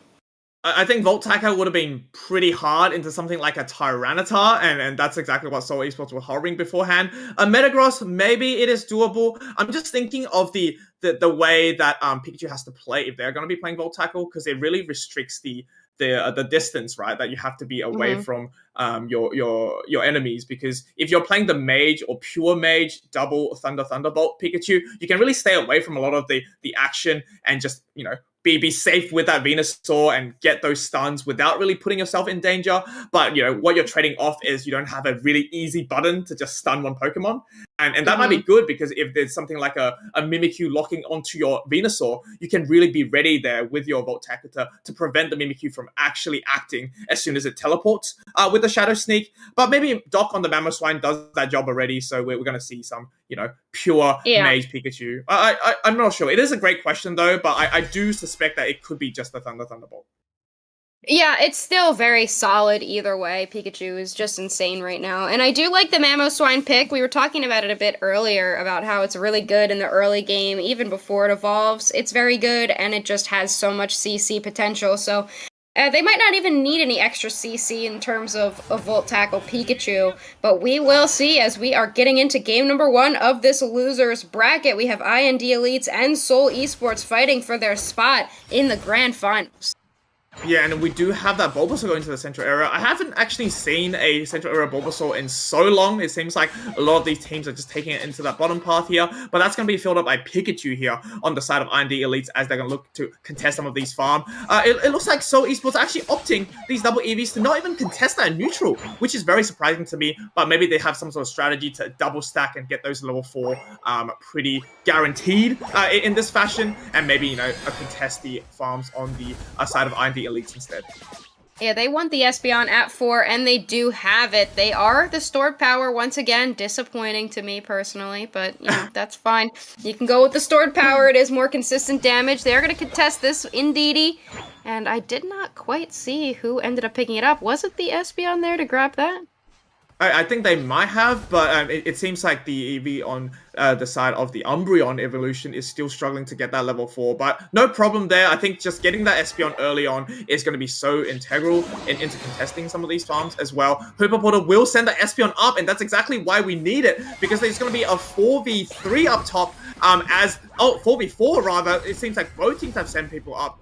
Oh no, Pikachu's still going up. I cannot count. It is too late into the night. But the siege on this tier 1 pad is going to go in the favor of Seoul Esports, as the Matang has already come online. Has that Zen Headbutt ready to go as well, or the tackle rather. But they get knocked down by the Ivysaur. So a little bit of a grief for experience there. And because of that, Bulbasaur is looking a little bit better now with the Ivysaur and close to that level 7, which will have access to its beam. The Ivysaur had a huge eject button Razor Leaf play. I don't think I'd ever seen something like that before. That was some really good micro right there. They were able to take down one of those players. Clefable just getting his stack here, and a really good push from Seoul Esports to start out this game. The Pikachu was just a little bit too late into the top path. They did end up being there, and they do have Electro Ball. So I wonder if they're going to be Thunderbolt or Volt Tackle, because they do have the Electro Ball for that extra secure, and it is the Volt Tackle. So as we were saying, a good option for them. Maybe Thunderbolt would have been better, but they're going to rely on the Venusaur with that Solar Beam for that backline damage. Yeah. Surprising it is Electro Ball to begin with, considering the fact that there is an Umbreon and a Metagross on the side of Seoul Esports. Doesn't matter, Piloswine gets knocked down straight away by the Mimikyu, and maybe that's why they picked Volt Tackle here, as they're going to quickly stun and get out of the way as soon as Mimikyu teleports to them. But it seems like Pikachu's best case scenario here is just to give that bottom pad, because there's no point giving more experience to this already over-leveled Mimikyu there, as they're looking for that level 9. Venusaur, though, not doing too bad for themselves either. Level 8, probably going to be able to get their Unite moves quite soon as well. Ebor hits that Umbreon. They're not too phased by it, but it seems like people are just pivoting down here, Husky, for this basement Reggie. So the basement Reggie being prioritized in this game, and I feel like it goes back and forth depending on the game. Clefable getting a little bit low here. Here goes that Piloswine jumping in on Espeon, but Espeon has the Psychic Solaire. They jump in with a huge Unite move. Mamoswine is down, and this is very easily going to go over to Seoul Esports. Venusaur was there with their Verdant Anger, but it was too late. Umbreon, with the foul play, is going to be zoning them out here, and Seoul Esports, though they won the objective, they're not going to be able to push because the Venusaur is there. Look at the Hoopa. Oh my god, the Hoopa just got chunked down.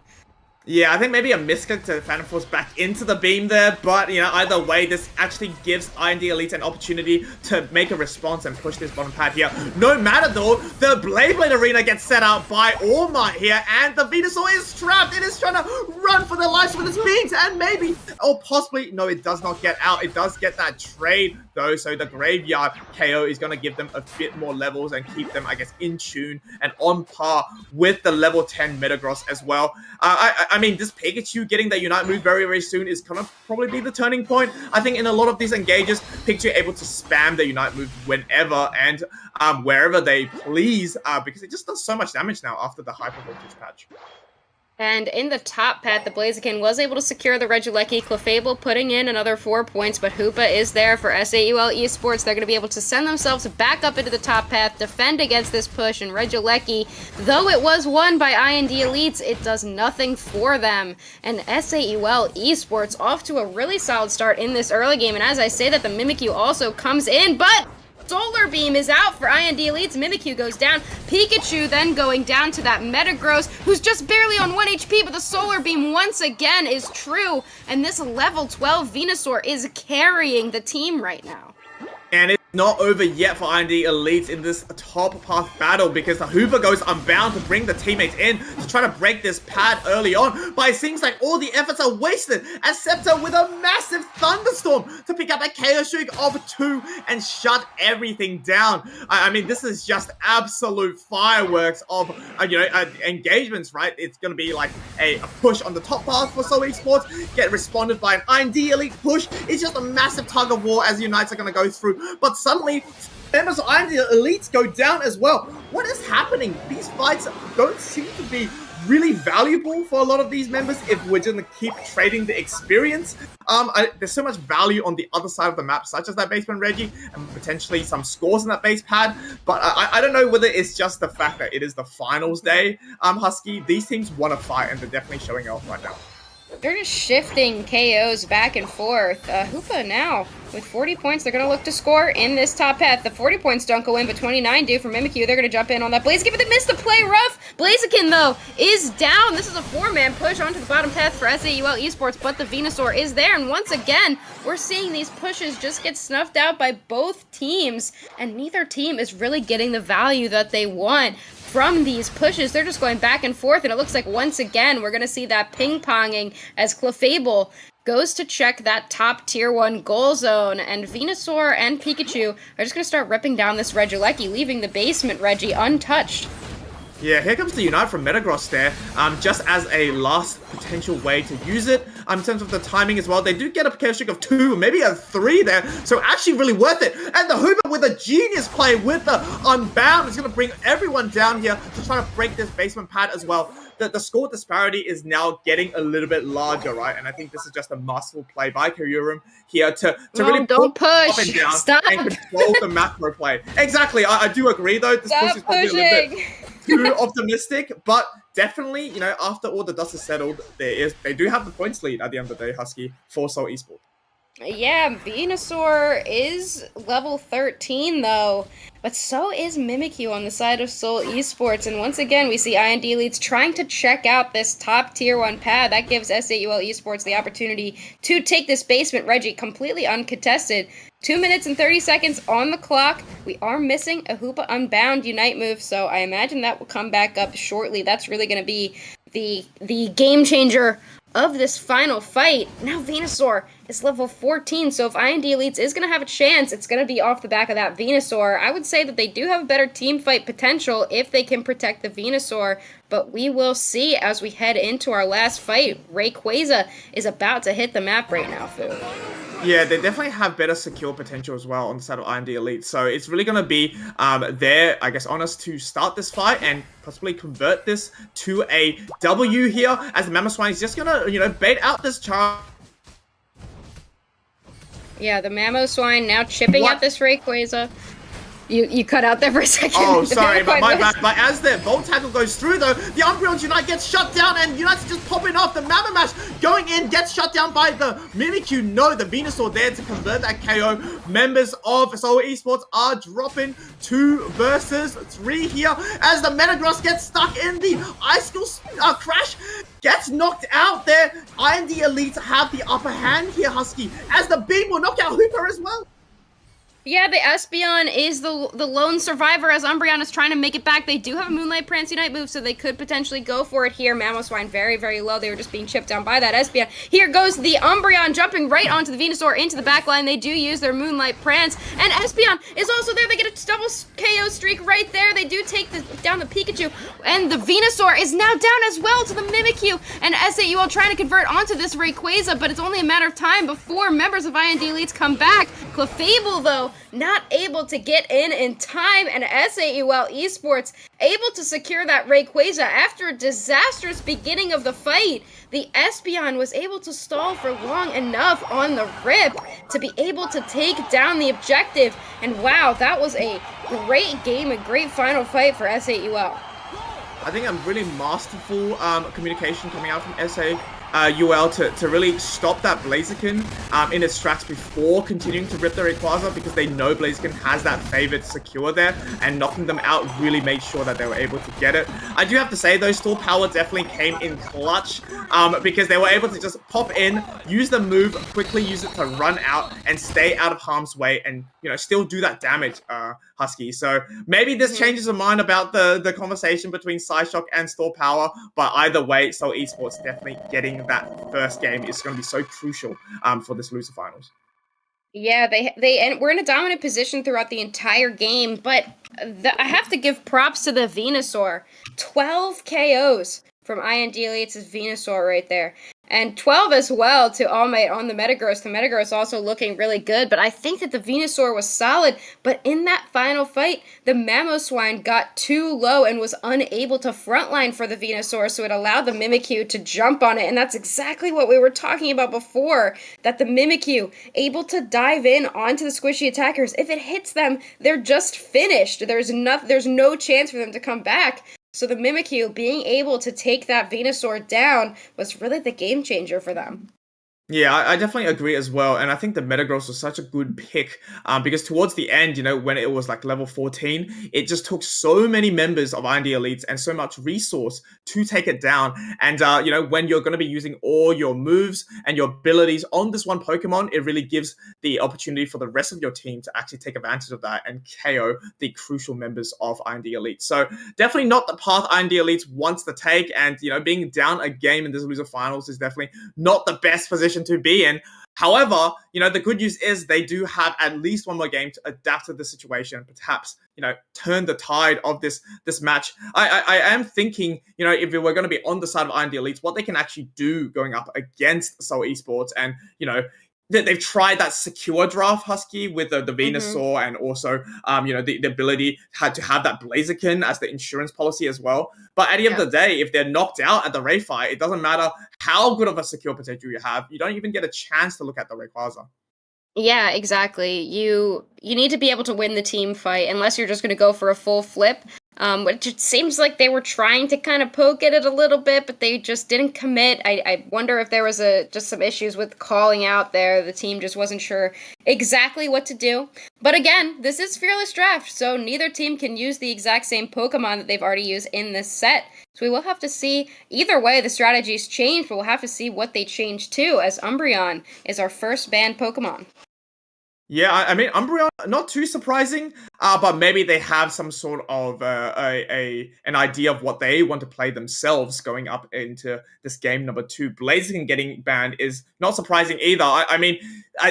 The reason why these games are so competitive, because some of the best Pokemons are not really able to escape that ban jail, right? And we're forced to use Pokemons that maybe a little bit more, less meta heavy. And with that Mimikyu banned as well, it seems like just everything is out and open to play, especially that Charizard, which I don't actually know whether IND Elites will ban here. Yeah, it doesn't look like they will. They're going to ban the Gyarados instead. So they've decided that they are willing to go up against the Ceruledge, and they are willing to go up against the Charizard. We'll have to see which one that SAUL goes for. I imagine we will see the Ceruledge, but it could be either, as they're going to try to take something away from IND Elites that they might want here. And it is going to be the Ceruledge, as All Might is hovering here. And yes, they do go ahead and lock that in. But now IND Elites has the potential to answer back with 2 strong picks of their own. Yeah, and something like a Leafeon is up on the table, a Charizard, obviously, we talk about it's on the table. I'm just wondering what R&D Elites will actually prioritize here. We do have the Charizard locked in. Will we see a Leafeon as well? But I guess the problem with showing too early like this as well, it gives the chance for UL to actually counter and play picks that are going to be good into those high damage Pokemon. So they only show one of them. It's going to be that Charizard locked in with that Blissey combo as well. And now I'm keen to see what I guess Kyurem and Faker is going to respond with. What is going to be good with this Ceruledge and what can complement it going up into that late game? Ooh, I do really like the Slowbro pick here. It's going to be able to shut down the Charizard. You can grab a Charizard out of its Unite move. So it was a good answer for them to go with the Slowbro here. I really, really think that that's a strong choice. They also lock in the Clefable for that healing. They're just going to try to answer to the amount of healing that a Blissey can do. And in response, we have the Sylveon being locked in. I wonder if they will be the one to play the Sylveon, because this is usually the defender players. We could see Tank Sylveon does have the EXP share on. They also might switch. And we have a Leafeon as well, so they're going to go for some heavy dive onto the Ceruledge. We'll have to see how SAEL answers with their next two picks. Yeah, and I think definitely picking up that Leafeon later on is going to be really good for them. They didn't show too early, but they were able to lock in two of the better Pokemons here. I am surprised they gave the Pikachu, though, because if I'm a Leafeon, I'm terrified of a Volt Tackle Pikachu and its Unite Move combo, because that stuff just one-shots me and I have no chance to get out. Cramorant is going to run up the draft for SAUL Esports here. So really like backline heavy, I think, that they bring to the table. Really only this Ceruledge that can really do like a straight big dive into the backline of IND Elites. Obviously, we do have Dive Cramorant that's available for them, but I think, with that Pikachu as well, they probably want to play around the Slowbro and avoid any heavy diving from that Leafeon and perhaps a grab from Charizard as well. Shifu's going to be picked up as well. I'm assuming it's going to be another Wicked Blow, considering the fact that there is going to be a Clefable on the side of Seoul Esports. And I think that it will be then the Tank Sylveon. So they're going to go with the Blissey and the Sylveon as more of the frontline Pokemon. So I wonder if we will see Mystical Fire or if we will still see the Hyper Voice. I think either one could work here. We could see they're running the EXP Share Focus Band, so heavy on the tank build. It is going to be interesting as well to see. I feel like the Pikachu and Cramorant draft as the backline characters for Soul was a good choice into something like Leafeon because they do have some CC, and Cramorant with Dive does still have some escape, so the Leafeon can't fully one-shot them the way that it would be able to some of the other mages in the game. But overall, I'm excited to see a Tank Sylveon come out, but I do feel like the Slowbro pick and the Clefable pick really make SAUL's comp better going into this game too. I'm surprised that the Charizard and the Leafeon don't have full heal here, considering the fact that there is a Ceruledge on the enemy team. It's just a really easy way to counter the Unite move coming out of it. You can cleanse it straight up. So we'll see how they are able to dodge it then. But for this game number 2 of our Losers Finals, Husky, we're going to have that classic top half there with the Charmander, Chansey, as well as the Clefairy, and also their little Shardaket as well. So, I mean, this is going to be a fiery match for sure. Yeah, a fiery match with the Charmander and the Ceruledge on the opposite side. So fire, the best way to fight fire is with fire. Everybody knows that. The Leafeon is getting caught a little bit by Electro Web. They're going to be chased back down, but we do see the Sylveon helping the Kubfu right through the central area. Charcadet actually does go down in this top path, so far the Chansey Charmander lane is looking pretty good.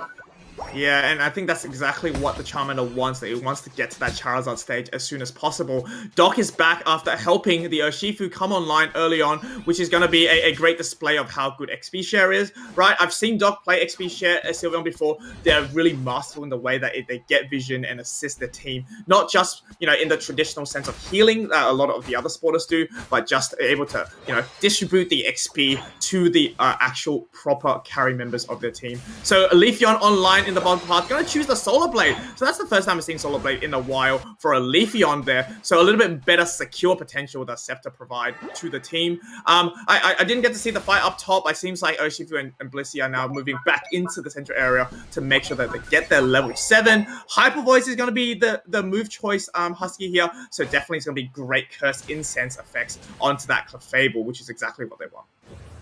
I'm not sure that I like the Solar Blade pick here. I mean, good secure is good, but they do have Wicked Blow, so we'll have to see how it ends up performing. They do jump in, going for that secure on the contested bundle B. Charizard trying to get 13 points in, but not going to be able to. The Ceruledge is now online. The Bitter Blade is there, and 2 immediately going down. That push was just a little bit too extended right there. Optimistic is the word I was looking for. I agree, and I think Nahara on the Charmeleon kind of forgot the bleed tick damage coming out from the Ceruledge, so they weren't actually able to score there at all. Meanwhile, Ceruledge getting in some attack weight dunks, though, not at a level 7 at the moment, so no Phantom Force available, and possibly may go down to Solar Blade if they're not careful. They do get KO'd, and in response, the Charmeleon finally able to go back in for a few more stacks is exactly what they want to do before. Looking at the bottom path as well, more stacks coming in from IND Elites as the Wicked Blow Urshifu were able to push that Slowbro away, getting the Sylveon back to safety as well. These birds are going to be coming up very, very soon, Husky, so more experience on the board, and perhaps we have a potential to get a level 8 Leafeon, and maybe the Emerald 2-step will come to play. The Pikachu does try to isolate the Sylveon, but it is a tank Sylveon, so it's going to be a little bit more difficult than that to take it down. 3 members of both teams now in this bottom path, and it looks like Leafeon and Clefable are on their way down there as well. Wicked Blow is being charged up. It's put onto the Slowbro, but it misses it completely right here. Sylveon getting very low, and the Cramorant dives on it to take it down. The Gatling Bolt Missile is also out. The eject button in to hit the Urshifu, and the Blissey is also being chipped down. Members of IND Elites are being zoned away from this Regirock. But Leafeon will try to get some scores in. They will be able to get 30 points in and break this goal, but they give up the Regirock because of it.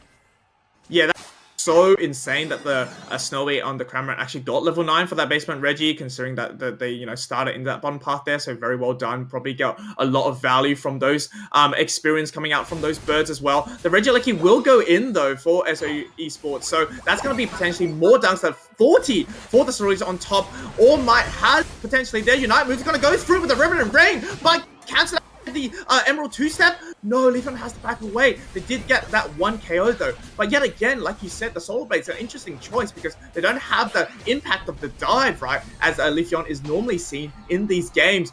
Blissey gets taken out by Ceruledge. They're not finished yet with the mission as they Phantom Force out to safety. What a fantastic fight for Seoul Esports there. And I mean, they just preserved all that experience lead. And they, with a level 11 Cramorant as well, they are 2 levels higher than that level 9 Zard. Yeah, I mean, IND Elites is keeping up in terms of the score, but in terms of levels and map pressure, Seoul Esports is definitely kind of running away with this right now. They will go ahead and break this bottom path, so both Tier 1 pads are now broken on the side of IND Elites, and Cramorant looking for their level 12. They are really far ahead right now, and I mean, like we said, I'm not sure how good the Solar Blade is working because they're not really able to dive in as hard, and the Ceruledge just looks absolutely crazy. It's kind of able to jump in on the Leafeon and act more as a speedster than the Leafeon is, but Charizard now does have a Unite move available, and IND Elites could turn this around. Yeah, Sanctustan going to go through, but the Reverend Rain's going to cancel that out. The Bliss Unite actually goes on the Charizard to keep them in the playing field. Shifa going in with the Wicked Blow, but that Cramorant Unite, in the midst of it all, is just going to melt members of IND Elite and takes out 4 members there. And, this is just a great opportunity to get some dunks in both on the top as well, considering the fact that there's going to be a Leafeon on the side of IND Elite getting some cheeky dunks in the bottom. The points are still in the favor of SAUL Esports, so they're not too worried about that. They want to get this Regieleki to put even more pressure on, considering if they can secure this in the next 10 seconds or so, they will have that 3rd Regieleki. And the Pikachu does just that. They put out the Electro Ball and they get the secure. It was a good attempt from the Sylveon to go for a bit of a steal there, but they're only level 9, and the only level 9 Pokemon on Seoul Esports is the Slowbro. So they are at a disadvantage. Leafeon in the bottom path is able to get the objective with the Emerald 2-step, so really good play by them, and they were able to take down the Ceruledge. That is going to be huge for them in terms of comeback experience, but all the while, Seoul Esports is looking to push to this Tier 2, but I think that they just need to back up. Right now, it's not going to be worth it to try to make this push, especially now that Leafeon is back and on their way to defend this objective. Yeah, now that the Hyper Voice on Sylveon takes up, the entire screen. It is just such a great defensive tool, right? Anyone that comes in just a mere step of that hyper voice is going to be shut down, especially with that question sense as well. You're going to be a little bit scared when you're running into something like that, and that's just a great defense tool for them. But it seems like another siege attempt is going up in that top path there, as 4 members of IND Elites are going to try to take that top pad. We have a Leafeon just checking out and matching this Cerulege. All Might at the bottom. It has the Phantom Force to go through, misses the eject and unite move on the Leafeon, which means that they actually get to run free. He has to quickly get out of the situation. They know they've kind of misclicked and stuffed up over there. They want to cut their losses. They do get a Blissey on the way though, so I guess not too bad for a day at work. I really wish we could have seen that top fight, because 2 members of IND Elites did go down there. I would have liked to be able to see what was happening up there instead of watching the Cerulege just kind of mess around with the Leafeon. But they do pick up another KO, and we do have a level 14 Cramorant now and a level 13 Cerulege. So if Pikachu can also get their level 13, this will be huge for SAUL going into this final fight. However, IND Elites does have a level 13 Charizard. Now, they don't have their Unite move up yet, but the Unite move cooldown is pretty low, so they will likely be able to get it back. I'm not sure when they used it last. It might have been at this top fight that we didn't quite see. And that still will be really solid for IND Elites to go for a team fight approach here in this final fight. Oh, it looks like a little bit of an ambush IND Elites are trying to set up here. I'm not too sure whether Seoul Esports actually notices this. Leafeon tries to go for the secure. It was a valiant effort, but just not quite enough, as this Regieleki is going to quickly walk into that tier 2 pad of the IND Elites. I mean, you can see how they're positioned here, Husky. Can we see a Cerulege get absolutely ambushed here? I'm not too sure. It seems like Seoul Esports are still trying to find some vision. Yeah. No one knows where IND's elite at the moment. The Slowbro is now approaching the tier 2 pad. Still no sight of IND Elites. They have no idea where they are. They need to make a push, though. They need to start engaging. And now everybody is starting to be visualized here as the Urshifu is going to jump onto the Cerulege. They do not use their Unite move.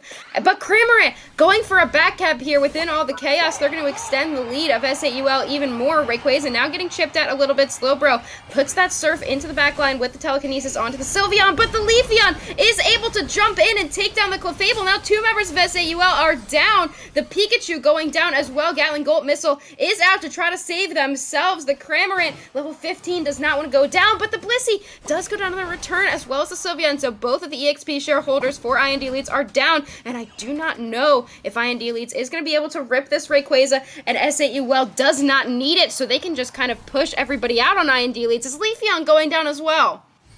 Yeah, I mean, some of the best secure Pokemons are on the side of IND Elites, but they need to do this with Rayquaza, and they need to do it now. 30 seconds on the clock for them to make a difference here. And, you know, if they don't get this Rayquaza, their dreams of making the grand final are going to be quashed here. Cerulege up top, trying to get the Unite move back. Shifu is in the middle pit, but it seems like the fight has now pivoted into the central area of IND Elites. Members are just absolutely shut down from IND Elites. I mean, that is a team wipe for Seoul Esports, cementing their dominance in this loser finals.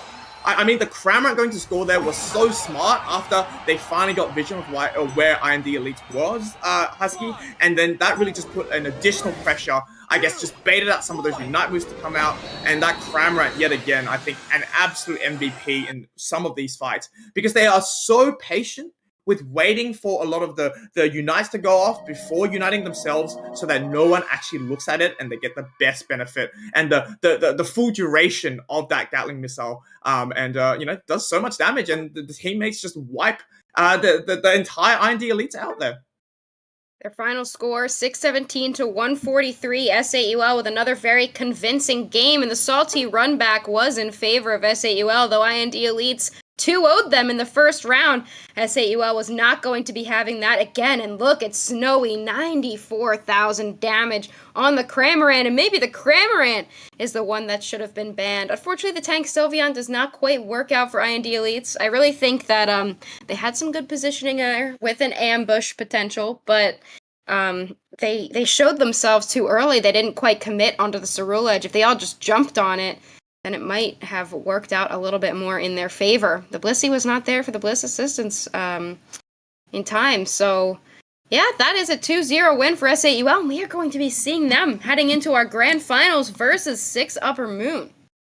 Yeah, I'm also surprised that Charizard didn't wait for the Cramorant to unite to actually cancel it out, because that's something that you can do now on the Side 6 Slam. I think they really just used it at their first opportune moment to take out that Clefable, which, in hindsight, maybe wasn't the best target to go for. At the end of the day, though, I think very well played by Seoul Esports. They showed us exactly what patient gameplay is, and how their draft really complemented the way that they played around that Slowbro, around that Clefable. And even though, some of the unites were a little bit missed, on the side of the Cerulege, they did hit that really, really important one at the raid fight, and that's all that matters. As long as they can take out the Leafeon, take out some of the bulky, I guess, Urshifu there with its Wicked Blow secure potential. They got a really nice team wipe and took them in all the way to the grand finals here.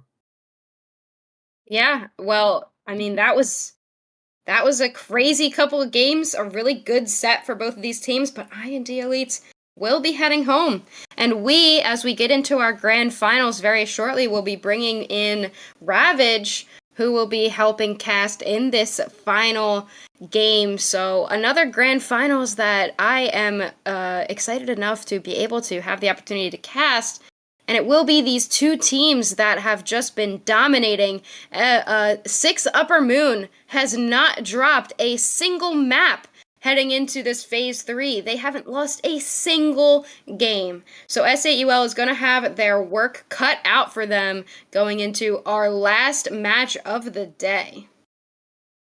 Yeah, very exciting. So let's bring back Ravage as well. Ravage, I hope you have been watching some of these games, but I mean, what are your thoughts on the whole, I guess, revenge arc that's been completed here for Seoul Esports? They got knocked out very early on in that winners bracket, but managed to come back in to 2-0 the people or the team that actually knocked them out, and now they're in the grand finals against 6 Upper Moon. Definitely, it has been a revenge game for All Might, specifically because the players that I'm looking at IND, it's been a long-lasting rivalry between these two teams and some of these players right here. And Fu, I remember you have been following IND Elites throughout the losers bracket in Phase 2. You know how they have performed very well, but it's just a matter of luck that this time they had to face some of the best teams in India, which is obviously Seoul Esports. And one of the things that I need to point out about Snowy is that he's really very comfortable whenever he's playing that Cramorant. He knows when to use his attacks, when to time itself. The micros are very clear, the macros are very clear, where you need to hide. And the problem with when you pick something like a Charizard against something like a Slowbro is that you're always scared when that Unite is gonna come onto you. No matter how strong you are, a Slowbro can shut you down completely. Yeah, Definitely. exactly. Go ahead, Phil. I think it's just the comfort, right? Sorry, you go Husky, but I think the comfort on the Pokemon definitely showed there from Snowy. Yeah, the Cramorant looked great. I feel like that playing the Cramorant is something that they could even prioritize in this last game, because if we've been following 6 Upper Moon throughout this Phase 3 of the tournament, they have been very comfortable playing the picks that they are comfortable with. And they have not yet had to go for a Game 3. So they haven't seen much of the pools of Pokemon that the other teams have to offer. So if that is the case, then I think that SAUL can bring out some really interesting picks against this team in the grand finals. Yeah, absolutely. I mean, it is just it's so exciting to see like teams such as Seoul Esports that have done so well in the last season. Obviously, they've gotten that number 1 position and was going to go to Worlds, play in a tournament like this and really just, go toe-to-toe with some of the upcoming talent that India has to offer. And I think what's really exciting as well is with the season coming up so soon, these teams are really using this as a great practice, right? To test out the synergy, test out the team comps. And, with the Fearless Draft, they're forced to play Pokemons of all variety. It's not just the same 5 picks every single time. It definitely brings out the best in you because you need to have a very wide pool of Pokemon to play something like this, the Fearless Draft. You cannot just stick to one Pokemon, even though Cerulege is so strong. If you just keep playing Cerulege, you won't be able to get through something like this. Right? You cannot have like 2 or 3 strong Pokemons in your pool. You need to play each and every role perfectly with each and every Pokemon. And it's not always just about the micros of a Pokemon. You need to know about the macros as well, which Husky points out a lot often that we actually discuss. That you need to know the positioning in the map that you need to be in to actually have the best impact on that engage, on that team fight, or maybe sometimes just to get that information, just to get that vision of what the enemy team is doing. I definitely agree as well, and I can just hear from production that the game for the first, I guess, little bit of matchup for the grand finals are now ready and underway. I'm so excited, Ravage, because I want to know what these teams have been banning, whether it's going to be the same bans we've seen or whether they have something up their sleeves, because this is it, right? This is the final, perhaps, 3 games that they can play, unless there's a bracket reset. But I'm sure for 6 Upper Moon, they want to have that clean sweep of that winner's bracket going to this game number 1. What do you think these teams are going to be banning here?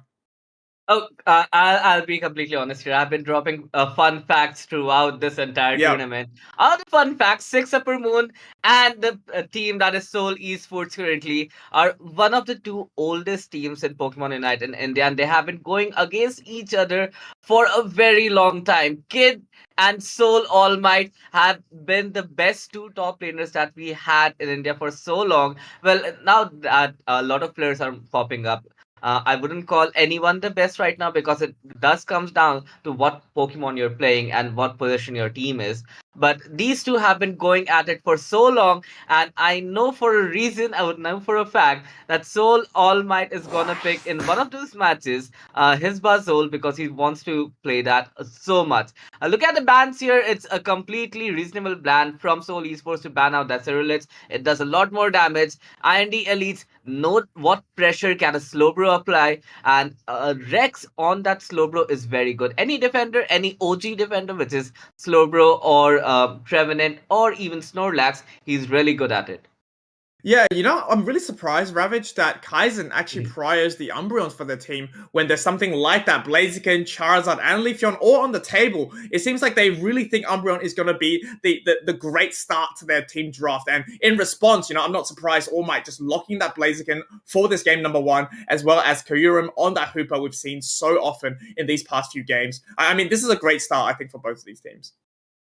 It's a great start. I believe the reason why they locked in Umbreon is that letting Seoul Esports pick the first all rounder, whether it's gonna be the Charizard or the Blaziken, and they can then build a team around it. It has been a pretty common strategy here that once you see what the carry is on the other team, you can just build your team around it. Yeah, definitely, and I think Urshifu seems like going to be the genius response to that Blaziken there. So, I mean, secure potential against secure potential, right? Both teams having that insurance policy just in case the Rayquaza gets flipped.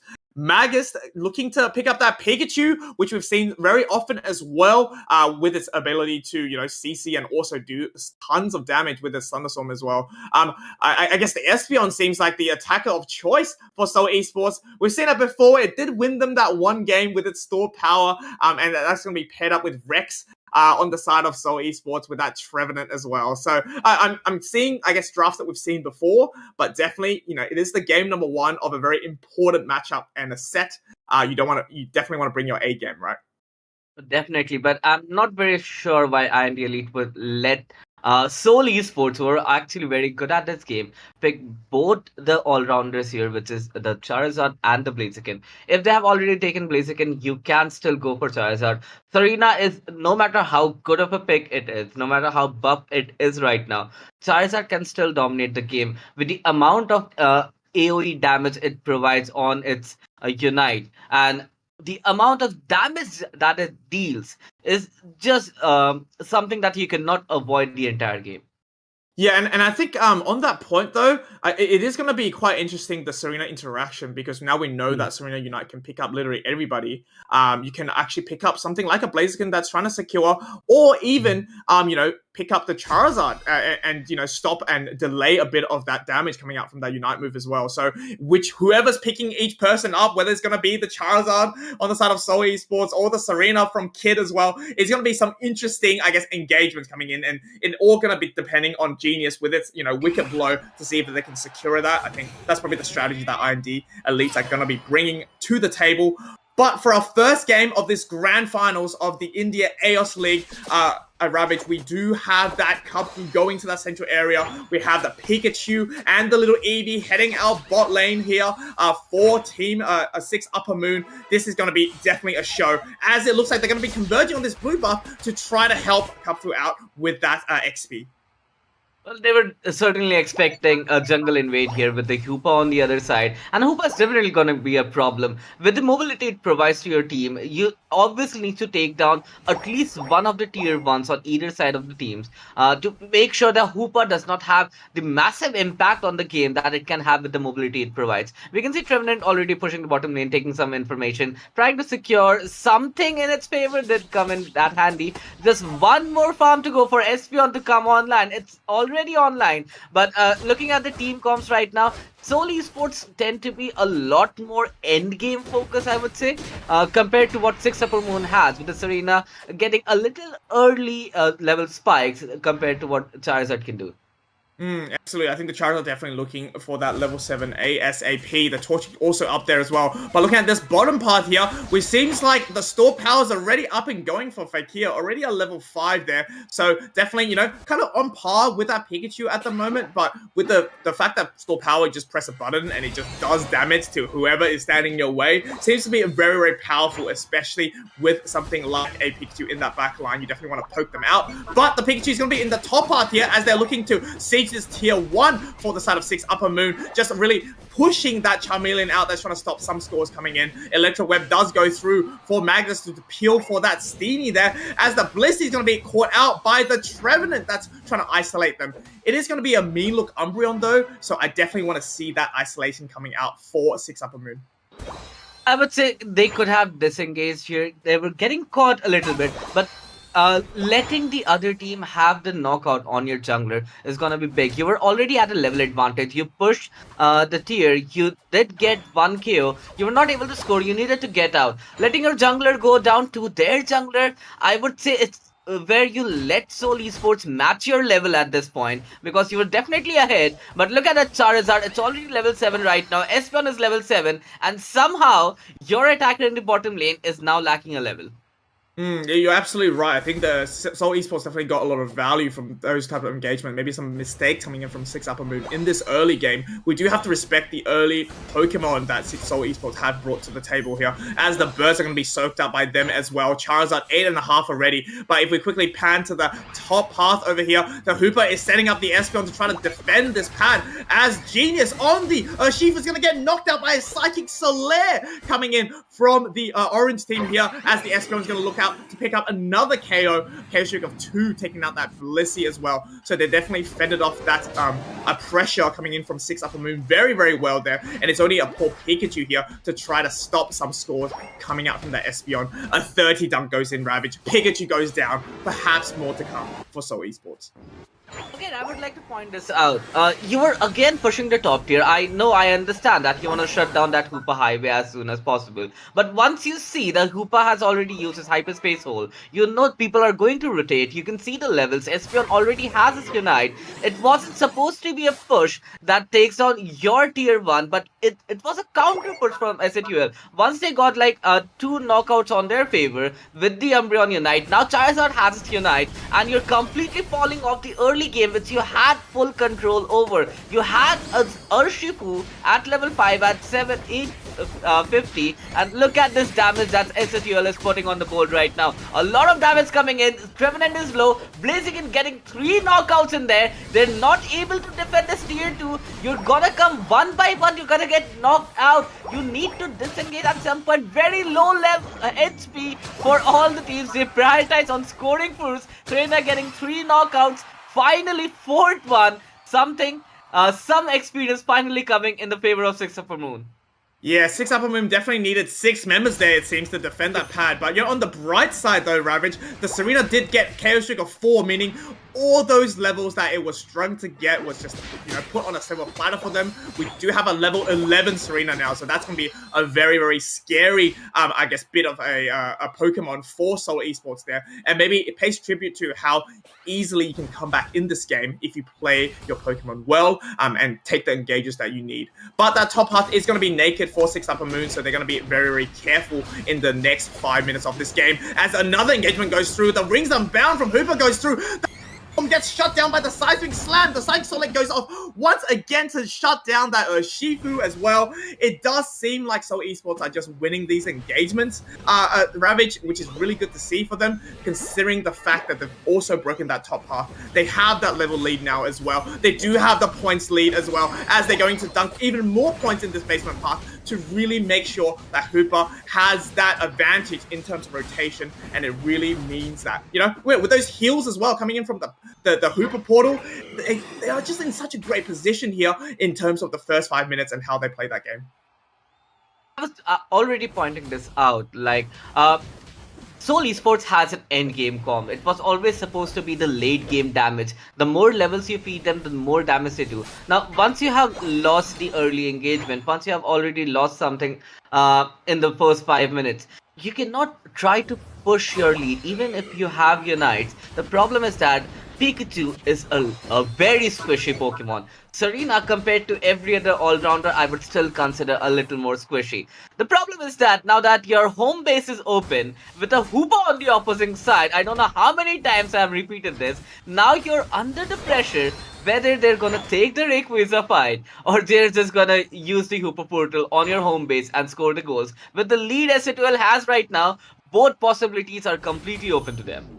Yeah, and with a mean look on the Trevenant, here comes the first bit of engage yet again on this top pad. 6 Upper Moon really wants to break this to stop that Hooper portal coming through. Another Psychic Soleil coming out from Freya as well. This Pokemon is just using the Unite move whenever and wherever they want. But at the end of the day, even with the Charizard flying in the sky, it does seem like some dunks are going through for 6 Upper Moon to try to break this pad. I'm sure Seoul Esports doesn't want to give too much XP here, but with a tree caught out there, might get shut down once again by them to give that XP back in. I don't actually know whether they want to keep pushing here. If I was 6 Upper Moon, it does seem a little bit risky now, considering that they were able to break that top pad. They got some points back on the table here, Ravage. Obviously, they're still a little bit behind, but it definitely looks like a little bit better space for them going into that 2 minutes 40 mark.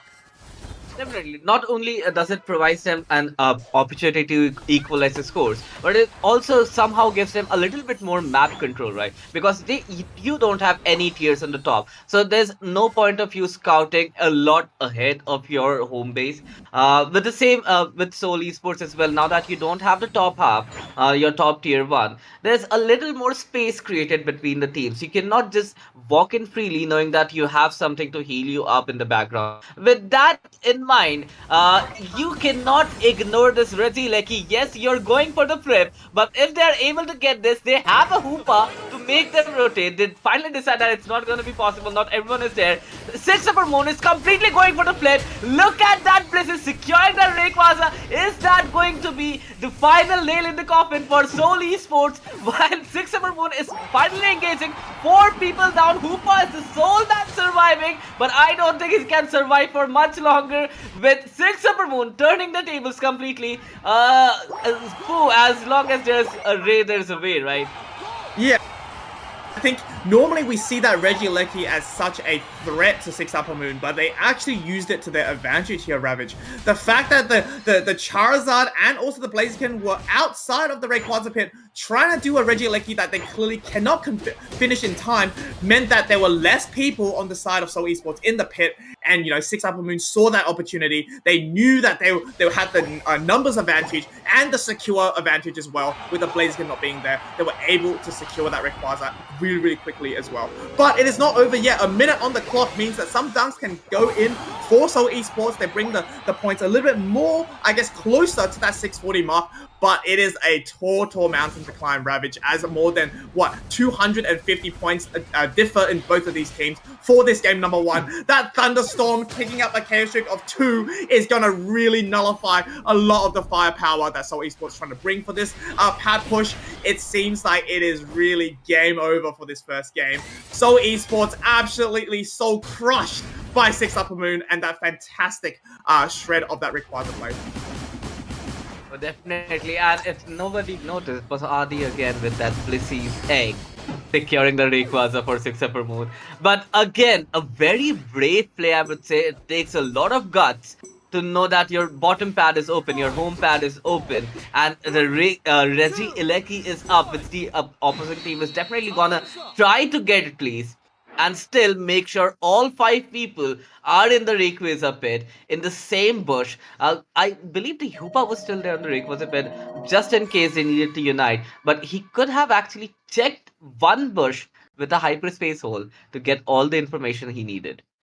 Yeah, I mean, it's a little bit tough now, right? Definitely in hindsight, we do want to see that Hooper Portal bring the teammates in as soon as possible. But I think the real mistake is really sending that Blaziken to try to rip that Regieleki, knowing that there was only 7 seconds. And even with the Charizard there, I don't think that there was any timeline that you could get that Regieleki in time. And, you know, obviously it really was the thorn in their backside there, right? It really enabled something like Genius to start that rip for that team as well. And with the whole 6 Upper Moon members on that Rayquaza, that Pokemon's getting shredded so quickly. And, you know, like you said, Addy with the Blissey secure was just a little cherry on top for their team to secure this game number 1 for them. And now the pressure is really on Seoul Esports, right? 6 Upper Moon just has to win the next game, right? If I'm correct, to seal the deal. Is it a best of 3 or best of 5? Could you just confirm? It's a best of 3. They just need one more game. The Wow, problem with so- Seoul Esports right now, they don't have the Hoopa anymore. They don't have the Charizard No. anymore. They don't have the Trevenant anymore. They don't have the Blaziken anymore. You just put all your eggs in one basket and now that basket is broken.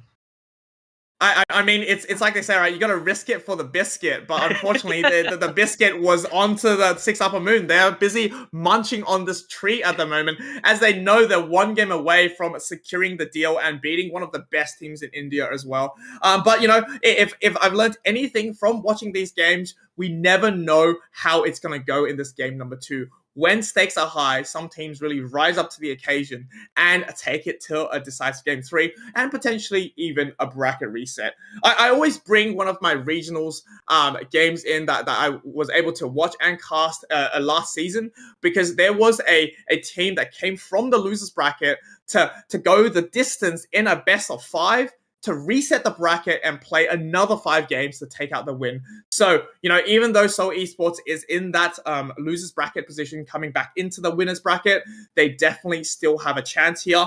But you got to feel happy for 6 Upper Moon. They have so much momentum on their side. They have not dropped a game, like you said. They are definitely feeling, you know, all sorts of, I guess, confidence, right? And like you said, especially since the Fearless draft, they know they don't have to worry about a Charizard anymore. They don't have to worry about a Blaziken anymore. And I'm so keen to see how they're going to draft in the second game.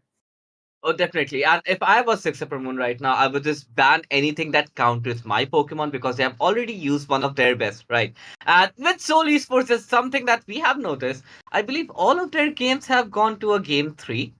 So there's still potential. However, with 6 Upper Moon, as you said, they completely have the momentum in their favor. Haven't dropped a single game. Still in the upper bracket. They definitely had some sort of confidence and definitely playing with the mentals of Seoul Esports right now. Banning the Hoopa, making sure 6 Upper Moon doesn't get a chance to play. But I'm pretty sure Adi this time is going to pick the Clefable. Yeah, I do want to see what they bring to the table here, but with a Hoover ban, I think that's so smart. Because, you know, obviously that was a potential problem for them in some of their earlier games. They don't want to have the free rotation given to the 6 Upper Moon, especially knowing they're 1 game behind. A Charizard ban is also going to be another Pokemon that is, you know, we've seen before, and obviously they got to play that in the first game, Seoul Esports, but another Pokemon they don't want to see in this game number 2. And in response, we have a Cerulege and a Pikachu ban coming out from 6 Upper Moon. And instantly, there goes to Gyarados. I'm surprised about the Pikachu ban because I don't think I have seen Seoul Esports pick Pikachu that often. However, Kid gets to play one of his favorite Pokemon here, which is Blaziken. Kaizen gets to Trevenant. And the problem is that if you want to support that Gyarados, you definitely want a Blissey on your side. And 6 Upper Moon cannot play Blissey. They haven't banned Blissey.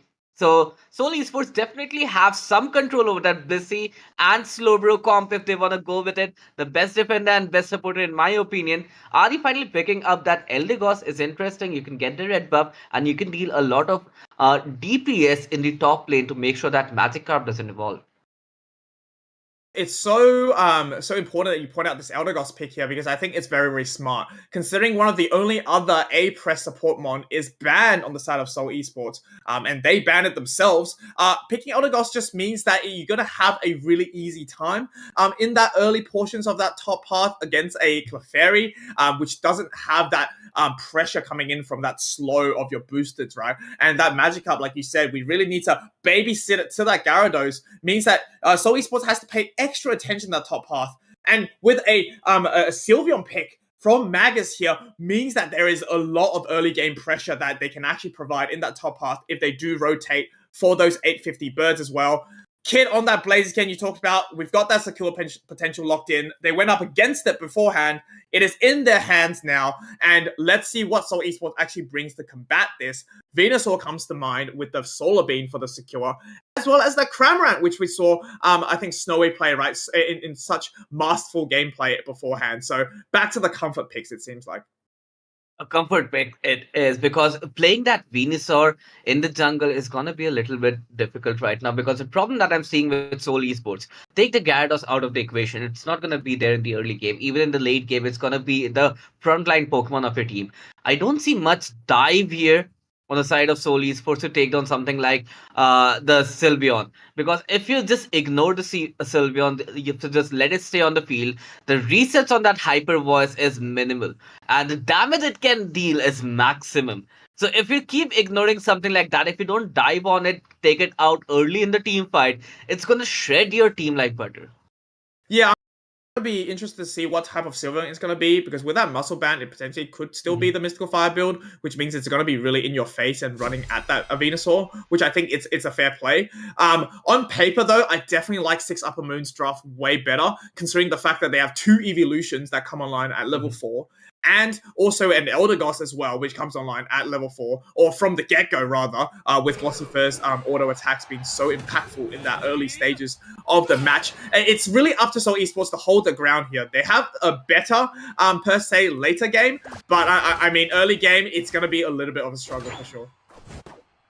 Oh, completely. And with the Venusaur, they're definitely going to go with the Solar Beam comp. If you're going with Solar Beam, you need someone to protect your Venusaur. For that, you have the Umbreon. So Umbreon is going to play a very important role in this game. Because with both Sylveon and with both Venusaur and Cramorant, you cannot let any of the attacking Pokemon, any of the divers, to get inside your defenses. And the problem is that both Blaziken and Leafeon can do exactly that. Yeah, and exactly that it's doing, because the Leafeon's able to pick off one already as they're going to push and get some dunks in. Magikarp goes down. That is terrible news for Seoul Esports. They want to stay in the fight for those effort gauges to go through. Cramorant finally saves the pad here as the Glossifur is looking to just turn away and get out there. The experience share able to provide them with that level 4 as well. It is going to be a 9-minute on that mark. I want to see that Sylveon come up. Yes, it does. As predicted, 6 Upper Moon sending 4 members of the team for this little ambush as compared to the 3 members that Seoul Esports has, and it's going to be an absolute massacre as predicted. I mean, that Leafeon is going to be so huge now. A Cramorant is going to try to delay and defend this pad, but I do not see any of these dunks being stopped there as the top pad is left on the 12 here. 68-2 per se.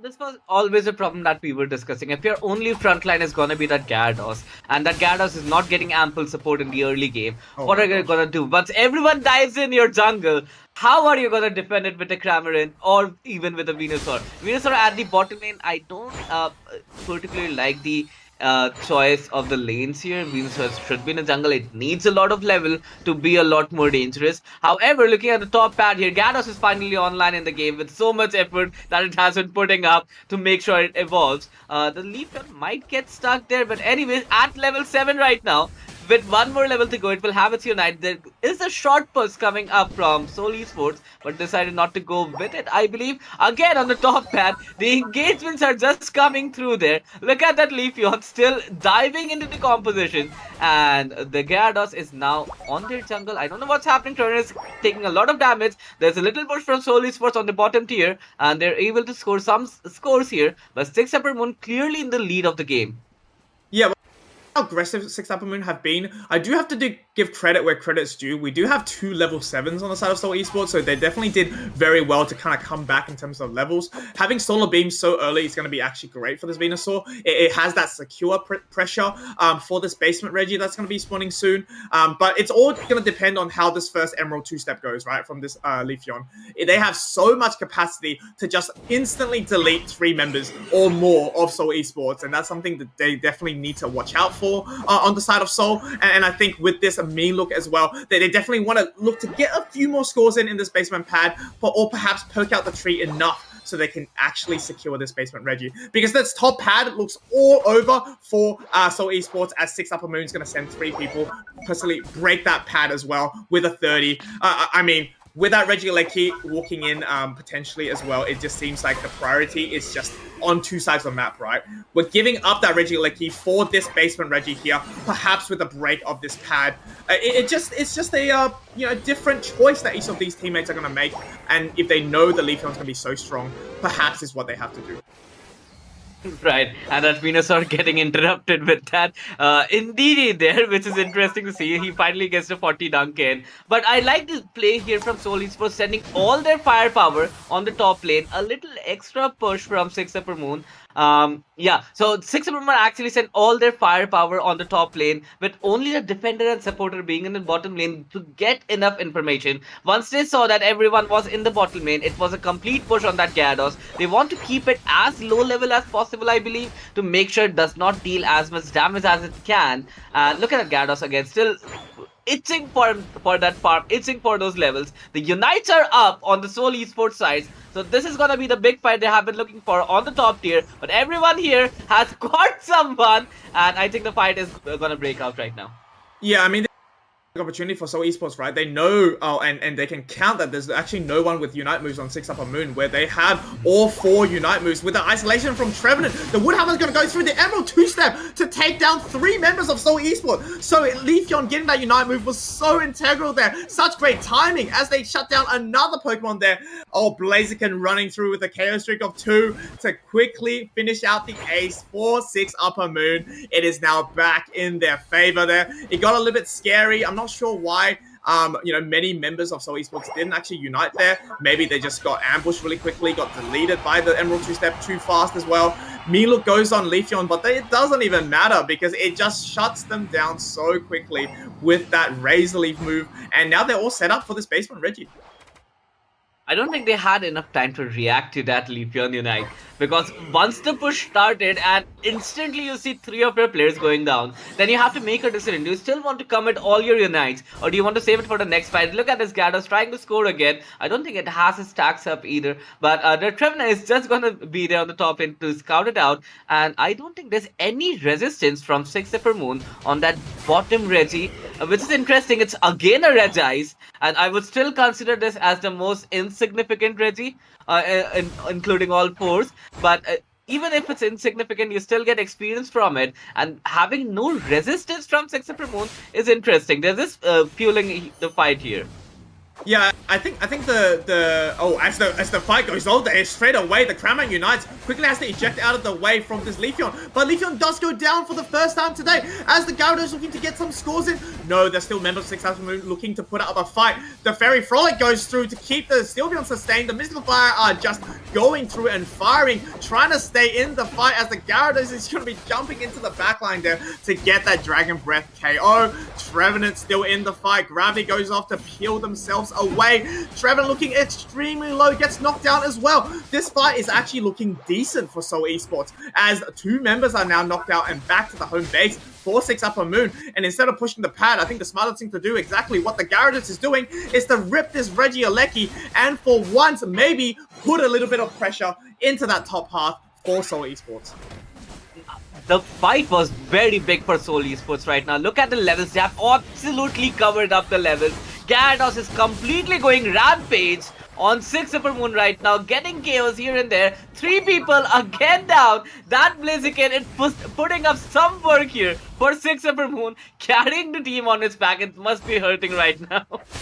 Yeah, you gotta feel a little bit bad for Seoul Esports. They seem to always get stuck by losing those engagements they've been taking. They tried so hard to get that regularly. They were successful, but a Blaziken that is just now level 13 just runs through and really shuts that down as well. But don't forget, 20 seconds to the final stretch of this game number 2. This could be it for Seoul Esports. Their dreams of winning this grand final could end here with 6 Upper Moon having all of their unites as well as Seoul Esports. This is going to be a fiery matchup as the Rayquaza is about to spawn. We've got Vision already coming out from both the Trevenant and the Elder Gods here. The Leafeon is looking for a fantastic flank in that bottom half there. Isolation on the Umbreon will mean that it goes down. No, the Midnight tries to jump over and stay in the fight. The Gyarados Dragon counter goes through, knocks up 3 members, but doesn't connect with the Dragon Breath though. Fight is still ensuing as the Umbreon is on 1 HP, trying to run away, trying to stay in the zone of the Clefable though. Blaziken with a huge knockout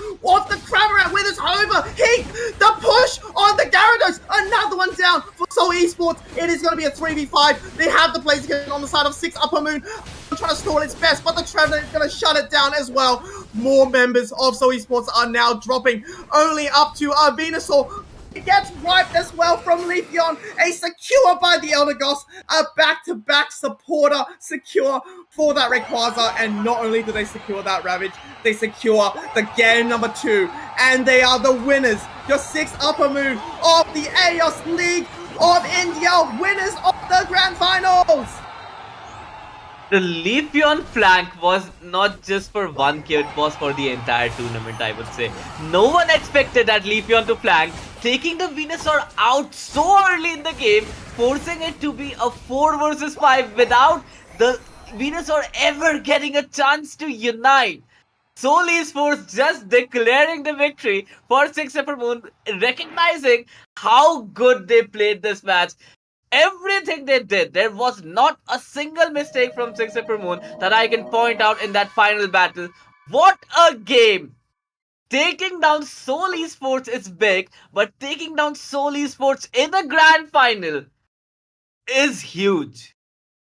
I mean, 6 Upper Moon not dropping a single game, if I'm correct, in this phase 3 of the AEOS League is just incredible, right? They really cement their presence in this region, and definitely a team to watch, right? With the up-and-coming UCS season coming up as well. I mean, big shout out to Seoul Esports. They had a really good run, right? Considering the fact that they did go through that losers bracket. It was definitely a dream to try to come back in and take it to a bracket reset. But 6 Upper Moon was there. There was the wall that was not going to be able to be broken or moved. And they definitely showed it. Regardless of what Pokemon they had to play, they came up with a strategy to shut anyone down to try to contest that Rayquaza. And it was so masterful, I think, at Rayquaza. Able to isolate people in with that Trevenant to take people down, bait out Unites as well. And, you know, at the end, it was just Faker with its Venusaur, Unite Move Beam combo. But, when there is only one player on the enemy team, you just send a few people to take out the problem.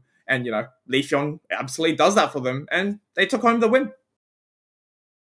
Oh, definitely take the win for themselves. And I know Adi is listening right now somewhere sitting on one of his phones or one of his computers. Adi, congratulations. Again, I did see you secured each and every objective for your team. And that's an amazing feat to accomplish. Well played, Seoul Esports. They had a chance. They were coming back in the game. But the flank from Genius in the end just took the game away from... I cannot stress enough on that flank. 107,000 damage on the Leafeon is amazing. 101,000 damage on the Blaziken is amazing. 67 on that Gyarados, yes, that's good. 79,000 from Swing, yes, that's good, but that was not enough to secure the final game of the Grand Finals. 6 Upper Moon is the Grand Champion for AEOS League India in the final phase, the final day in the phase 3 of this tournament. Yeah, and on that point as well, Ravage, I just want to give a shout out to the other members that came in that top three because they were all sharing to that prize pool of that 150, right? You know, obviously Six Upper Moon being our champions of the AEOS League, but don't forget Seoul Esports coming second through that losers bracket as well. And obviously, you know, one of the teams I was cheering for from the phase 2, IND Elites definitely did a fantastic job as well, coming through the winners, unfortunately getting knocked out by Six Upper Moon, but definitely still showing up to make it into that losers grand finals as well. At the end of the day, Ravage, this has been such an exciting series, right? I think if I'm correct, it was over multiple weeks with warm-up events on the weekends as well. And it's just so great to see. I think at the start, it was like 30-something teams to be reduced to something like a 16, and then we're looking for a top 5 with 3 invited teams for a top 8 scenario for this phase 3, and to see all that come to the end and Six Upper Moon standing on top of the mountain for that, I think they have to be so proud, and you know, big congratulations to them.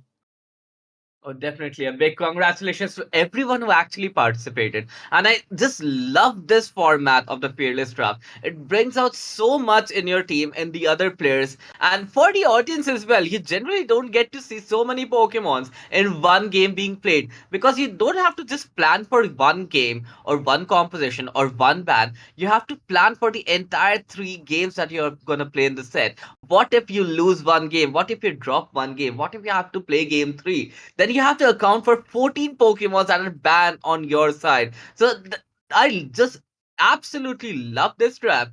And with that, we'll have everyone again on the screen. Husky is here to join us. And please welcome Zenith on the screen with us, the founder of Engage. Yeah, I'm keen to hear what are their thoughts on this exciting final of this AEOS League there. We know that, you know, we've watched these teams grow throughout the weeks as well, and just seeing that the picks change from the different patches as well, Ravage, I think it's going to be quite interesting to hear their thoughts as well. But while we get that done underway for everyone, when we get the camera set up for a 4-cam, I'm sure everyone at home is very excited and ecstatic about this grand final as well. What has been your favorite, I guess, moment, Ravage, if you can some kind of remember from these past few weeks of this whole entire league? Do you have something to share with us here? Oh, definitely. I have one from the Weekend Wars that was back in phase 1 when it was the final game. And it was a final set, first of all, final set of the week. And then it was a final game for the win. Going into game 3, and the last game was tied with the scores. I don't remember the name of the team, so I'll definitely go out and check. The scores tied at the final second. And the only team that won was they won because they got to the score first. That's how Unite works, right? A tied game like on a game tie 3. game. Yes. Amazing Right. game. That's very exciting, and that's not easy to do in a tournament either, right? Because these games are normally like very close. Everyone thinks about their overdunks very carefully. So having that moment is definitely very special as well. Mine is definitely seeing the XP share Sylveon for the first time. I think it was a couple of weeks ago or a couple of sessions ago. But I think that for the first time really surprised me, and that was after Sylveon got the changes in that patch as well. And, you know, I always like to take some sort of inspiration from these games, because these players, they play this game a lot, right? They definitely grind it out. They definitely know the Pokemon's ins and out. So for someone like, for example, Doc using a Sylveon that, you know, is so traditionally like an attacker, but you know, using it in terms of a supportive way really is valuable for everyone watching at home as well if you want to try it out with your own team. Because Sylveon at the end of the day, for example, is a great Pokemon to not only do damage, but get vision. They're so mobile around the map with its Mystical Fire, and so versatile with its Hyper Voice as well. It's definitely something to think about, right, when you're equipping your items. But, you know, you never get this type of competitive vibe from your ranked ladder, right? It has to be a 5-on-5 proper team versus team in a tournament setting to really see these things happen. And that's what's so exciting about these type of tournaments. Definitely. And Husky, what was your favorite moment? I'm here, yeah. It was fun. It was a great time. Hi, yeah, there we are. Hello, everyone. It was a great time. I really think that Snowy's Cramorant was a force to be reckoned with. That was super fun to see Cramorant come back. It never really left the meta, but people fell off of it a little bit too hard, I think, and Snowy was showing up on it. Unfortunately, in the final match, it could not pull through the way it had, but it was still very fun to watch. 6 Upper Moon, not dropping a single match the entire tournament. That was absolutely insane. Right, and with that, we have Zenit on screen with us. Zenit, do you have something to say about these matches? The entire tournament, love how the fearless draft works, and would be looking forward for more of these. Yeah, hey guys, thanks for having me, and thank you guys as well for participating as casters as well. I'll have a little chat about that in a second, but I was amazed by both the level of entertainment as a spectator, as a viewer, seeing the level of competition, not just in the weekend clashes, but also throughout the last 6 weeks or even 7 weeks now. We had so much rivalry, so much competition, so much drama within this community, and seeing these last few games, it was amazing. Big shout outs to the winners who started off as Bad Mash 5 and then I guess exercised their fandom of I do believe it is Demon Slayer, where they got the 6 Upper Moons theme from. So big shout outs to them. They played amazingly. They dominated within the brackets. There was a lot of within the earlier rounds, there was a lot of competition, but I think they've grown quite a bit as well. I think that's a very big thing. You're playing against pro teams that are established, have world experience. A team like Seoul Esports, they are the veterans of the India scene, and to go up against them and to take them out, and not just them as well, some of the other grassroots teams actually knocked them into loser brackets. So to see this level of growth within this scene is exactly what INGAGE is there to provide and to do, which is to raise the level of quality within competition so that there is better chances for more players to actually get themselves in those highlighted events in the WCS series. So that is my quick take on the teams that were participating, and it's a big shout and a credit to all of them, as well as the 3 invited teams who did their best, and it was definitely entertaining, seeing so come out of the losers brackets and into the finals, and they did it in dominating fashion as well. It is amazing for spectators like myself to see. Yeah, fantastic. Definitely. Fun fact though, like Ravage likes to say fun facts. I found out that Batmash actually won, or 6 Upper Moon rather, actually won the phase 2. So going into this, I guess phase 3, they definitely had that confidence, right? And looking at the seeding as well, they were seeded 4th or 3rd or something like that, which is after the invited teams. So definitely a team to watch out for going into that WCS. Yes, Yeah, and definitely it absolutely. has been an experience for all the teams here. I'm so sorry to cut you off, Zenit. But yes, it has been an experience. It's not about only the grassroots teams, but also for the invited teams, because they have to play with such a different format of the fearless draft. You have to go through all these different adjustments that you have to do. We saw Seoul Esports getting knocked out at the first game that they play. That's not something you expect to see, right? So even for them, it's a chance to grow. Yeah, and speaking of growth, actually, look, we've just started the AEOS League in India. We used it as the first kind of format to really test out, or the first sample or an example to test out this sort of format. And especially with, I know you guys really enjoyed it, not just you guys, but the other casters as well, the whole fearless draft system as well. It just gives you so much more to think about, so much more to, I guess, train yourself on, because knowing your drafts really well and then being able to maneuver around your variety of pools that you can play from the characters available is such a phenomenally important role when you are, even if you're going into WCS with a rule that doesn't exist. It still gives you the practice that I think every player should have at that highest level as well.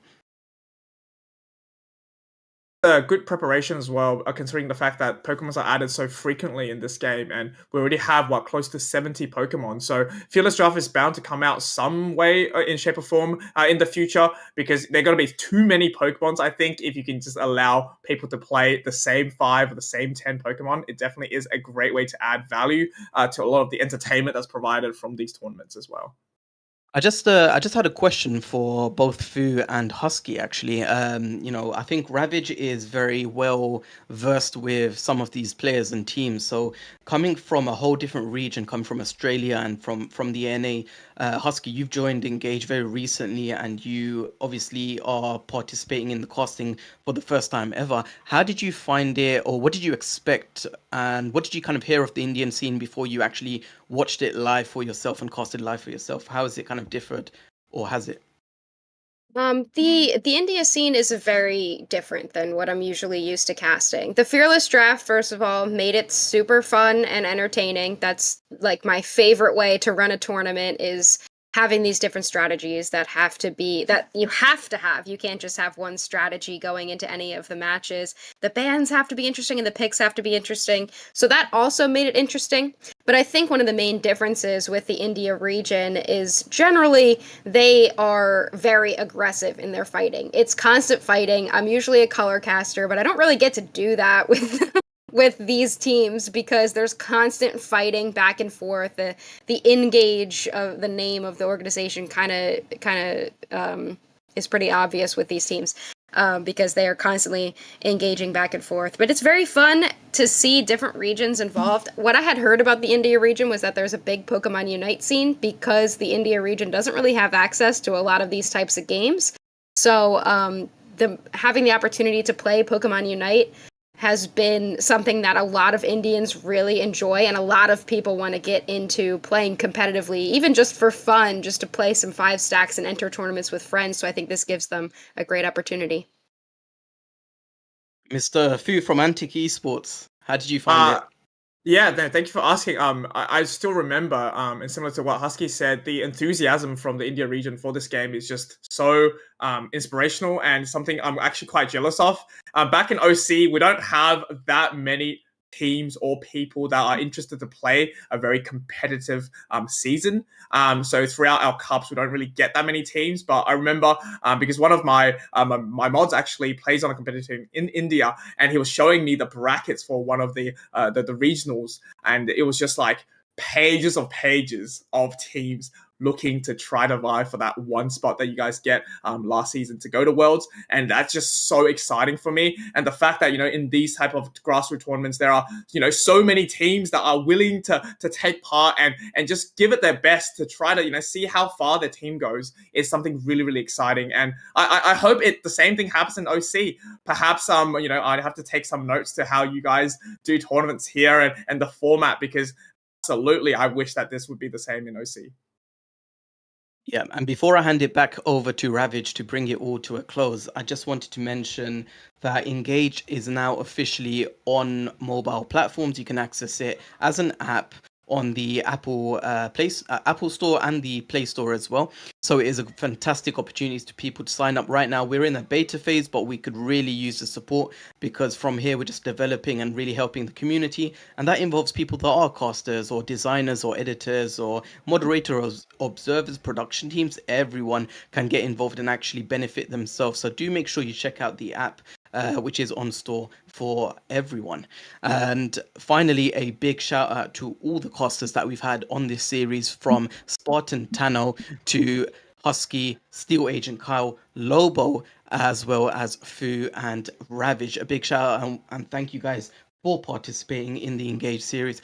Big shout out to all the people behind the scenes, Zen, Yash, and the rest of the team behind the scenes that are working hard on the production as well. So that's all from me. I'll pass it back over to Ravage. And it has been an honor for us. It has been so exciting for us to cast for Engage, because I have never seen a tournament like this where there was so much hype created around this Fearless Draft. We finally get to see it in action, and the best part is we get to cast and we get to see each and every team put their best efforts in. And I see your cat, Husky. I just loved it. And Yep, she's with knocking that, everything down. Here she is. it's loving it. Everything is here on Engage right now, guys. You saw my cat, you saw Husky's cat. Yeah, We're just the other missing one's in Pooh's the cat back. right now. With that in mind, guys, it has been an amazing 7 weeks, and it has been an honor to be a part of this. Any parting words from you, Husky, Pooh? Just thanks for Husky, do you want having to go me. first? Yeah. you Yeah, go first. my parting words are thank you so much for having me. I'm excited to work more with Engage in the future. Thank you, everyone, for being so welcoming. It was great casting. Even if I had to wake up at 7 a.m., I'll do it again. It was a great time. Yeah, I think I echoed the same words as well. I mean, it's been so great. I think I've had the opportunity to cast not only I guess these type of phase 3, but also those warm up weekends as well. And the different formats really bring a new spice to this game, and that's what we like to see as casters. We want to see something interesting, and I guess Engage and these type of tournaments really put a platform for these players to do it. So I don't have a pet, but I'm here with my little plushie, so that's going to be my pet as we say goodbye here. But thank you again so much for having me. Well, at least you have something to hold on to while you sleep. We have our cat, so we'll just let that pass. And with that, guys, it has been amazing. And if you thought this is gonna be end of it, we will be back with something else. Until then, this is Rabbits with the entire squad signing out. See you guys.